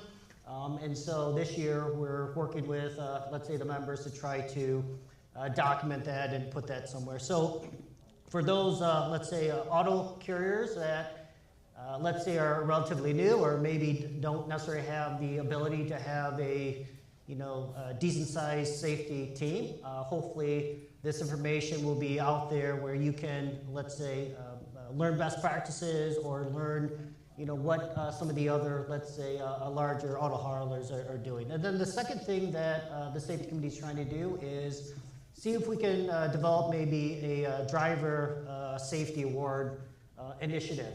And so if you're familiar with what ATA and TMC does, so again, they're the American Trucking Association. They really look at, let's say, long hauls and trucking in general. But every year they go and celebrate the drivers. And so the other initiative that the safety committee wants to try to do is put together a program where all the members can, let's say, nominate, certain drivers in your companies. And then based on that, we can select it and we can, during the fall conferences, sort of celebrate the drivers and again, knowing that they're really pivotal to this industry. Okay, so that's sort of what the safety committee's been doing. I will be trying to, let's say, recruit some of the other auto haulers that aren't represented, and so, please look forward to me contacting your executives or yourself if you're safety related. We definitely want a lot more participation. Jim, can you talk about what the maintenance team's been doing or what you plan to do? Yeah, absolutely. So a couple things that we've been looking into is really what the need of the AHA members are. What benefit can the maintenance team bring to the folks in the room here? We would like to think that we would be able to possibly reduce cost per mile, maybe increase or decrease your downtime, but also increase your safety scores. We work real closely with the safety team because there's a lot of things that interact between the two. And it's almost building a better culture around maintaining the trucks properly. When we originally got together, as Dave mentioned the team earlier, we sent out a survey, and Guy was able to give us every email address. And sadly, though, we only got a handful of responses. So what we would like to do is find out what we can do to help the folks in this room.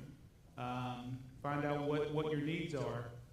The maintenance side of it, it's really not designed to maybe teach a technician how to use a torque wrench or do a brake job, something like that, but maybe come up with some high-level best practices. Maybe come up, we've talked about even recommended repair facilities. Maybe if someone has a piece of equipment that's broke down in a certain area, they could pick up the phone, maybe call one of the other members and say, hey, who do you use in this area? Maybe who you shouldn't use. Or if you have a relationship with a dealership, could you make a phone call for me and help me? They're telling me it's 3 weeks before they can look at the truck. So we're looking at doing things like that, but then also high level, just coming up with things that we can do to lower the cost per mile, to really dig down into what everyone in here needs. Because I know there's a lot that may have their own shops. There's some that utilize outside shops. But still the overall repairs and the cost is something that we could probably assist with. But again, we just need the feedback on what would be the main points that everyone would be looking for. Thank you. Any questions before we start going into some of the questions? Okay. So the first topic is around driver involvement, and this is to Kevin at Centurion. So from a driver involvement perspective, how do you ensure drivers stay engaged with the pre and post trip inspection, knowing that it's really critical as it relates to both maintenance and safety? Well, like you said, it's sometimes very difficult because some of the best drivers we have are the guys that don't want to look at their truck. They just want to get it loaded. They just want to go. So you got to impose the two things I usually say to them, especially when they're new, are pre-trips are like Bigfoot. They all kind of look at me like you guys are. What's a pre-trip got to do with Bigfoot, right? Nobody, did anybody know the answer?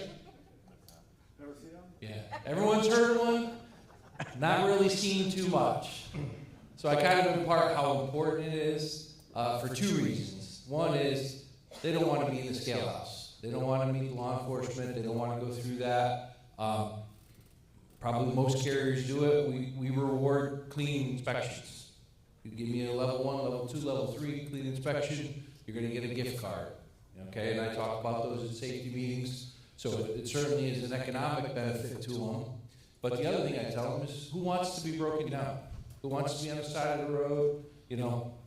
Obviously when you're out on the road, you could run over something. It happens. You're 200 miles on the trip, you might pick something up. But you shouldn't call me from the load yard 10 miles away and say I got a flat tire. Because that flat tire was right there when you left out this morning.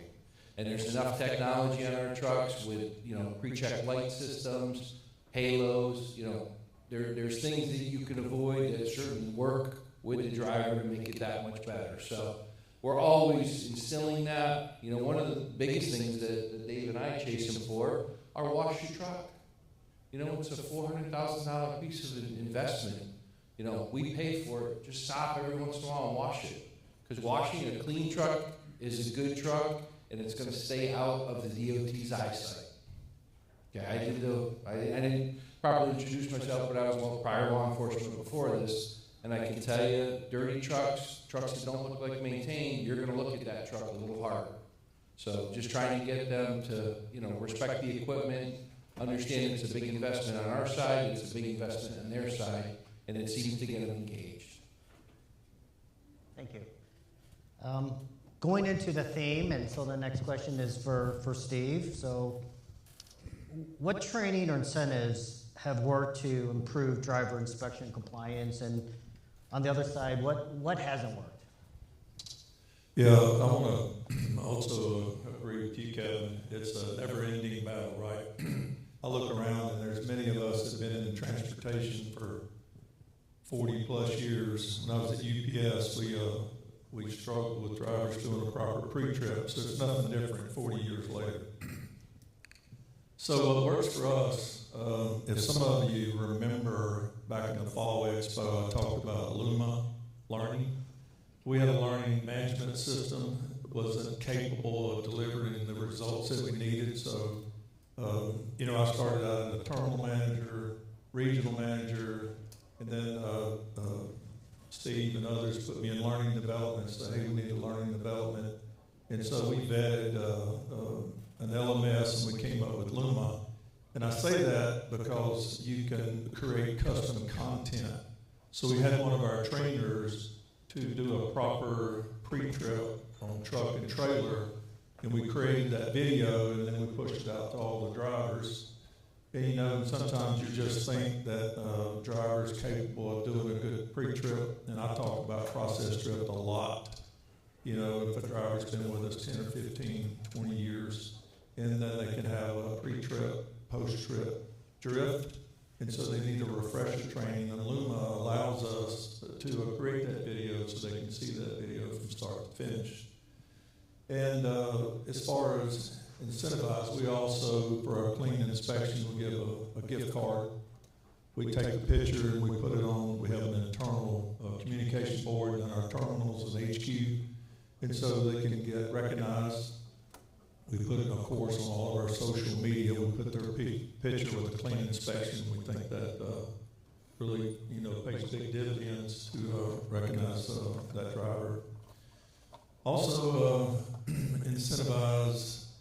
I think competition is, in incentivize, a way to incentivize. So I like a lot of data. We trend data, and we trend data by region. And so the best region, not only do we talk about coachable PPM, but CSA data, vehicle maintenance. We have Samba Safety, and Samba Safety is a great platform for us to easily take a look at data. You know, we have a portal, of course, FMCSA portal, but it's not as robust as Samba Safety. It gives it heat maps by state, vehicle maintenance, points by state, total points by state, and so we can take a look at that, and also by terminal. And so we recognize terminals for best roadside inspection scores, also, you know, PPM scores, and we think that's a way to incentivize. You know, I think competition, you know, people love competition, so I think that helps us. One last thing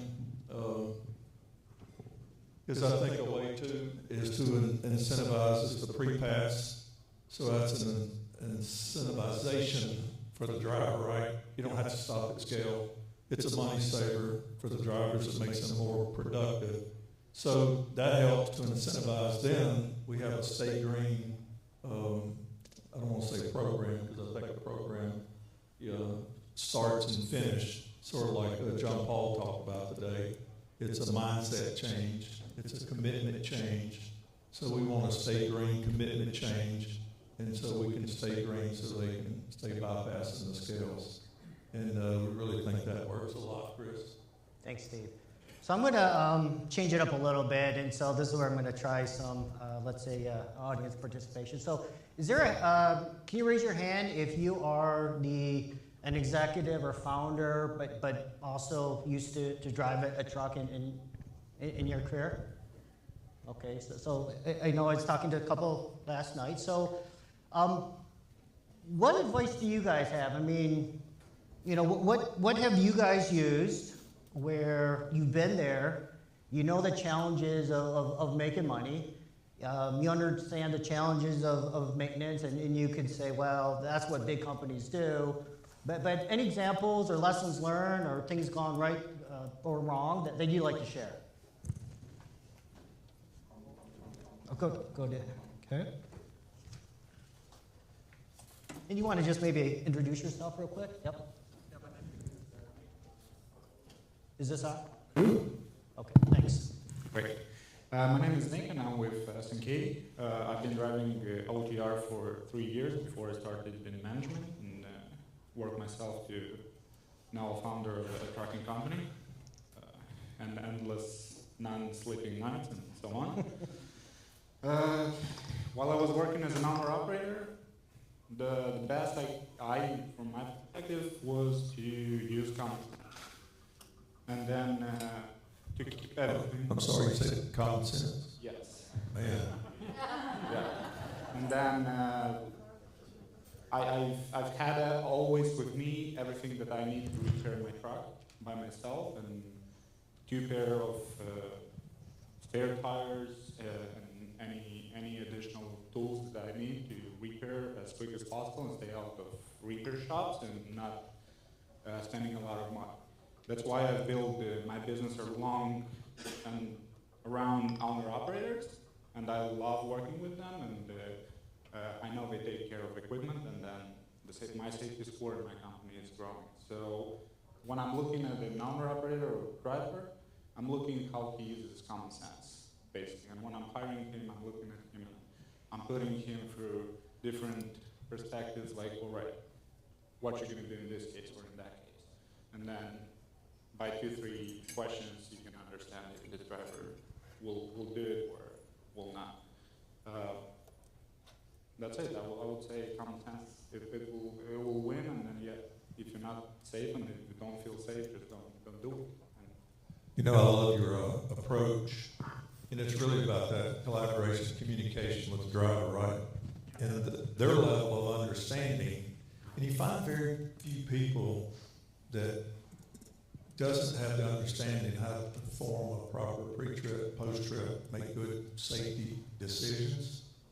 And so I really like John Paul and when he was talking about all in, you know, because I'm big on mantras and mottos, and you know, and I think that for us to be honest with each other here, we have to show a little vulnerability. We've had a team, quality and safety talk about all in, and it sort of got diluted. But today, I have a resurgence of asking folks to be all in, and I think that's some of what you're talking about. Because if you know better, you should do better. You should be all in. You should have a personal commitment to be the best. And I'm taking that message back from John Paul to get the excitement and excitability.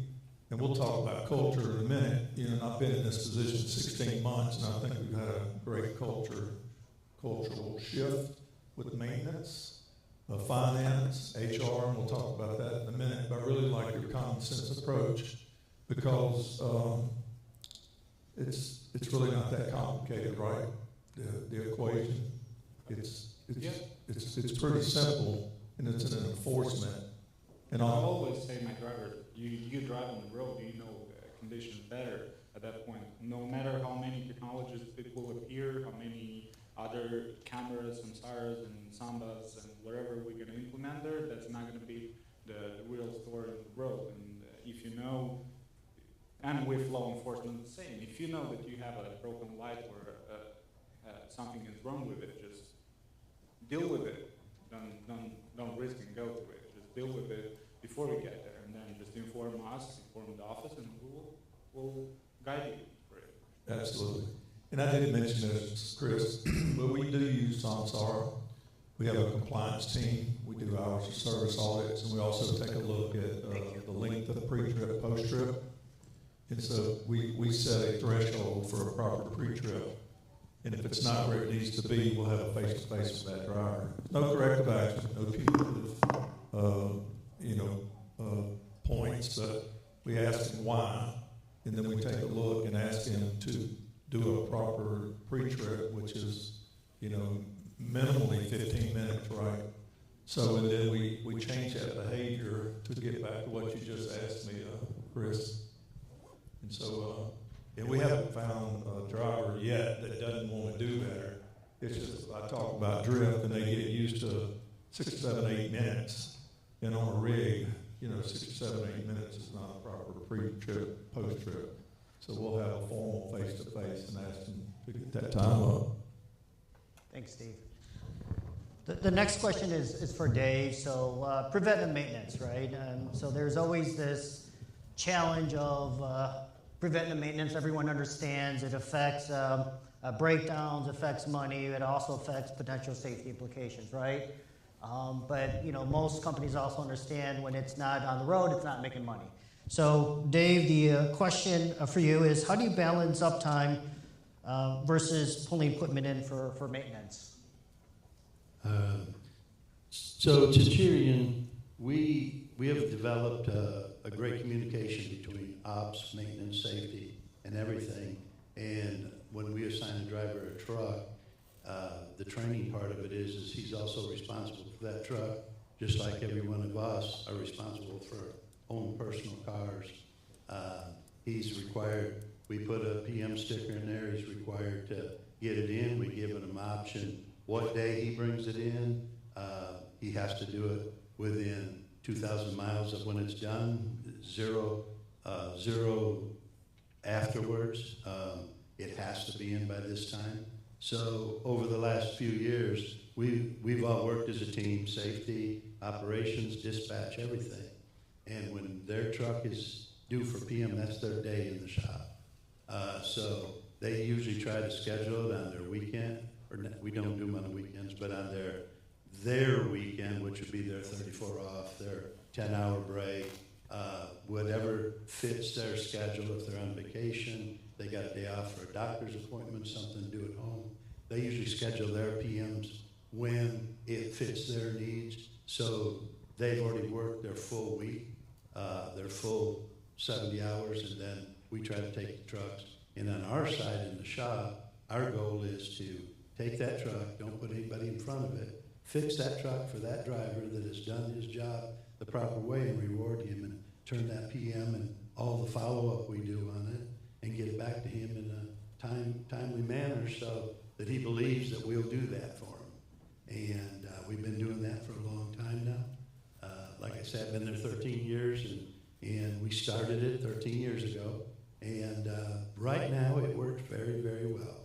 And I don't think, if you asked our operations people, I don't think we're losing downtime on our PM schedules. And when the guy brings them in and when it takes them out, we do run about a 10% spare ratio for the guys that come off the road and they want to run something short to make a little extra. They got caught up in their miles. They ran one extra trip for them, and they're a little bit, so it didn't quite fit on their day off schedule, so they may run a short trip that day. We still try to turn a PM in 24 hours. Our PMs are very specific what we do, and we train back and forth. It's our pre-trips and our post-trips are the most important thing we do on our trucks. That's the only way you get a truck in the shop is on a post-trip or a pre-trip. You have to write it up on your tablet, and we get it in the shop, and we try to have a fast lane to fix them right away. So the better we can communicate with the drivers to show that it's not going to take away from their paycheck this week and show operations. We built a great rapport with operations, and they tell me what they need every day, and we provide that. We make sure that they have trucks for every one of their drivers. If somebody's not there, they know they can call, and we will fix that problem within a very short time. So it goes back to communications, working with each other, and providing them a good piece of equipment that they can stay out in the road with for, my goal is to keep them from PM to PM out running. In a car carrier, you guys have been in the business as long as I have, that would be the perfect scenario, like the Nissan man told us today, there's a perfect thing. It would be perfect if they brought a PM in and this many miles later was the next time we saw that truck. Well, it probably is not going to happen. We got a big erector set going down the road and a bumpy road, beat up roads. Every area of the country is different. So, but that's how and it works. It works. You get the trust of the drivers, and so we really in PM in a truck. And today, you take a $400,000 piece of equipment or a used piece of equipment that's still worth $150,000. It's important that they're turning revenue every single day. Hey, Dave, you made a comment, and I wanted to see what maybe some of the auto haulers that are, let's say, 50 trucks or less, the 10% spare ratio, is that realistic for you that run smaller fleets? Yes, no, is that, hey, if I were 10% ratio, I'd be out of business, or is that realistic whether you're, 500 trucks, 200 trucks, or 30? Thoughts? Yeah. Go ahead. So I appreciate the spare ratio. We have spares, but to maintain a proper CSA scores, your spares have to be maintained. And so if you don't maintain those spares, and you're using them just in a pinch to make a haul, and again, I trended all of our data, and we were having some vehicle maintenance issues with spares. We got a large fleet, and drivers were not taking ownership of a spare, writing the spares up properly. So to work well with maintenance, we created a process that those spares get written up, or in some, we have terminals throughout the country, and then we had a driver, one of our best drivers, maybe a driver council member, to go through those spares and write them up properly, so maintenance would have the opportunity to fix them. And so they were taken out by a driver on a need that we wouldn't crash and burn on a roadside inspection. It was a pain point for us, but I think we've improved that process with maintenance and given them an opportunity to maintain those spares. Having spares and properly maintained spares, I think there's two good. So that's absolutely, to come to your point, we used to have that same pain point on spares and twice as many. So now every time a spare goes out, they have to turn that spare back in through dispatch. It cannot go back out on the road until it goes through what we call a quality inspection, and then we put it back in the spare road, give it back to dispatch, and that has improved our spare compliance a lot better. Because unfortunately, a driver, he takes really good care of his truck, but he wants to blame every little thing that was wrong with the spare truck we got into on the previous 20 drivers that drove it. A different driver drives it every day. And so now, you know, it took us a while, but we've got to a place where you absolutely, if you want your CSA score to work good, it's got to maintain the spare equipment too. Hey, Chris, and just to add to that, we're a little bit on the other side. So we have 112 trucks, but we have 100% utilization. So we have 112 trucks, 112 drivers. Now, one thing we have the benefit of having our drivers get probably more time off through PTO. So we kind of use their PTO time as a way to use those as spares. So that way we don't have the assets sitting out there that, as Dave brought out, that's either being abused or not used.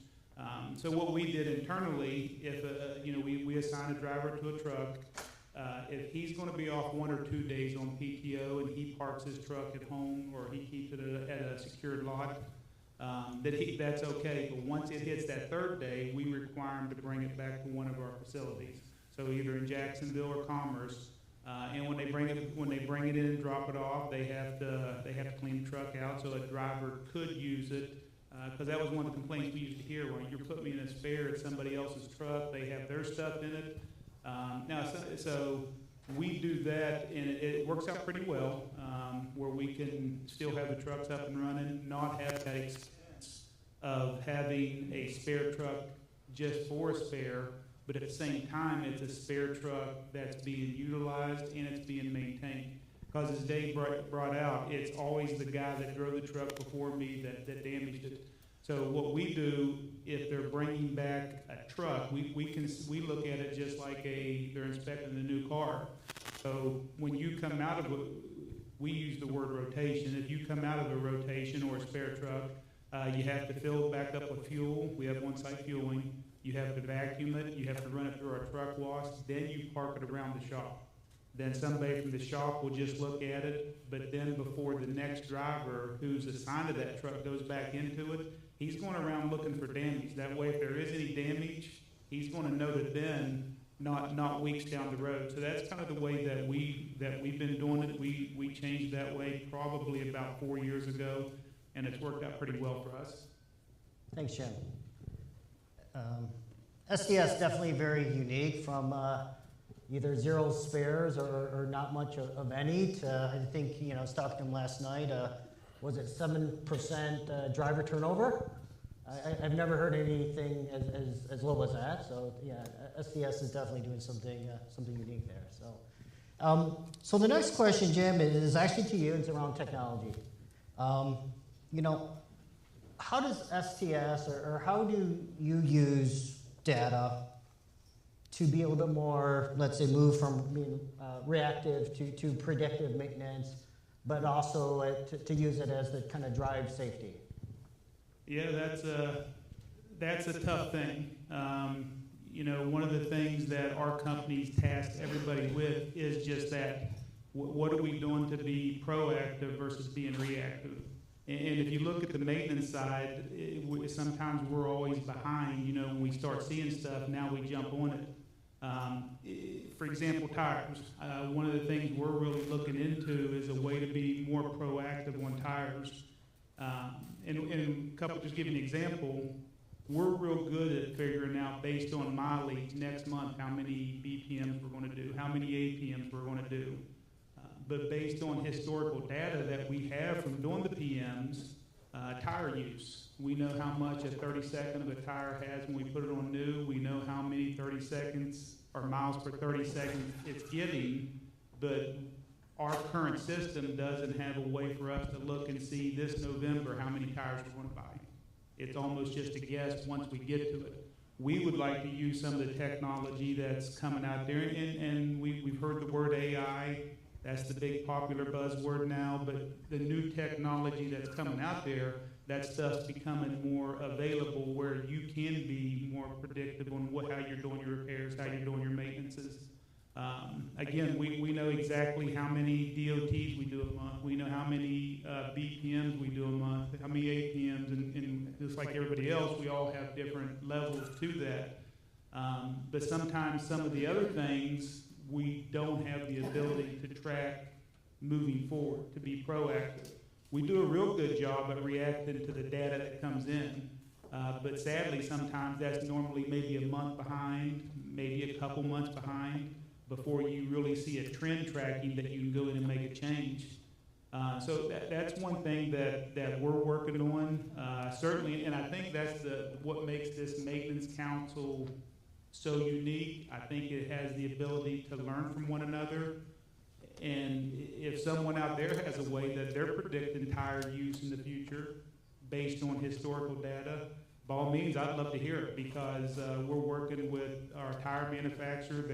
They're developing some AI programs, but there's nothing that we've got to see yet that really is the tool that we're looking for. Thanks, Jim. The next topic is around culture and accountability. So if you ever sit down with, let's say, an executive of a successful company, and you ask him or her, you know, what are the secrets of success, right? You know, they'll typically throw in, at least in the top 5, it's people and culture.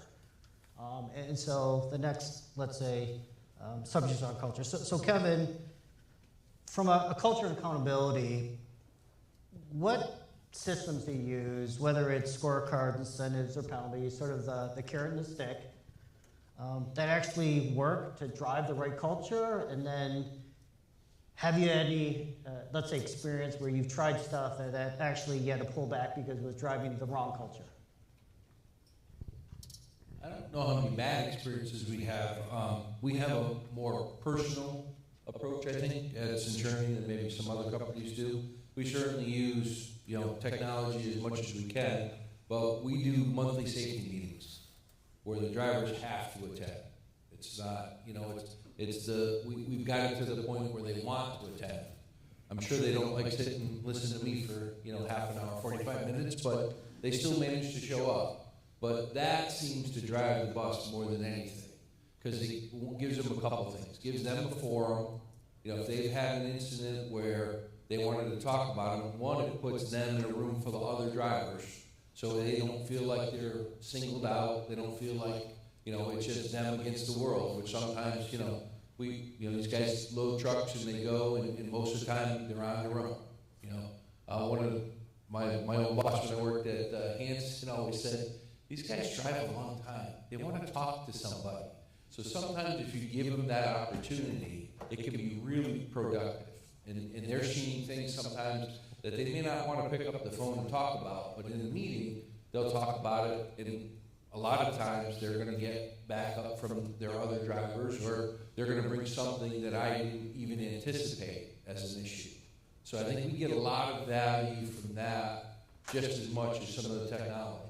Just having those meetings, it's on a schedule. We have 12 meetings a month in 2 separate locations. So it doesn't bother the operations team. We still get everything delivered that we need to get delivered, because that's always the concern. And, you know, if I have an outlier where a driver just can't make a meeting, but he was, you know, on a longer haul for us or something, we work for a make-up for that. But we've certainly used technology. You know, we certainly get, you know, feedback from systems in the truck, you know, lane changes, lane departures, that sort of stuff, and it just reinforces. A lot of times I get phone calls from the driver saying, hey, you're going to see something on the camera, and he'll explain his side of it before I have to look at it, you know, and I'll certainly still research it. And, you know, it goes to the same thing where, you know, a lot of the drivers will call and say, hey, I just had an incident on this highway. If you want to pull my footage, I imagine the person's going to call because he stopped long enough to get my picture off the side, you know, the picture and the number off the side of the truck. So they do, you know, so a lot of times it's their own accountability, you know, and they'll say, hey, I switched lanes, I didn't see the car. Or, hey, I was doing everything I was supposed to do, and this guy came out of nowhere and tried to cut off because he wants to get on the exit that, 3 miles, that sort of stuff. So I think overall, the personal connection makes a bigger difference. And we have a good span of control, for my size company. It may not work as much for Steve because it's, you get a lot more terminals, a lot more drivers. But for the smaller companies, I think that's the best thing to do, is engage them, talk to them. Again, I never drove a commercial motor vehicle. I did law enforcement work. I stopped a lot of them, but that's not the same. So sometimes, I have to have them explain, start from the beginning.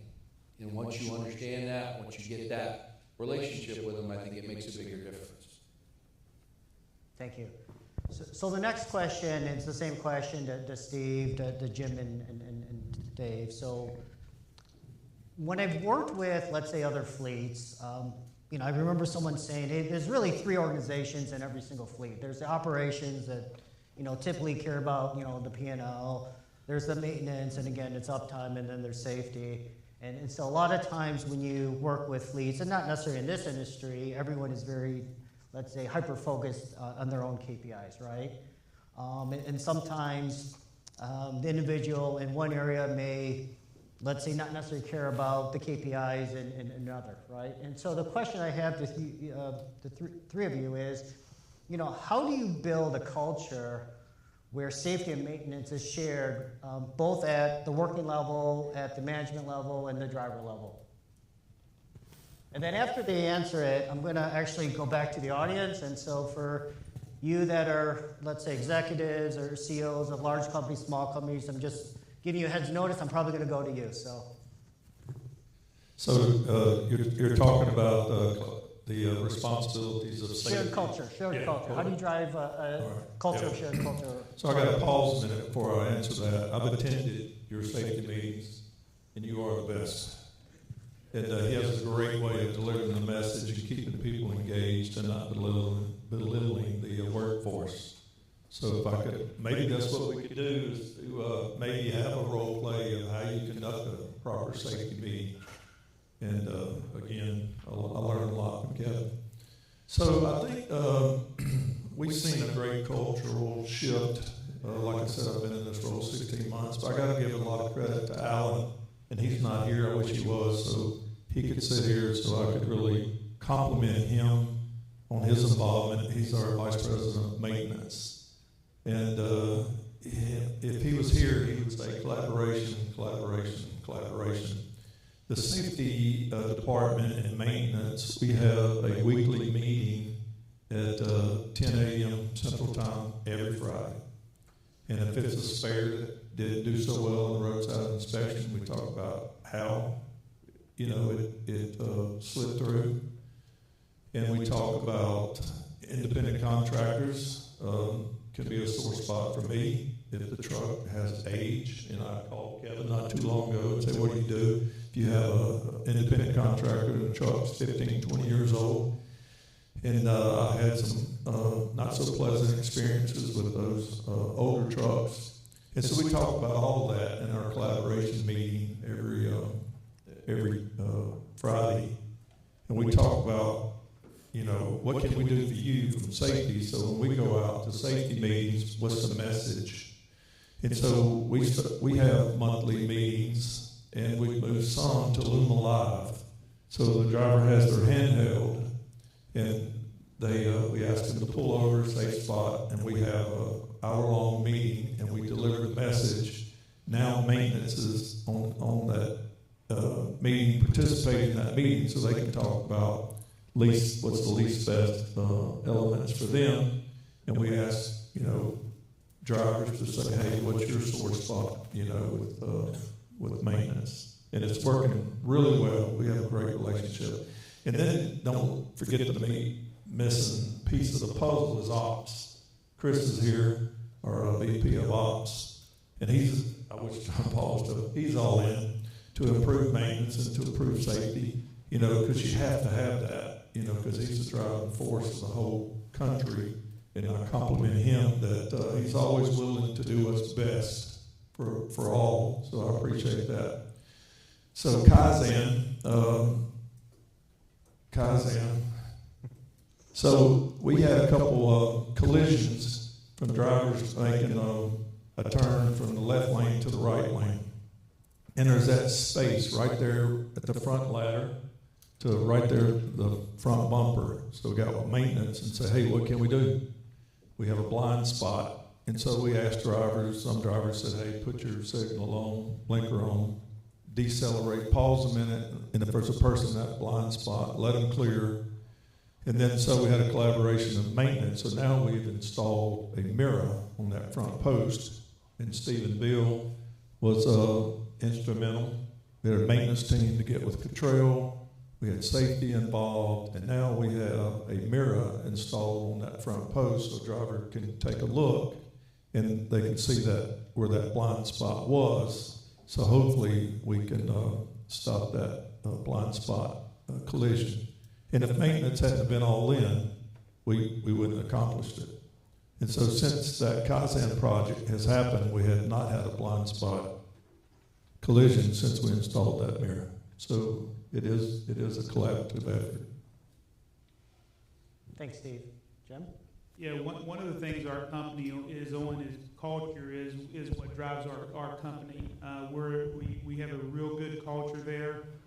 So one of the things that we did that we noticed years ago, probably 3-4 years ago, we would only hire drivers if they had 2 years of car hauler experience. And we noticed that we were getting drivers that didn't have our culture. They were some very independent drivers that just didn't mesh with the whole team. So we made the decision a few years ago. They still have to have 2 years driving experience, but we hired a driver from a local grocery store, Publix. He came to us, was interested in learning how to haul cars. He's used to working weekends. He's used to working holidays. He's used to driving a truck into a tight spot to deliver groceries. So we gave it a shot, and it turned out excellent. Since then, now we have 10 Publix drivers, to the point I'm probably not allowed to shop Publix anymore. But where I'm going with it, we hired a group of guys and one gal that had our company's culture. And we did the same thing in the shop. So we developed a culture where everyone is involved. So even if we're going to make a decision, we're real big into the Kaizen process too. Even if it's something that's not going to involve maybe dispatch, it's not going to involve the shop, we still bring someone in from that department, number one, so they know about it, but it helps them to feel like they're more of a team. So especially when you're dealing with something safety-wise, something maintenance-wise, it really helps, because before that took place, it seems like probably the same thing a lot of you deal with. You have the shop guys complaining about the drivers, you have the drivers complaining about dispatch, and just keep going around and around. But whenever you make the decision, we're going to build this team based on a culture, the culture we want, then everyone starts to see it. Everyone starts to see, hey, I need to act right. We always tell everybody, you have the right to say what you want. However, that doesn't mean you're not going to be held accountable for it. So, for example, if we see a driver that calls in and just blows up the dispatcher, well, that's not acceptable. So he will be brought in and go through whatever the PIP performance is for that. But we just don't overlook it, or, hey, get back to work. We make sure the problem's addressed. And I think by doing that, now you have other ones that just they'll raise their hand and say, hey, something doesn't seem right here. Maybe we should look at this. And I think by just really building that culture from the ground up, making sure everybody has a part of it, it's really benefited our whole team. Thanks, Jim. Dave? We have the same things going on in Centurion. From the day you start at Centurion, you'll be met with a senior management team telling you safety's number one and respect your fellow Centurions number two.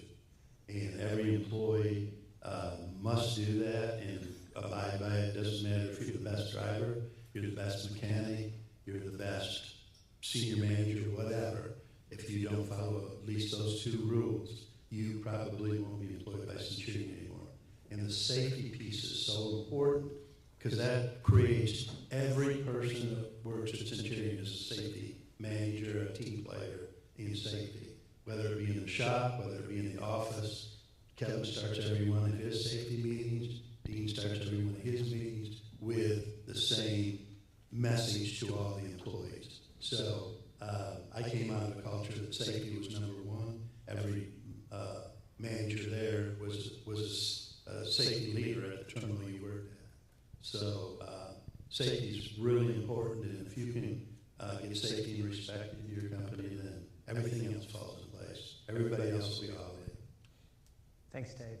So I'm going to go and ask the same question, but reverse it to BJ, and then Dean, I'm going to come to you. But so I'm going to make it a little bit more difficult for you guys, okay? So instead of giving me a good example, can you give me an example where, BJ, you've been an executive at a couple different auto haulers, plus leading the effort at Chrysler, for those that remember what Chrysler is, but where you had to actually go in because you saw certain things within the culture that wasn't going quite what you thought it would.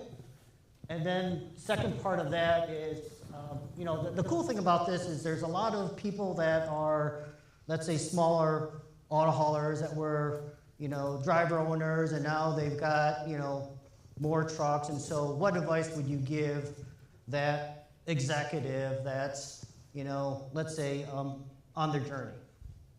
Yeah, thanks, Chris. I think from my perspective, I did start my career off at Chrysler Corporation back in the day, now Stellantis. I went through every possible job in vehicle logistics at Chrysler, so I saw from that side. When I came to the great side of this industry, the car haul side, I started off by loading and unloading trucks with drivers every single day. I didn't have my CDL, so I went out and loaded the trucks, unloaded the trucks, went to the dealers, went to the rail yards, saw the good, the bad, the ugly. Then I went and got my CDL. Then after that, I went to run a smaller company, and I went out with drivers all the time and understood what they go through. So I could understand from the most important part of the company, from the ground up, what our struggles are, what they like, what they didn't like.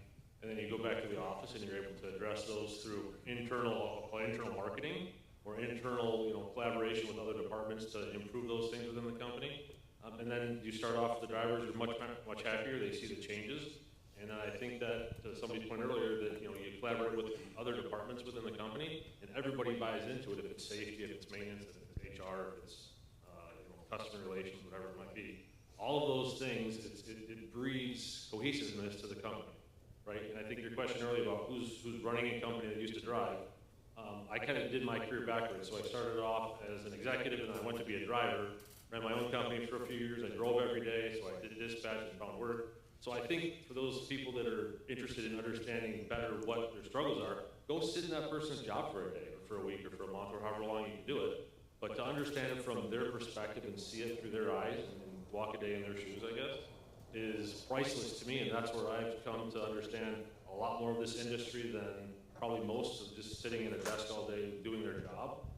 And because you see it from a different perspective, you're able to go back and make change and work with the other departments within the company and get people to understand the importance of those things from everybody's perspective, not just one executive's perspective. So that's my background a little bit, and that's what I've kind of used to be successful in what I've done. Hey, BJ, has there been a situation where you felt that maybe the direction or the culture was not going in the way that you wanted? And if so, what did you do? And yeah. Yeah, I mean, there's always something like that. I would say safety is probably the biggest thing. I mean, kind of my background is I always preach safety first. I saw it from the crisis perspective where people are assembling vehicles all day. There's a million things that can go wrong. And then you can translate that to the auto haul side where I started a company for Chrysler from scratch. And I saw on day one we went to deliver a vehicle. We went to back the minivan onto the truck and ripped the rear bumper off. Right? So things can go drastically wrong even though you think you're prepared, and understanding that they're not always going to go properly. And I think putting corrective actions together in Kaizen and being able to react to those situations and understand what happened and correct them is a huge piece. And to me that starts with safety and understanding where you're going wrong, what you can do differently, and really internal marketing of understanding this is what we need to do differently to be safe. Making it personal, right? When everybody takes it personally, not just the safety department, everybody within the whole company needs to take safety serious, or it'll be a joke for the whole company.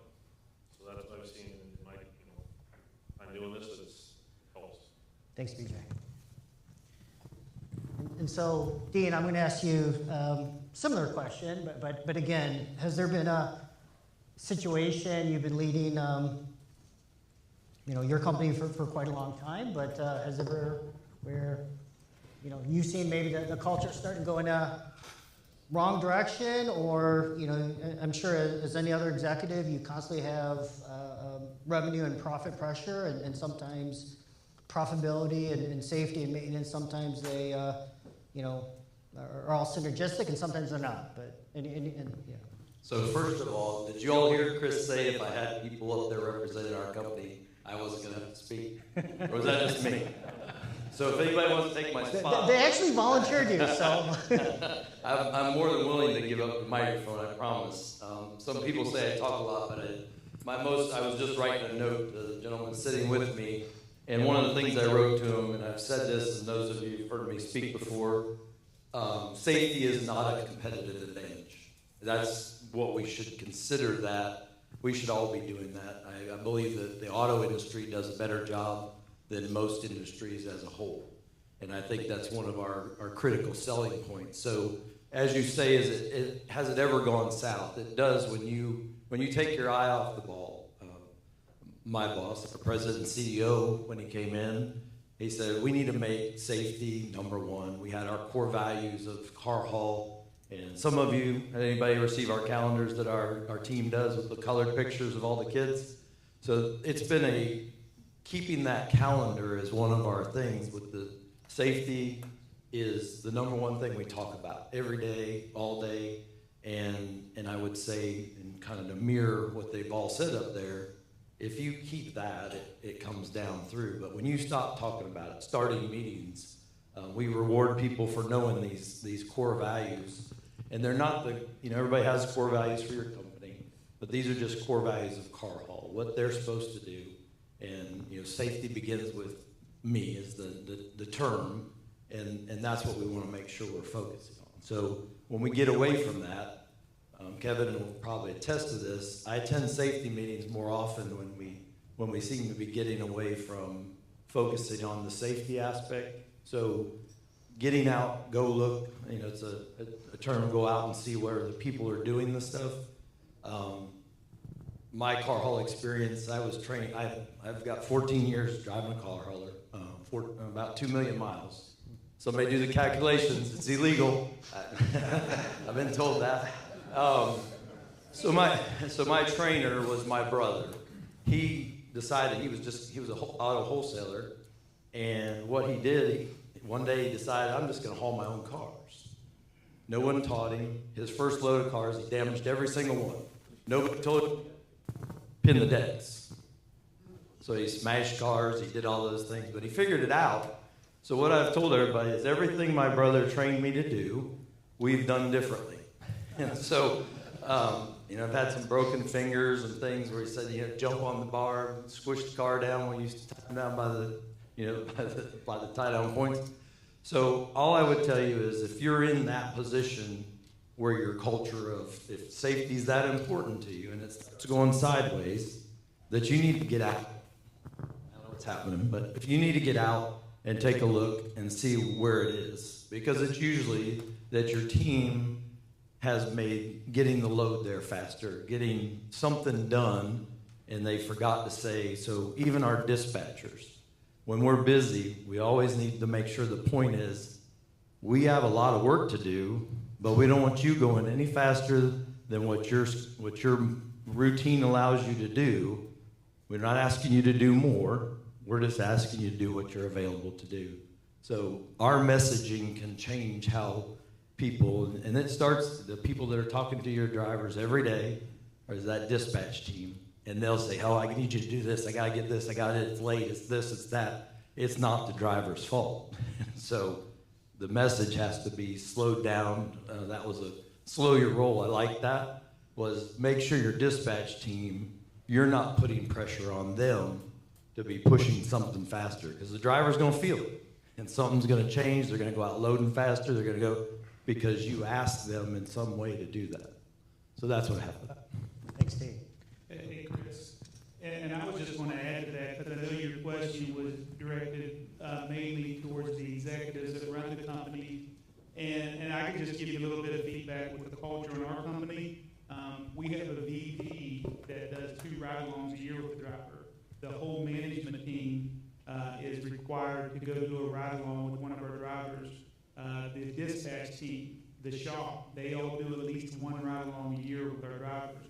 We also allow the drivers to come in and shadow the shop, shadow the dispatch. But I think you would agree, whether you're working with the driver or you're dealing with someone in the maintenance, they got a pretty good BS meter, so they can see if the person that's talking to them is genuine. So you get to be genuinely concerned about what their job is.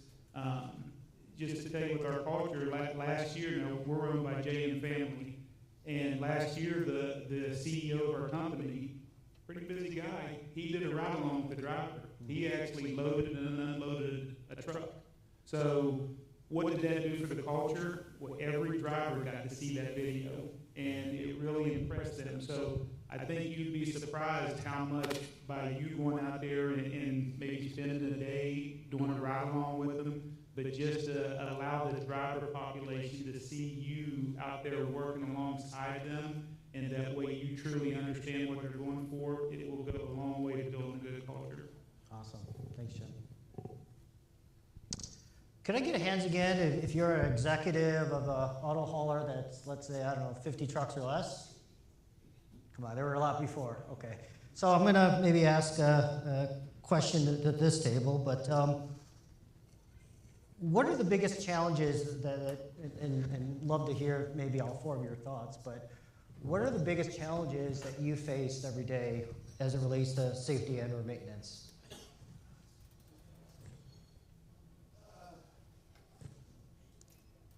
It's on. Hello. No, we're good. Luke Reeves, Reeves Auto Transport.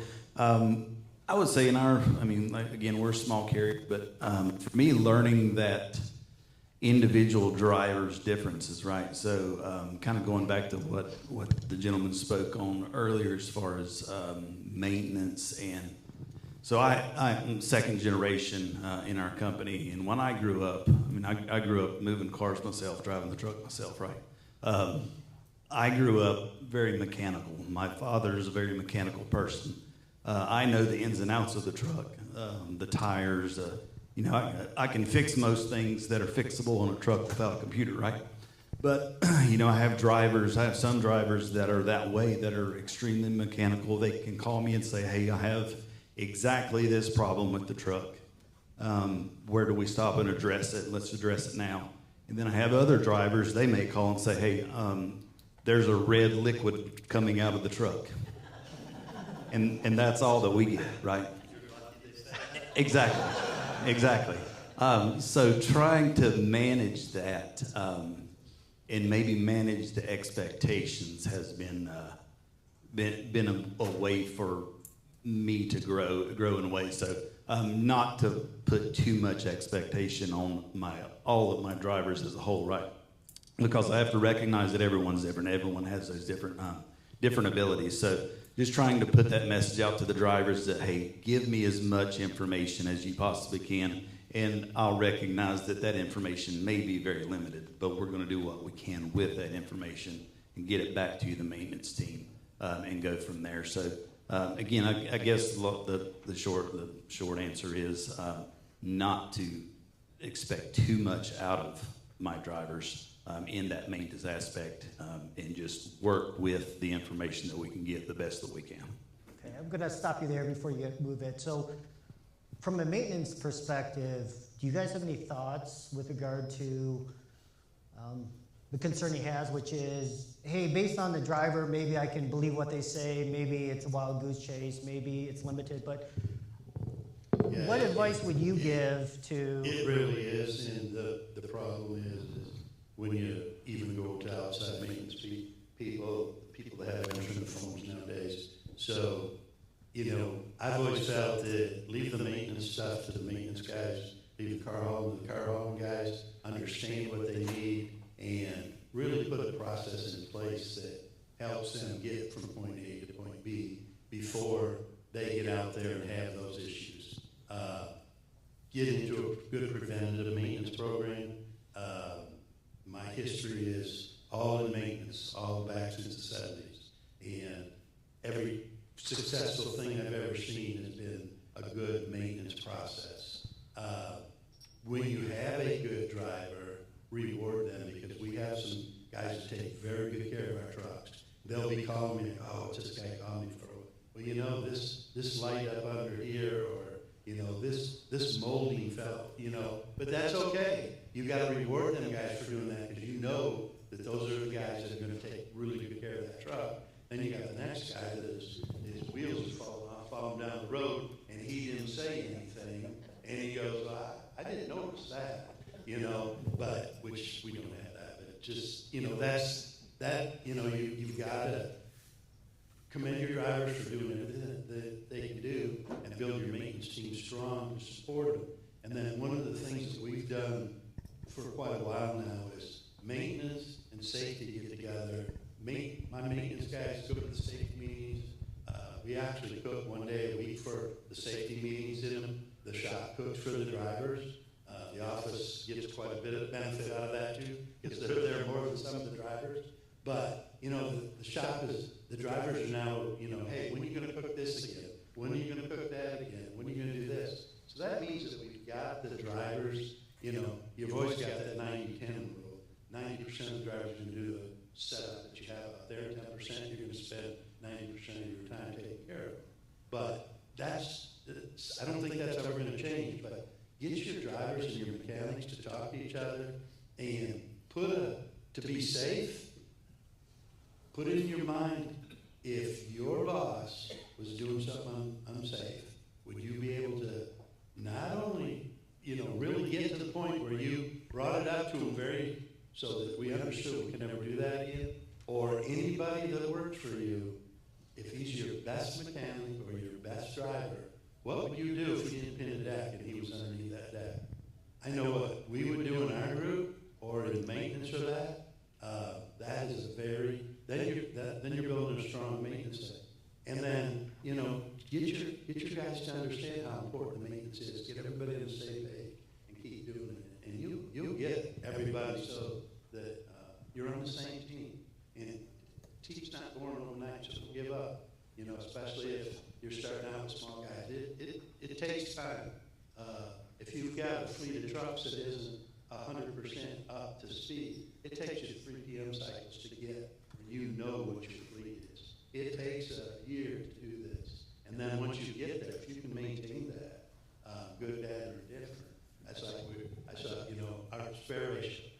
I don't want my guys working on spares in the truck. I want you to work on the assigned trucks. So let's pare those down and just use this many, you know, and then you'll get to that point.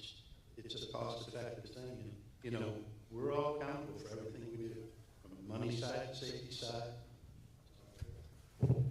Yeah, just to add on that, I think it all goes back to training. So we're real big on continuous learning at our facility, at our company. So one of the things we do if a driver breaks down, when he calls into the breakdown line, it's going to be an STS associate answering phone. It's not going to be a third-party company. So it's going to be somebody that driver knows. So I think that's a big part of it right there. That they know each other. They have a close working relationship. But part of that continuous learning, one of the things that we do, it's an expense to the company. We will allow that driver to come in. He can shadow the shop for a whole day.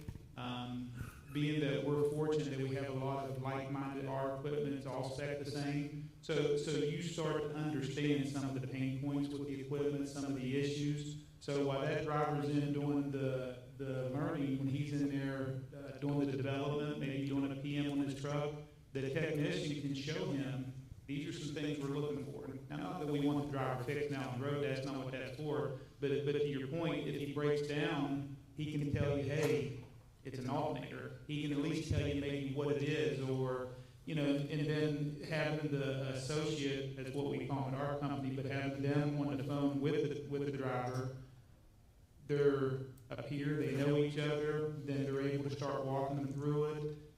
You know, instead of just, you know, cutting them off and just trying to be rude to them, they build that relationship. So, you know, they may say, well, can you get me a picture? Maybe you can't explain, but can you get me a picture? And then they'll, you know, text it to them, and then that kind of helps them.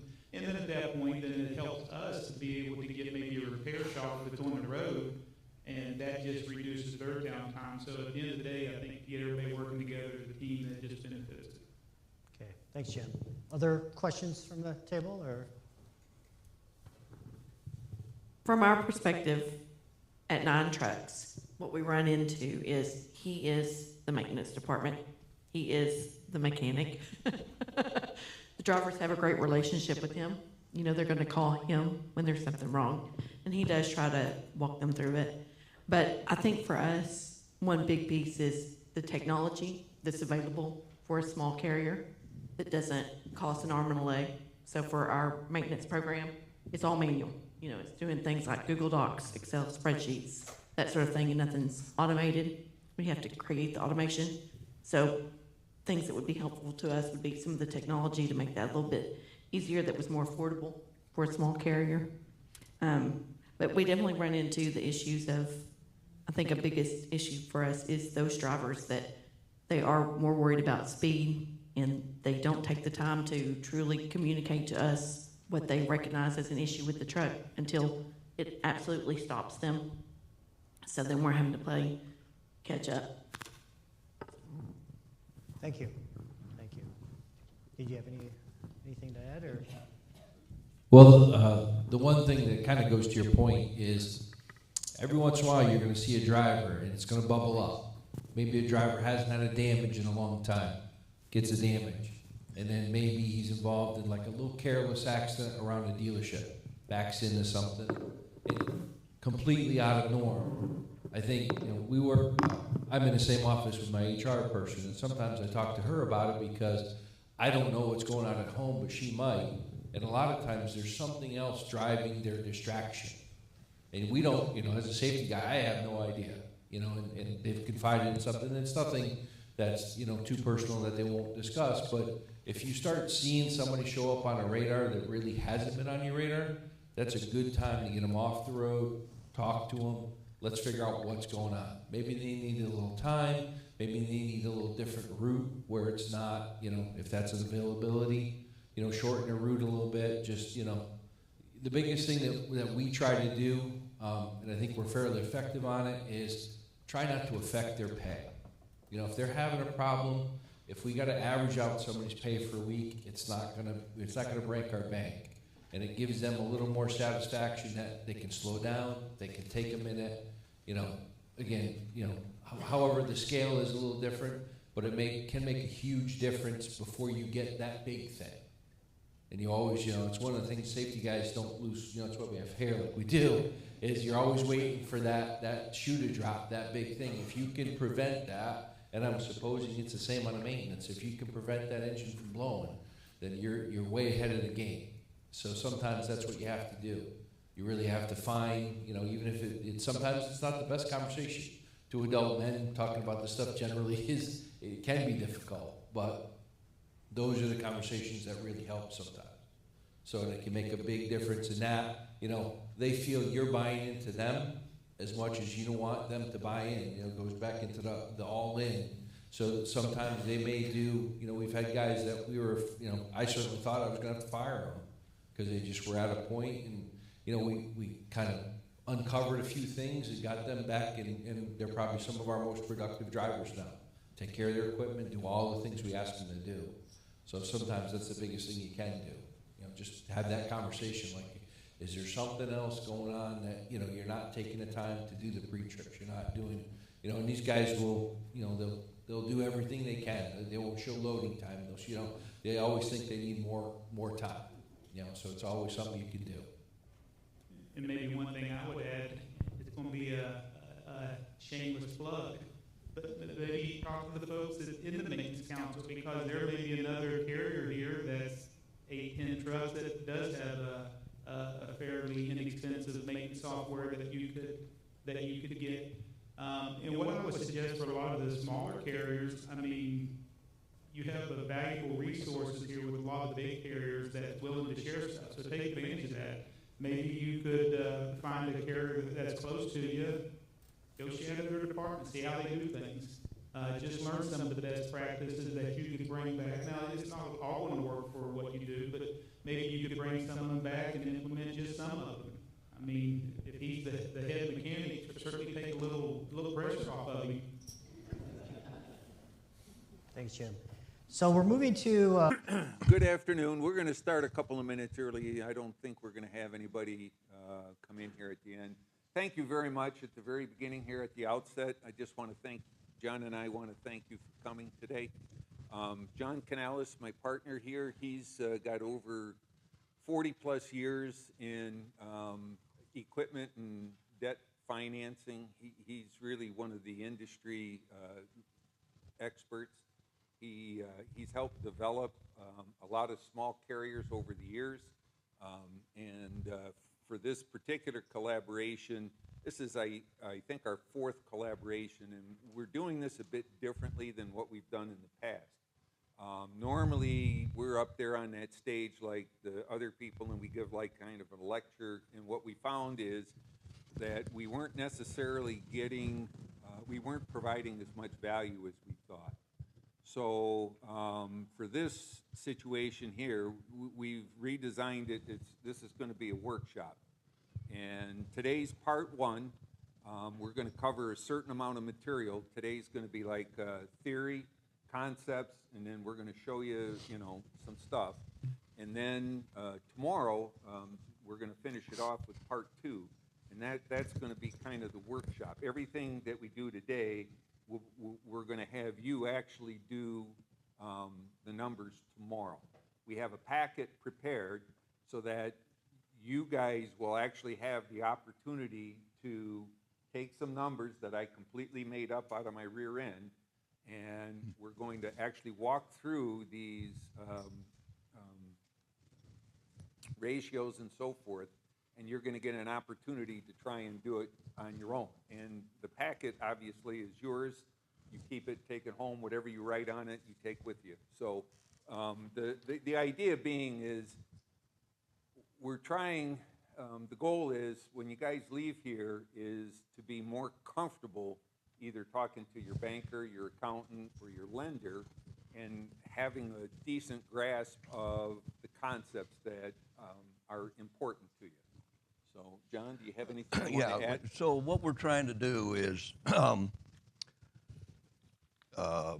kind of take this in a way that maybe we'll be able to do some webinars during the summer and follow up with some stuff at the Fall Expo. But really what we're trying to do is help small fleets, startup fleets, understand financial statements and cash flows and some things like that. And part of it is because a lot of smaller fleets, they'll use their accountant for these kind of things, okay?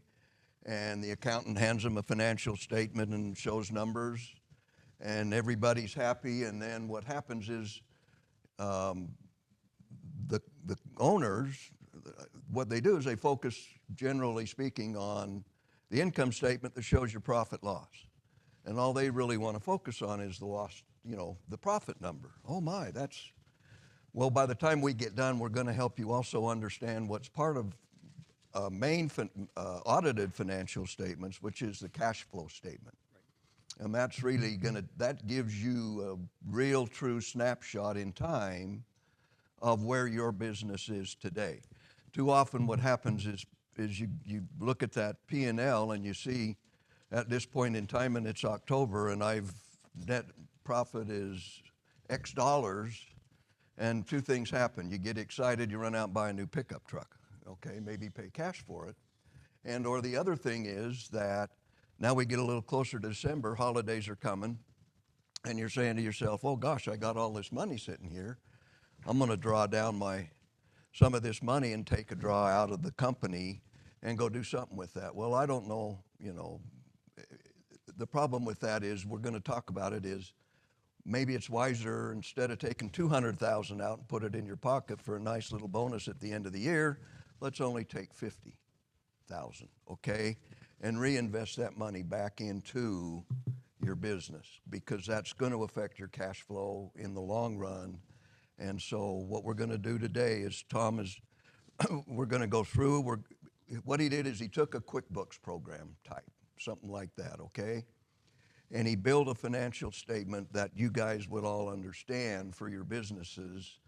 And then that way we're going to go through and explain what each item is, how they tie together, and then what he said in tomorrow, we're going to start with a trucking company and show revenues, show expenses, and that's where we're going to then have you guys help us by telling us the numbers we're going to need to fill in the boxes on this little worksheet that we're going to give everybody tomorrow. So we really appreciate that you're here.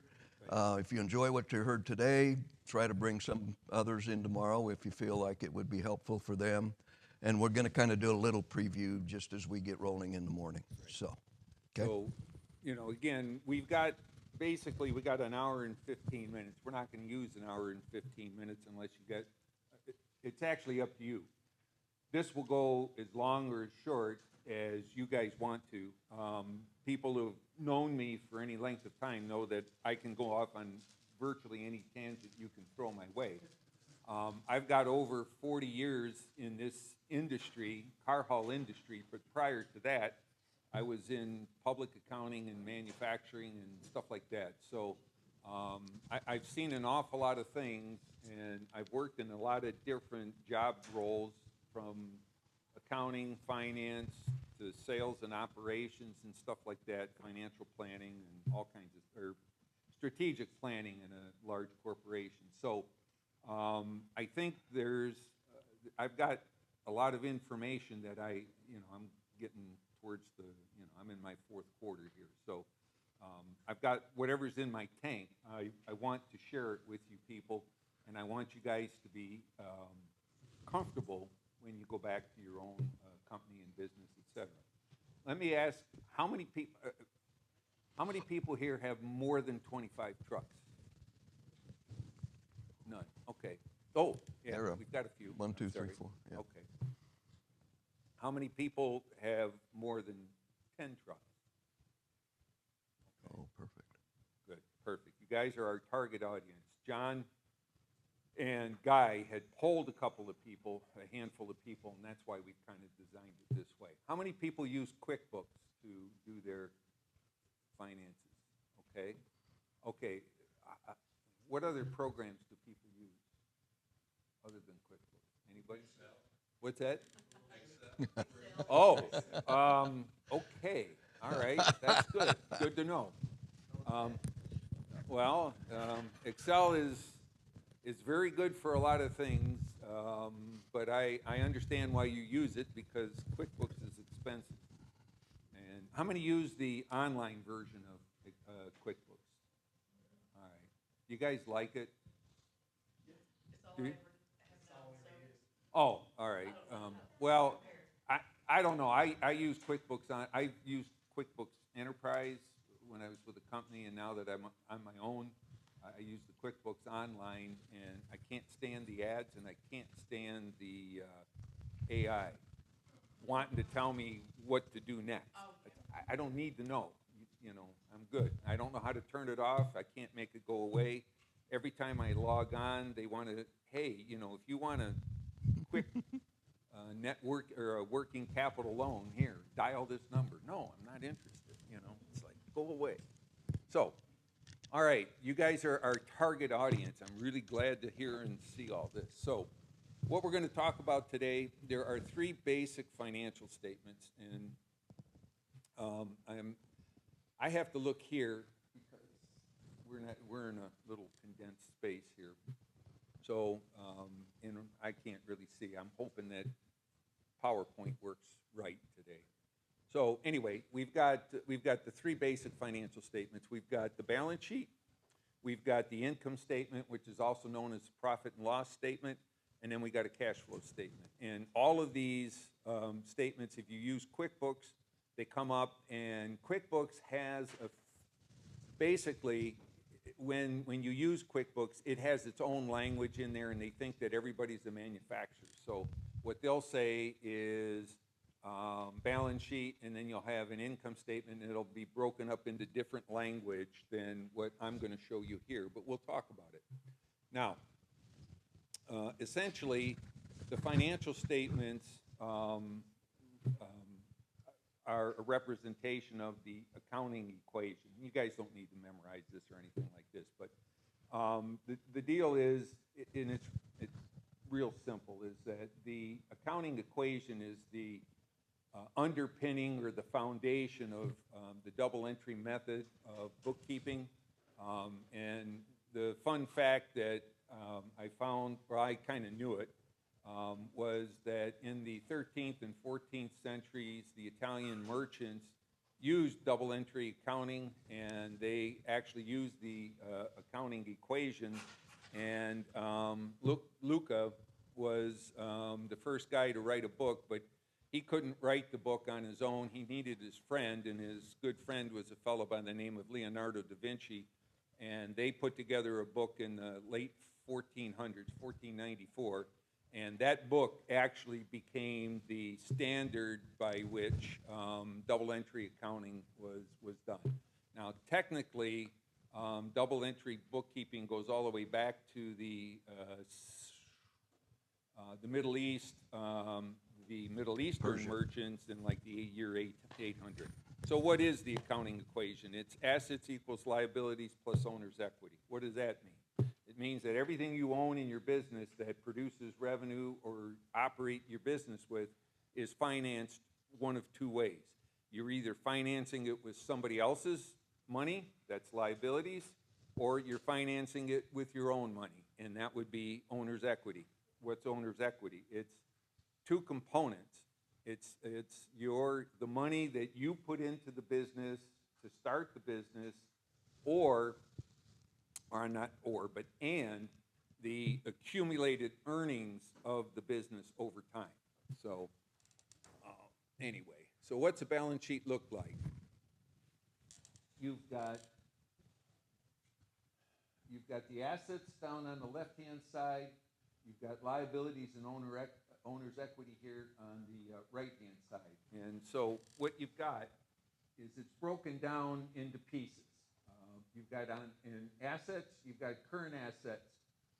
We've got cash, investments. If you got excess cash, nowadays you have the ability with your bank to have it moved into a special account, or you can put it into short-term, CDs, et cetera, whatever it is.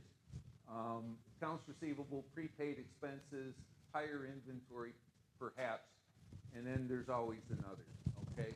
So your current assets are considered to be the most liquid assets that you have.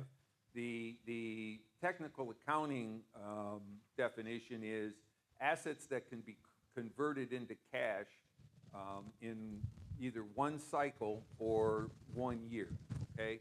So anything that's longer than that is not considered to be a current asset. Now the next, does anybody else have a different account in current assets other than the ones that I've shown here? No?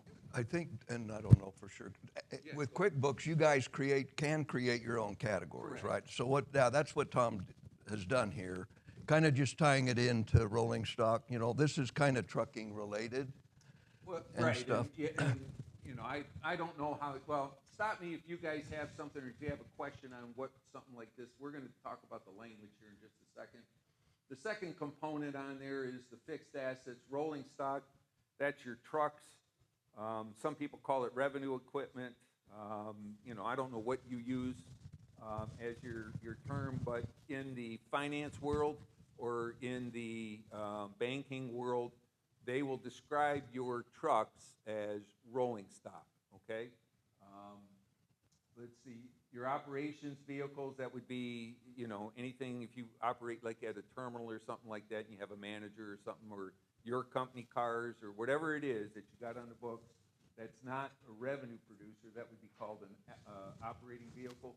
Leasehold improvements, if you have a building, and let's say you decide to build a shop, or if you're going to build a break room or whatever it is, those are usually what goes into like a leasehold improvement. And then you got your furniture, fixtures, computers, and all that stuff. And then accumulated depreciation, you net it out, and that becomes your total fixed assets.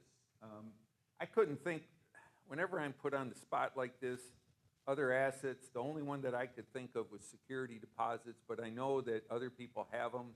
You know, they could be, like if you lent money to one of your employees, and it might not really be a short-term thing, you could have an account for stuff like that, or, you know, just different things. There's all kinds of crazy things that can go in there.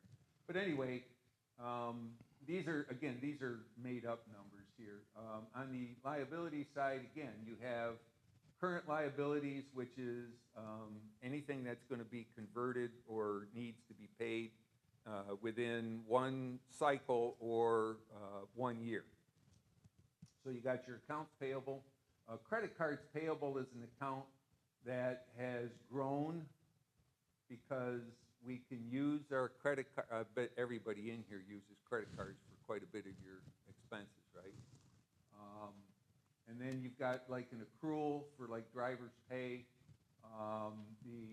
What that would be is that if you pay like the drivers every 2 weeks, you would have an accrual for the amount of service that they have provided to you and how much money you owe them, but they're not, you know, you haven't paid them yet, so you're going to put it there. Long-term liabilities, mostly for everybody here, is going to be your equipment debt. There's other kinds of debt that you can have. I don't suspect that anybody has it. Owner's investment, for the owner's equity, that would be, you know, whatever it is that you put in to launch your business, and then the accumulated retained earnings. As we said, it's got. Hold on a second here. Let me. So I do want to point out this one here, guys. Okay, especially if you're a smaller company. All right, and I don't know how you do it. I'm guessing a lot of people don't pay much attention to that unless you've got a CFO or a controller that's going to have that conversation with you and make sure you understand that. You don't want to get caught short here. So figure out, use your accountant, use your controller. They're going to have a pretty good idea what your tax structure is going to look like at the end of the year, okay?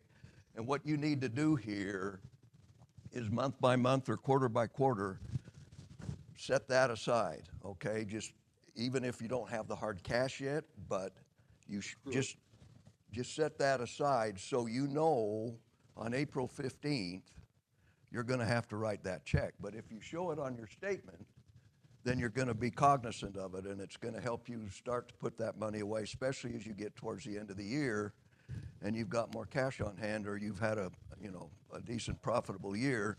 But you want to make sure you have that in there so you know that's what you're going to approximately have to pay in taxes. How many people in here are LLCs? Okay. How many people are S Corps? All right. Do we have anybody that's a C Corp?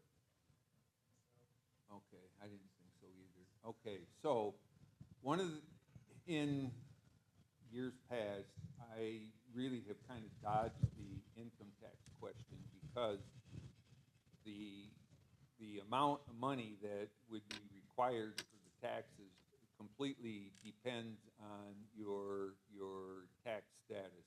If you're an LLC, you have two ways to report your taxes. You can be a disregarded entity, which means you're going to put that on as your Schedule C on your own personal income tax. If you can choose to be taxed as a C Corp as an LLC, and that means you got to file a Form 1120, and you're going to get taxed at that rate. And then, if I'm not mistaken, the subchapter S, that's going to be taxed like a partnership because you're going to take your distribution, and that's going to flow through. Through like a Schedule K1 on your stuff. I'm a little fuzzy. I was really good in 1986 when that tax deal came through, but I haven't really paid as close attention really since then. So anyway. I have a basic question. Sure. Before we ever even get to the balance sheets or even Yeah. the P&Ls. Sure. You have the option in QuickBooks to check if you want to do cash reporting or if you want to do accrual Right. formatting. Is there one that I've been checking accrual I would, yes, well, okay. There, there's an asterisk here, okay? The cash versus accrual, the issue will come up more when you have a tax quote-unquote strategy, okay? When you do cash accounting, your financials are going to look a wee bit different than somebody who does accrual accounting, and that's because everything's going to depend on what has actually flowed through your cash. And you know, some of the accruals that I told you about, they will be there, but they're not going to have any impact on you when you flow your taxes, and you're going to have a reconciliation for your tax return. And so you got to kind of, you don't have to be real careful, but it depends on, it depends on your business and your tax situation, and hopefully you have an accountant that can more intelligently, lay out your options. But personally, I would recommend, and I think everybody should, go on the accrual method, and then that way you can make sure that everything's going to be matched. It'll Again, all tie together. Again, in accounting theory, and by trade I was an accountant, the idea was you want your statements to match the revenue and expenses in the periods that they were earned in that particular deal. That's why you have accruals, and that's why you have some of these things set up the way they are. But yeah, to answer your question, yes, make it accrual, because otherwise you could get tangled up a little bit in trying to convert your operating statements into tax based statements. So when you gave your stuff to your accountant to file your taxes, you could have, if you had it differently, you could have a potential problem. God bless you. Oh my Goodness, God. Dwayne. He's allergic to accounting. Oh my God. Yeah. All right. Some of the language that you'll find on the balance sheet, what does it mean? Cash is cash. Everybody knows that. It's money in the bank. Accounts receivable, basically that's revenue that you've invoiced but you haven't been paid for yet by your customers. That's, I think, pretty straightforward. Prepaid expenses, when you make upfront payments for something that you're going to consume over a period of time, and the best example is going to be when you get like insurance, when you get like your renewal and stuff, they'll ask you to put a down payment on it, and then you'll be spreading that cost over the period of time that it, because if they ask you to put down 25% of the total premium, well, you've got to allocate that over, 1 quarter of the year. But basically, registration can be the same and stuff. And again, it's the accounting theory is we want to spread the cost out over the period where it's going to really impact. Other assets, we said security deposits because I couldn't think of anything else. Fixed assets, we said rolling stock is revenue equipment. That's what we used to call it at Ryder. Trucks is what they are. And then we talked about the other kinds of fixed assets. Now, accumulated depreciation is, in accounting terms, called a contra account. What's a contra account? Well, when you buy a truck, let's say we paid $400,000 for a truck, and we think it's going to last 10 years. So what we're going to do is depreciate it, and if you got Excel, you got a little function that says straight line. You'll take your $400,000. If you think it's going to be worth something at the end of the deal, it's called salvage value. You take that out for let's say $50,000. You think after 10 years that'll be what it's worth. So what Excel will do and QuickBooks will do is it will tell you that you have $35,000 a year, because that's what, 400 minus 50 is 350. You divide that by 10, you got 35 per year, and then it'll figure it out for you. So what you'll do is every period, every month, or however often you run your statements, it will accumulate that. So on your balance sheet, you'll see the $400,000, but you'll see underneath it accumulated depreciation that will cover whatever the time period you're talking about. So after 1 year, you'll have $400,000.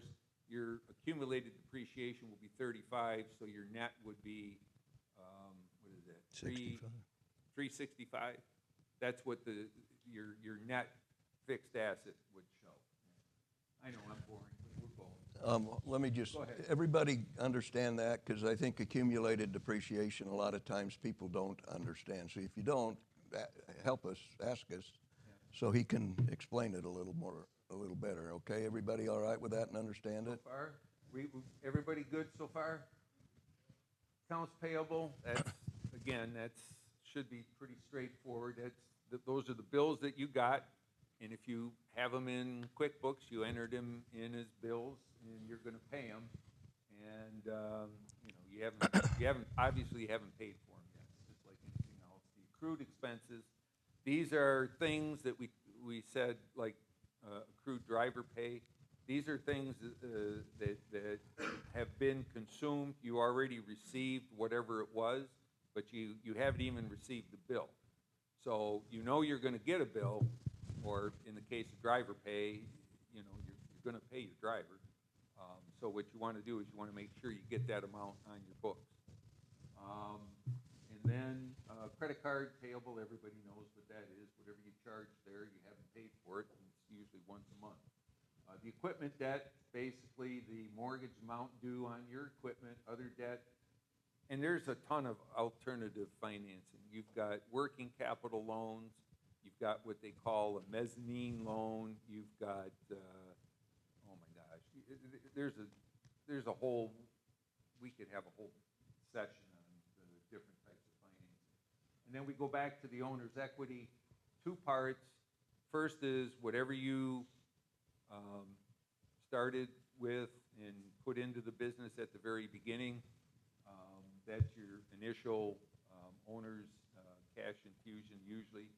And then you have your plus accumulated earnings minus accumulated losses. So essentially, when you look at that, the way to look at owner's equity and accumulated retained earnings, that's cash that you're reinvesting into the business. All right, like John was talking about earlier, income statement, you come down to net income after tax, and that's going to go back into your cash. You're going to see how it works back into your cash flow balance, and depending on how profitable you are and what your situation is, you then make the decision as to how much of it you're going to leave in the business. Because the other part of the accumulated earnings there is what do you as owners take out of the business? Okay, that's where that would go. Here, let me hold just on. say something. Well, now we're going to take a breath right here because go back. You want to just go back? What do you want to real say? quick one time? Okay, other debt here. I just want to say something with that. How many of you have an operating line of credit at the bank? Okay? Really, when we look at this, I would encourage you to do so.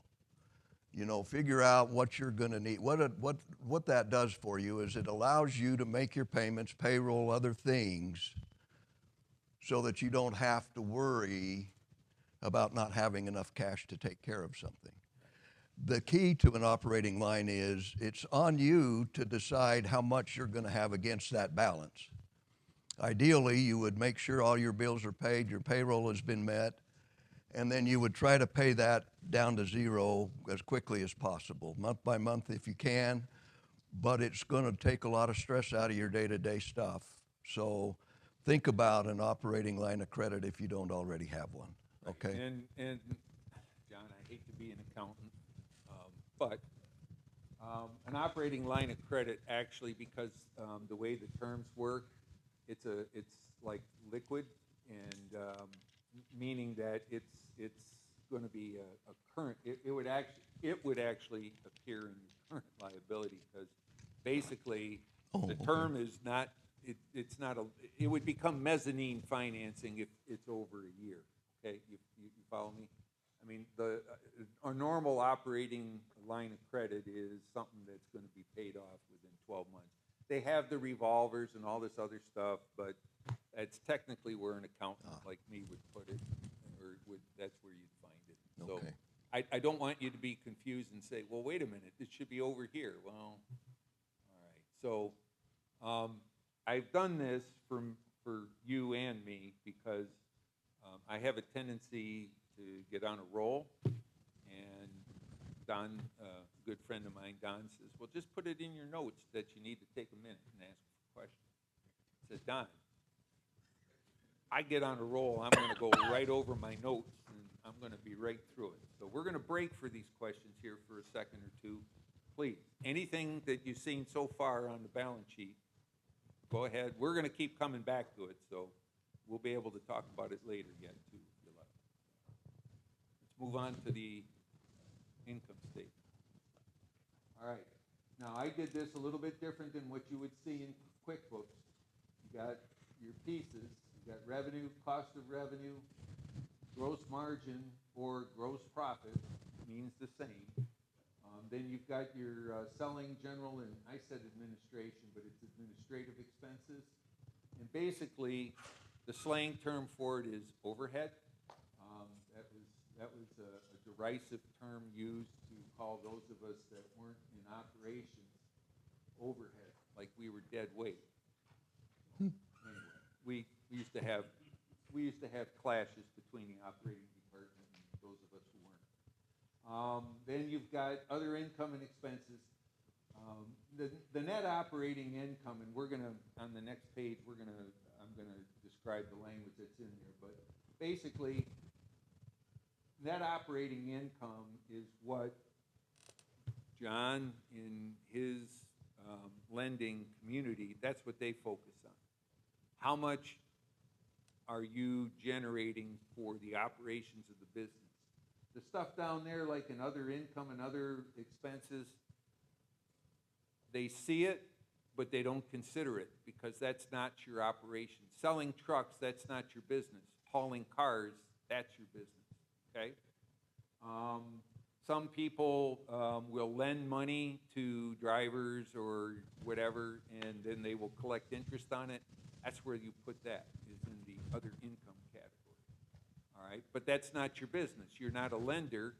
You're a car haul company, and you generate revenue and profit by hauling cars, okay?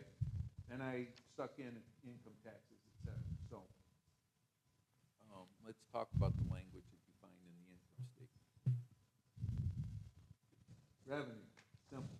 Services you provided that somebody's willing to pay you a transaction price on, okay? The cost of revenue, that section in there, basically what those are your direct operating costs. And so what do I mean by that? Driver pay and benefits. You've got your truck running costs. So you've got like diesel fuel, you got maintenance, tires, tolls, you got taxes. When I say taxes, I'm talking about IFTA. If you run in New York, you've got, I think, HUT.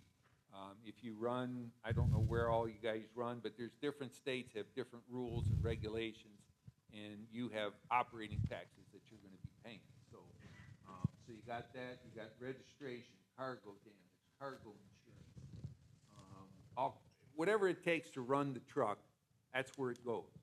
Okay. Then you come to gross profit. Some people call it gross margin. Basically, that's the revenue minus your cost of revenue, which is all the direct costs. And so, okay, so you'll hear the phrase, what's your margin percentage? That's how that is calculated, okay, and that's where it comes from. Selling and administrative expenses, the slang term that's overhead. The accounting definition those are indirect costs that you use to run your company. So that's where you're gonna put anybody who's a non-driver, like dispatch, maintenance and safety and all that stuff. You put them in there in that category, non-truck insurance, rent, supplies, whatever, utilities, communication. If you got a TM, now, you can get into an argument with me, and I won't argue with you long. But if you wanted to put your TMS and ELD costs in your gross margin, I'm not gonna stop you and say, no, don't. That's a fine point. Tell them what TMS and ELD is. Well, TMS is their dispatch system that everybody's got some sort of a computer system, right? You got what? Yeah. Transportation management system. That would be like if you use Super Dispatch or if you use Magnus or Via Haul or whatever. Yeah. And then the ELD system, that would be like some people use like Samsara, I think. There's a whole bunch of different things. And some of you guys probably even use like Fleetio or something like that too, do you? Yeah, okay. So some people would say, well, that's a direct operating cost of the truck, and I guess you could say, yes, it is. I say no, because I want the pure cost on that truck. And then you would put your HR, safety, your accounting, legal, whatever else. Now, one thing that I want to just talk about here, I have, in every company that I've either advised, worked, or had any influence in, I've asked them to change the way they look at what I call finance charges, because what you want to be able to do when you look at these financial statements is you want them to tell you what is happening at your business. And one of the things that it's a pet peeve on is that you can hide things by not putting them in the proper place, okay? When I say finance charges, everybody understands the truck interest or the interest on your debt, right? That's great, and that's true. Finance charges also include when you take a load and you get it from United Road or whomever, and they offer you fast pay discount or whatever it is. That amount of money needs to be booked here in finance charges. Don't reduce your revenue, because you're going to get a different picture than what you really should. If you, the fast pay discount, and we'll talk about this in a few minutes,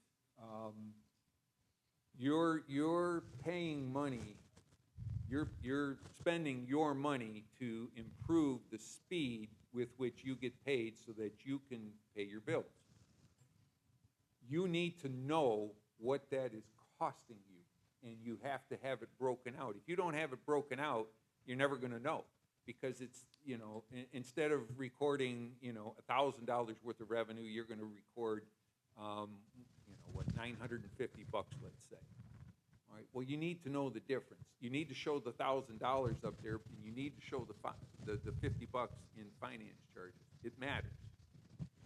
As you get more and more comfortable, you'll get to understand that, oh man, I'm spending a lot of money. Why is that?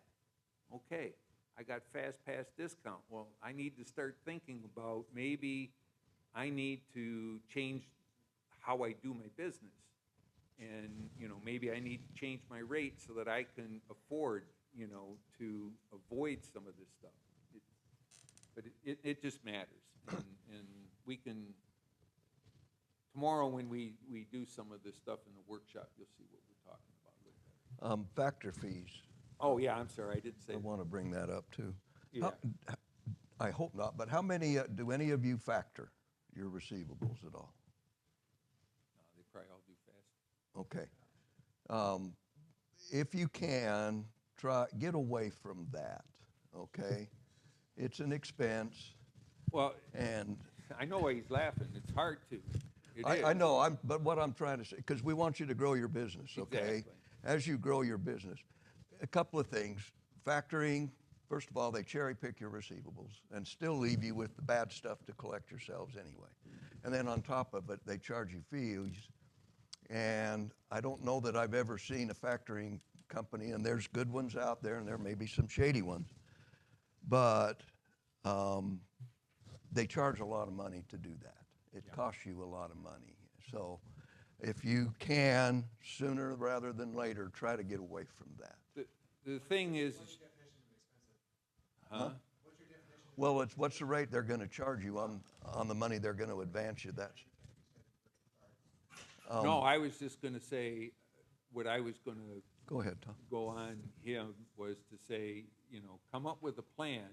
I mean, it may be that your rates can sustain factoring, but over time, well, my experience with them is that they will try to control your accounts receivable. And that's pretty hard because that can be a constraint for you as you grow, and let's say you want to move into different markets and different things. You may or may not be able to build your business level up. You may not be able to expand nearly as quickly. I mean, I haven't seen an agreement here in the last couple of years because I haven't had to worry about it, but the business is evolving, and you know, the shipping community has, you know, I should have Hank here. Legally, theoretically, legally, you should be paid within 15 days max, period, for transportation. That law never went away.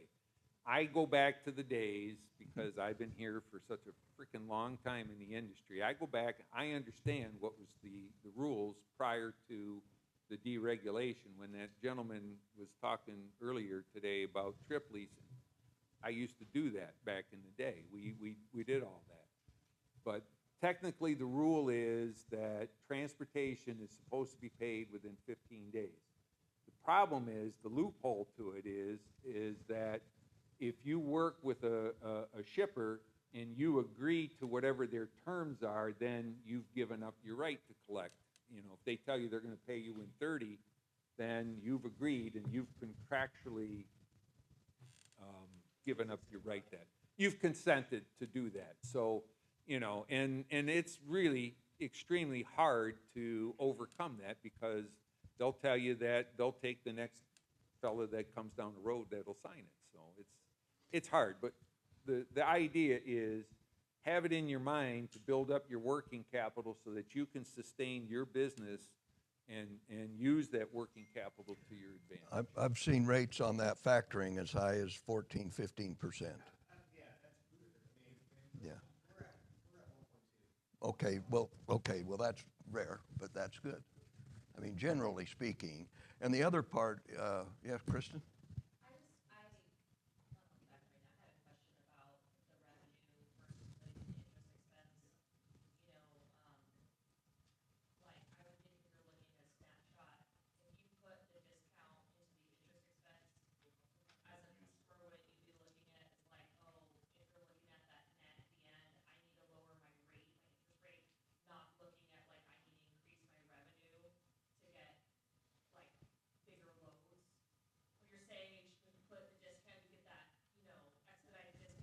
Right.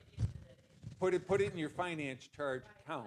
Wouldn't you look at then the finance charge and be like, okay, like I'm paying too much on my rates, or I'm paying too much on my credit card, not looking like, oh, I need to increase my revenue?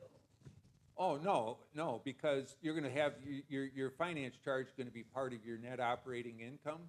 And if your net operating income margin is down, because you're going to look at this, you're going to say, okay, here's my revenue, $1,000. I had direct costs of, you know, $800. And then I get to my overhead, which finance charges is another, you know, whatever it is, $100. So, you'd have to almost like break that out within finance charges then, right? correct, Like, and correct, exactly. It wouldn't just be finance. You'd have to No, one you, would be like exactly. expedited finance charge. Correct. Like we booked a load, but we really didn't get paid that much. Correct. What you want to be able to do is, and in QuickBooks you can create these sub-accounts, And so you would have finance charges, you would have a line for truck interest, you would have fast pay discounts, factor fees, early pay, whatever it is, and you would have that, just accumulate it, and then what that will tell you is, you know, if you see that, if that becomes like 2% of your revenue, 3% of your revenue, or 4% of your revenue, you know, you've got to be analyzing and saying to yourself, geez, you know, this is, you know, why is this? And, you know, is it worth it? Because the other part of this is when we look, and we're going to get to the you know, how the statements are intertwined, because if your receivables are improved and you're getting your cash and you are profitable and so forth, then it might not be, you might be okay, because what you're, you know, is what you're spending on the cost of money, is that, you know, adding to your overall business capability or not? And the only way I know of making that assumption is, you know, is it, you know, what are my numbers? You know, what are the components of going into, you know, when I go into the rating deal? So that when I go to my customers and I talk to my customers, I'm telling them, look, you guys are paying, you know, 30 days on this stuff. So because that, you're asking me to float, and because I can't afford to float 30 days, I got to pay a certain amount of money on this. And you're going to tell them, I got to build this into my rate. And I might need to raise my rate by a point or two. But you want to be able to you want to be able to have your case. I used to always build my cases with my customers like I was an attorney going into a courtroom. And I would be, because, you know, it's a fight. And I would show them, look, driver pay and benefits, this has gone up, blah, blah, blah. Cost of fuel, cost of tires, cost of this, cost of that. And, you know, when I'm bidding on these businesses and stuff, or this business, I need to understand what it is that my core costs are going to be. And, you know, you've got competitive pressures, though. A lot of other people don't pay attention to their costs. They just wing it because it's like, well, if I don't take this load, I don't generate any revenue, or blah, blah, blah. You get the, what I call the cash flow pricing deal. And that is tough. It's very, very tough. And this is an extremely tough time because you got high fuel costs, you got high this, high that, and the business isn't as steady as it has been necessarily in the past. So anyway, any other questions before we move on to the cash flow statement? No? We beat up the income statement pretty good? Did we get your question answered? I don't know. Are you okay with that? I mean, having the components?